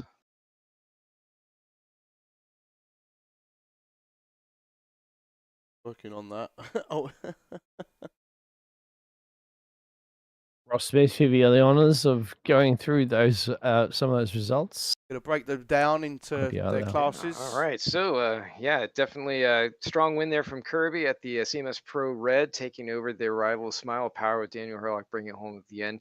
Tom Lane single entry coming in just ahead of Alexander Serena and the 9X8, with John Uyan CMS Pro Blue playing a strong fight there ahead of Magnus Dahlgren and SKS Motorsport. Gutierrez Kesby single entries ahead of Daniel Scott, who, of course, with Team Wiki Monsters having that unfortunate disconnect, would send him kind of into the nether realm and well back behind their competition there. Ben Daniel around the field there, my friend. Eric will get to the champions of the AM division there for the Hypercars there, just ahead of Vincius there and George there. Matthew Bruce there. Ben the Man. And Felipe and Adrian Rice with the DNF as well too earlier on that one, with the pit lane shenanigans, as we will round our way through to the GT3s as well. On the why? Go. And a second, Dave, go ahead there. Yeah, Ross. David Jett taking it single car entry there, although it's showing BHI. Yeah, he was running with BHR and GSR. I didn't see who his teammate was running. They were able to make it, but right behind them, Dark Thunder Racing, strong rivals JT Tammy on that team, Luciano Chazo following up with the single entry, Jamie Zalecki and Vasilis Katarinakis with Stardust Autosports, which a good run from them, just ahead of Ryan Palbert Reyes and the lone Lexus in the field. Alan Holden in that Ferrari 296 had a really strong run in the beginning, but unfortunately just kept running into issues and managed to limp it home just ahead of Alan Santo. Now, driver limping at home, of course, was the lost something of the statistics at the moment there, but there it is. Eric didn't limp at home at all. There you go. Adam didn't limp at home. Adam, yeah, procession progressed. It happens behind the scenes there. So the Reptile Racing entry gets that P1 there with a commanding victory over Stephen Miller there, and unfortunately retirements there from Alexander McQuarrie there and Peter Myler. So that is going to be a wrap of the positions that everybody has finished in, but it's not a wrap of the race, of course, because we do have to chin wag with some of those drivers that are eager, waiting to see what happens when you drive your cars around Le Mans for shy of 5 hours. So we can start bringing some. Maybe we could start at the GT3 AM. We see Adam Gray is in here, so we can bring him in for a little conversation. Here's Adam Gray. I'm here. Hey, Adam? Adam. Yeah, there you go. Yep. Go ahead. Can you hear me? Sorry. Yeah. Right. Yeah, we got a miscommunication, Adam, because we're so excited about you winning the GT3 AM class by a dominating position. Adam, you're a winner, my friend. And you got the job done. A little lonely at the back there, but my friend, you got it done when you needed to get it done. Commanding victory, commanding lead. How did that feel? How was your Le Mans experience? Absolutely knackering, to be honest. I did it solo. But yeah, it was good crack. We enjoyed it. Had a bit of clipping together with Ryan on the last 30 minutes, and I had tow issue for the rest of the race. Not too bad. Ross here, a clip issue. You have to explain that too for the audience out there at the moment there to understand. So you come together with another driver. Ross, you want to elaborate too with Adam as to what that means? Oh yeah, I mean, if the cars kind of intersect each other in time and space, sometimes the between the net code of the server, it can create issues where it thinks that they're inside of each other, kind of occupying the same space-time, and you can have interesting physics result from that. But it didn't look like it hurt you too bad, Adam, because you were able to pull away from that and put a pretty substantial gap there over Stephen Miller. Yeah, I mean, like I said, the steering was off, but I was able to just drive with it. I'm used to that now. It's every race I've had tow issue. It's unfortunate, but yeah, at least you're able to cover it off, I guess, right? Yeah, that's it.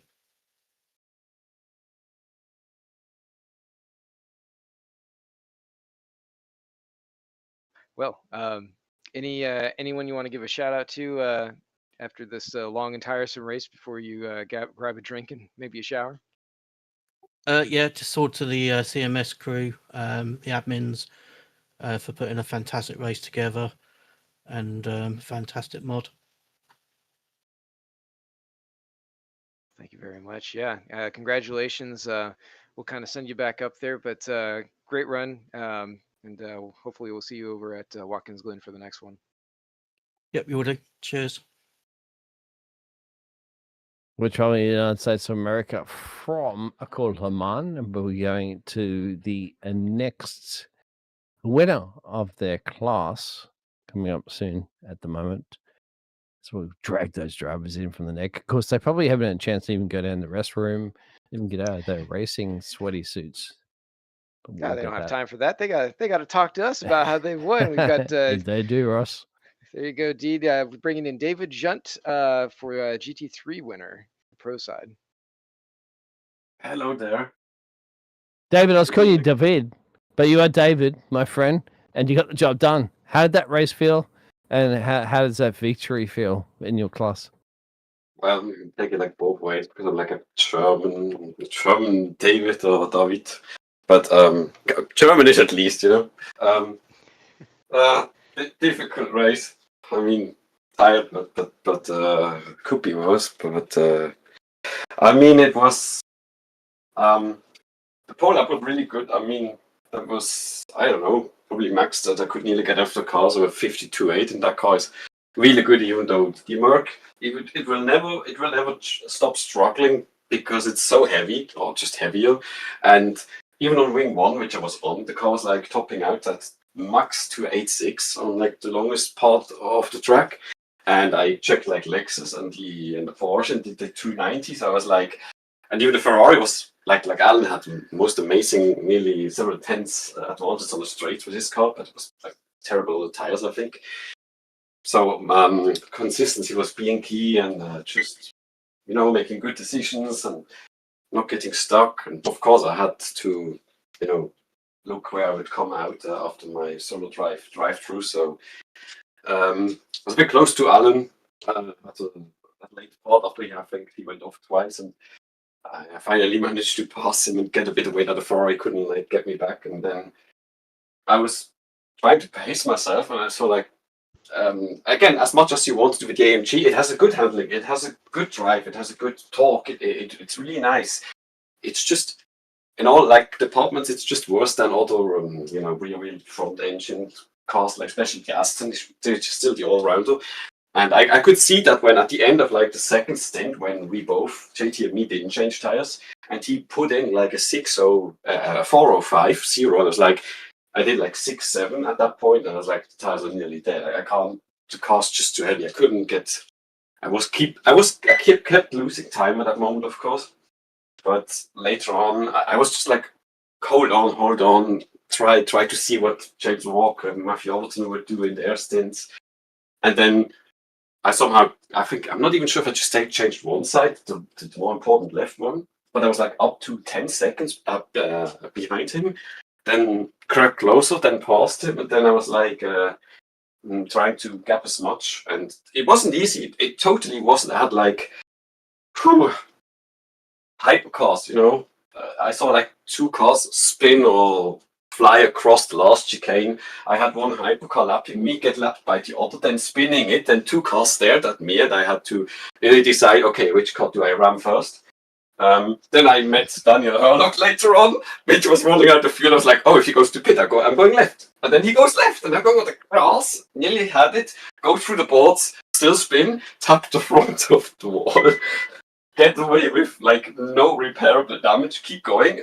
Kind of scared the Buse car again, because I'm coming across the chicane. Really sorry for that. I was kind of a bit, confused where I was. Kept that fuel, I had good fuel mileage there. Kept going, and in the end, I lifted and coasted and looked how much pace I would get, and with more grip, there were still good lap times. And in the end, it did look like a big gap, but there were a few moments that I could say I might as well have just ended up in a gravel trap and upside down dead. So it wasn't easy, and at least I'm glad that I got the car where it's finished now. David, you sound like you had a massive adventure there in your race, because you were battling it, and you put it out there was the hypercars coming through. You're in your own battle, of course, there in the GT3 Pros, and you're trying to battle everybody else in your category, and then of course you got these cars coming through, and you're trying to navigate through this minefield.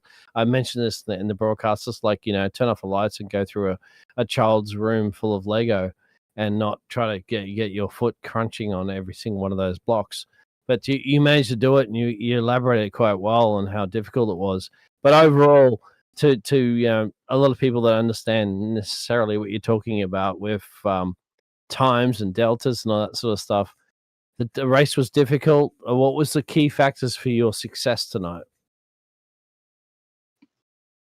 There were a lot of Lego pieces, as you say.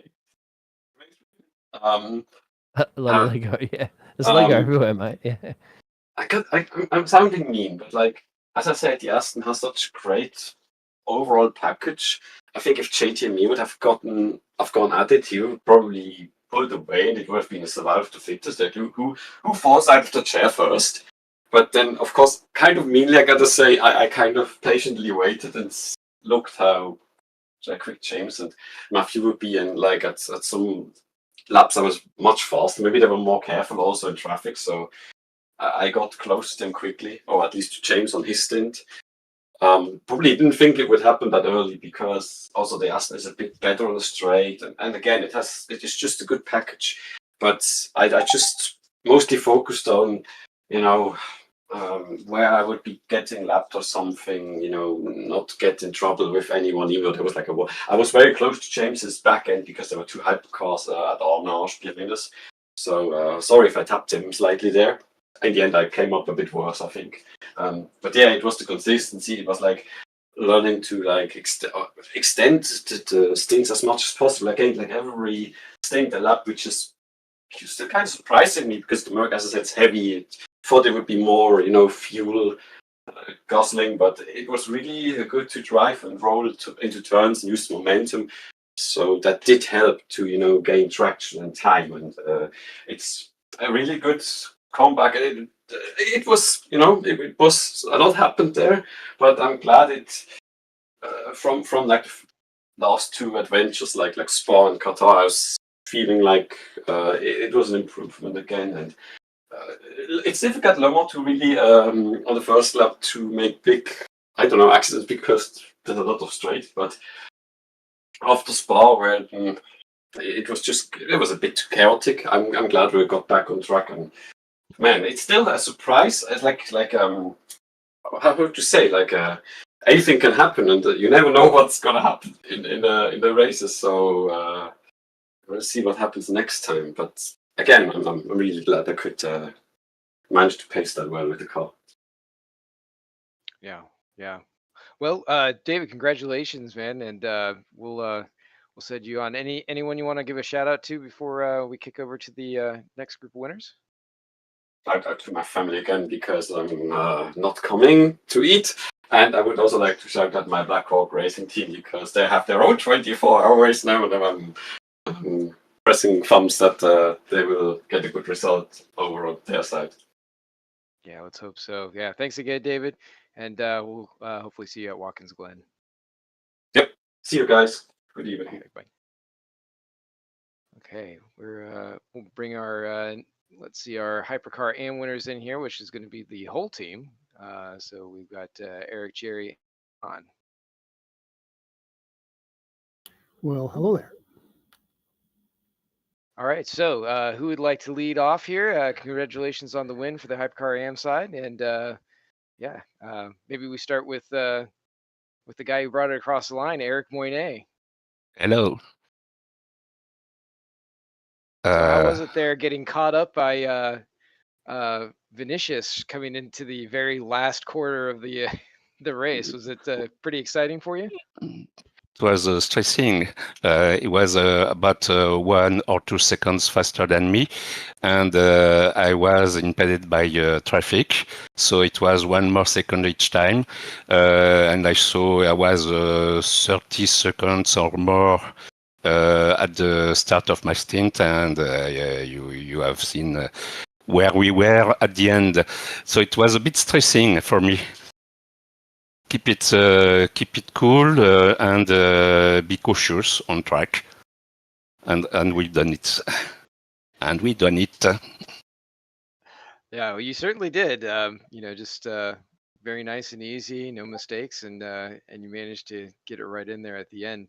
And your teammate Jerry here, who ran that middle stint, being able to triple stint tires and still maintain a pretty good pace. How was that working for you? Yeah, that was fun. So we had a little technical difficulty. So Mayer did a third stint and he changed tires. So I did the next 2 on used tires, and it was after about 5 laps I got used to it. It was fine. Now John had an awesome setup going, so it didn't make that big of a difference. I was able to push pretty hard, and I did the 2 night stints, and I know you were in the car when I was, and I was just trying to maintain that gap and going, Ross won't go away. But it was good. The traffic was fine. A couple times I got held up, but everybody was awesome, and it was so much fun this week. Just everybody was awesome. And so kind of surprising to hear that it was a John setup instead of a Jerry setup, because usually you're the one that kind of sets up the team for that. But so John, so you put everything together and you kind of kick things off, right? Yeah, we did that same as last year. I led off. I was supposed to do 2 stints, and Eric had a minor issue with push. He didn't come in as a spectator, so when he tried to come in, it wouldn't let him. So then we got screwed up and I ended up doing the third stint. Yeah, so pretty stable. I mean, it looked like it was a rocket ship out there. You just I don't think I saw the car have any kind of slips or moments where it was really out of anyone's control or even thinking about it. So I mean, props to No, you on that. it was awesome. It was a rocket sled, just locked in everywhere. And we were pretty happy with the setup. And other than when I screwed up on my pit entry and spun the car into the gravel, but other than that, we won't talk about that one. I think we might have missed that on the broadcast, so I No, think you're no, safe nope. from that. No, you got it. I was okay. watching. Oh, thanks, guys. Oh, we got it, Chris, my right? friend. Nothing Yeah. skips JP Broadcasting. Don't you worry about that. You're very welcome. Thanks. Paul's And- awesome camera work. Caught it. So is with the win in hand, that's definitely going to help your championship standings. And now with it sounds like George's teammate is out of the season, so unfortunately HRC is not going to be able to mount a challenge for the rest of the year. I'm not sure you guys are going to have much competition with things as they are right now. So is it just going to be business as usual and try and get that poster for the end of the season? Yeah, I think so. Well, we still gotta fight Vinicius because he's freaking so fast in that Peugeot. So it should still be fun through the end of the season because he's been doing a lot of winning so far. So Yeah, he's sneaking up on me. I'm in first place driver, and he's coming behind me. So I gotta watch my P's and Q's. Yeah, for sure. Yeah, we have 7 more rounds before we can call this one up. So yeah, anybody you guys want to shout out to? We'll start with Eric. Any lead-off remarks here? What?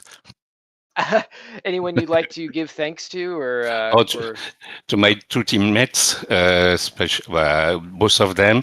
John did a good setup, and it's fantastic. Jerry did a very good stint where we get a big lead thanks to him.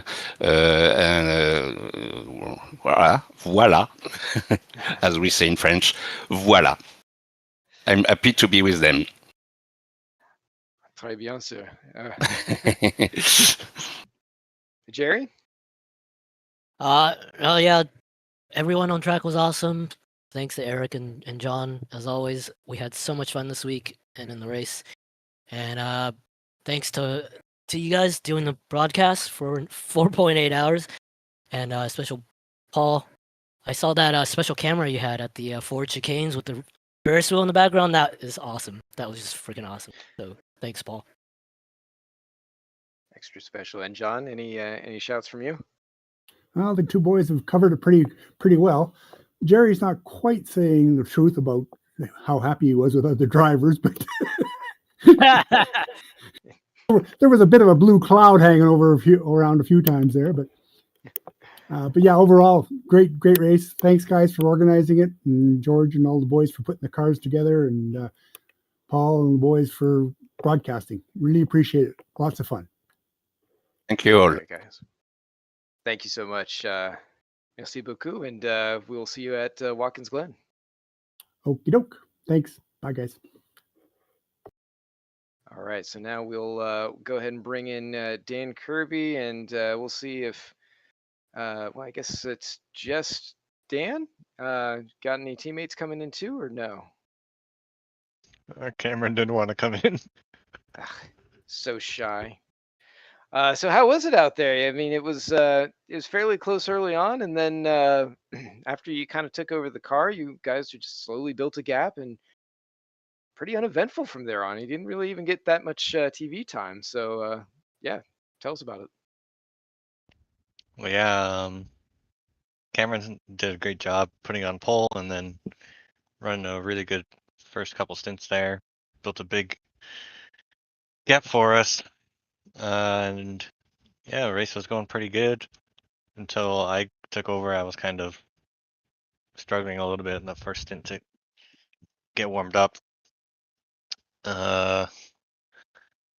And then I got punted in the final chicane by a blue flag car, which I thought was I thought it was game over at that point, but apparently Herlock missed his pit time, so he had to do the whole lap on full course yellow. So I think that helped us out a lot. Yeah, for sure. That definitely opened up the gap towards the end. I was curious because obviously this is one of the races where we do all the driver swaps and everything, and you consolidate your teams down to single cars. Were you guys working with the Uyans and the blue team to try and come up with any strategies for the race, or did you just kind of run your own deals and just kind of see it out to the end? Yeah, we talked about doing setups, and we were all kind of helping each other with spotting and race strategy and tires and fuel and everything. It's good collaboration, good teamwork. Yeah, excellent. Yeah, and I know with obviously Smile Power was kind of on the radar for a lot of that one, and since they had 3 drivers down to 1 car, they couldn't field that advantage that they normally have, right? Being able to kind of keep things equal was sort of like a 2-on-1 in that case. But yeah, they didn't look like they were able to quite pull off the same pace. They were a little bit compromised, so it certainly helped you guys. And going into the back half of the season, you guys are in a really good position now. So, I mean, I guess it's just sort of maintain the gap at this point. Yeah, we've had a really good run of a few races, a good comeback. I think we didn't start off too well with Daytona, and yeah, we've been maybe lucky here and there, but we're putting in the work, and it's paying off these past few races. And I think we came back and retook the lead in maybe both championships now. So I believe, yeah, that's correct. Now, question for you: are you guys going to deploy sort of the traditional strategy of swapping cars partway through, or are you thinking of staying with the caddy through to the end? that's a good question. I don't think, and none of us have discussed that yet. It's always an option, but I'm not too sure about right now. Well, I can say personally, it's always fun to see some of the less represented cars, or just a change up in some of the format, just to make things a little bit more interesting. But certainly, when you're in a close fight like that, you kind of take each thing with strong consideration and a discerning kind of eye. So, but yeah, in the meantime, congrats to both you and Cameron. It's an excellent job, and we really look forward to seeing what you guys have to bring to Watkins Glen, which I'm sure will just be a very boring race and nothing interesting will happen there. Surely. Yeah. Well, thank you guys. It was Yeah. awesome race. Any shout outs you want to give before heading off? Yeah, everyone, broadcasters, George, Ross, all you That's guys, me. and yeah, my teammate Cameron for killing it. I think he won us that race in that first few stints, so it was awesome. All right, Daniel. Well, go grab a drink, a bite, whatever you need to replenish. I know, obviously, being out on the West Coast, you had to get up a little bit earlier for this one. So enjoy, and we'll see you on the next one. All right, thank you. All right, so that's it for Le Mans. Another one in the books. We had to say goodbye to Sir Lord Dean Biggles. Unfortunately, had to run on to another broadcast, but still here with Paul Glover. Paul, what do you think? How was it for you? Obviously, a lot of camera work, a lot of goings ons for your side. Yeah, I think overall good quality racing. The odd mistake here and there, as I was saying to Biggles, as we like to call him, during the race. But I felt that I think even you've even commented talking about the archives earlier on that that was a good quality race in the fact that, yeah, mistakes are going to happen, and it can get confusing. I think there are some things that people can take away from today. But overall, I thought that was entertaining, and especially the hypercar keeping us on our toes for the last half an hour, which is really nice, because sometimes it can kind of what's the word I'm looking for? Kind of fizzle out a little bit, can't it, with endurance racing? Yeah, you do get those moments, and obviously, for the discerning eyes that I can say that for me personally, coming into endurance racing some years back, it definitely changed your point of view and the things you look at. Like you've got the rapid checkers of sprint racing, and then you kind of come into the chess games, the master plays of endurance racing, where it really truly does become a long game of strategy and high stakes kind of coming together in one big thing. So it's great to see, like you said, that there weren't really too many blowups, or, well, I guess Alexander McQuarrie might say otherwise, but too many coming togethers that we've seen in the past, where we've had some really spicy, dog fights going out throughout the race. We had some really good battles.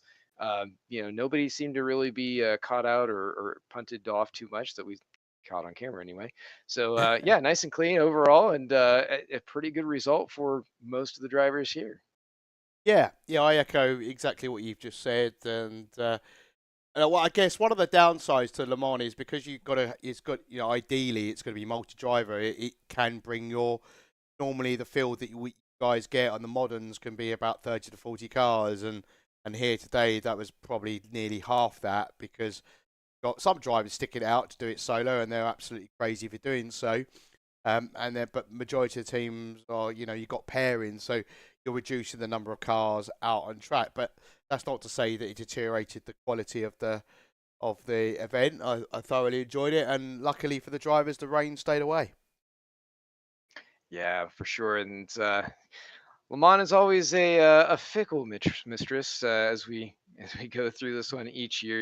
It's could be rain, could be sun and shining. We had a little bit of everything here. Maybe not as much of the rain except before the race. So it's a great race overall, and we're definitely looking forward to a slightly longer run with the 60 laps of Watkins Glen coming up next. It's going to be a little bit later on in the summer here as we go through. So it's going to be June 28th. So that's going to be actually the day after my birthday. So that'll be fun to tune in for and have a good birthday weekend.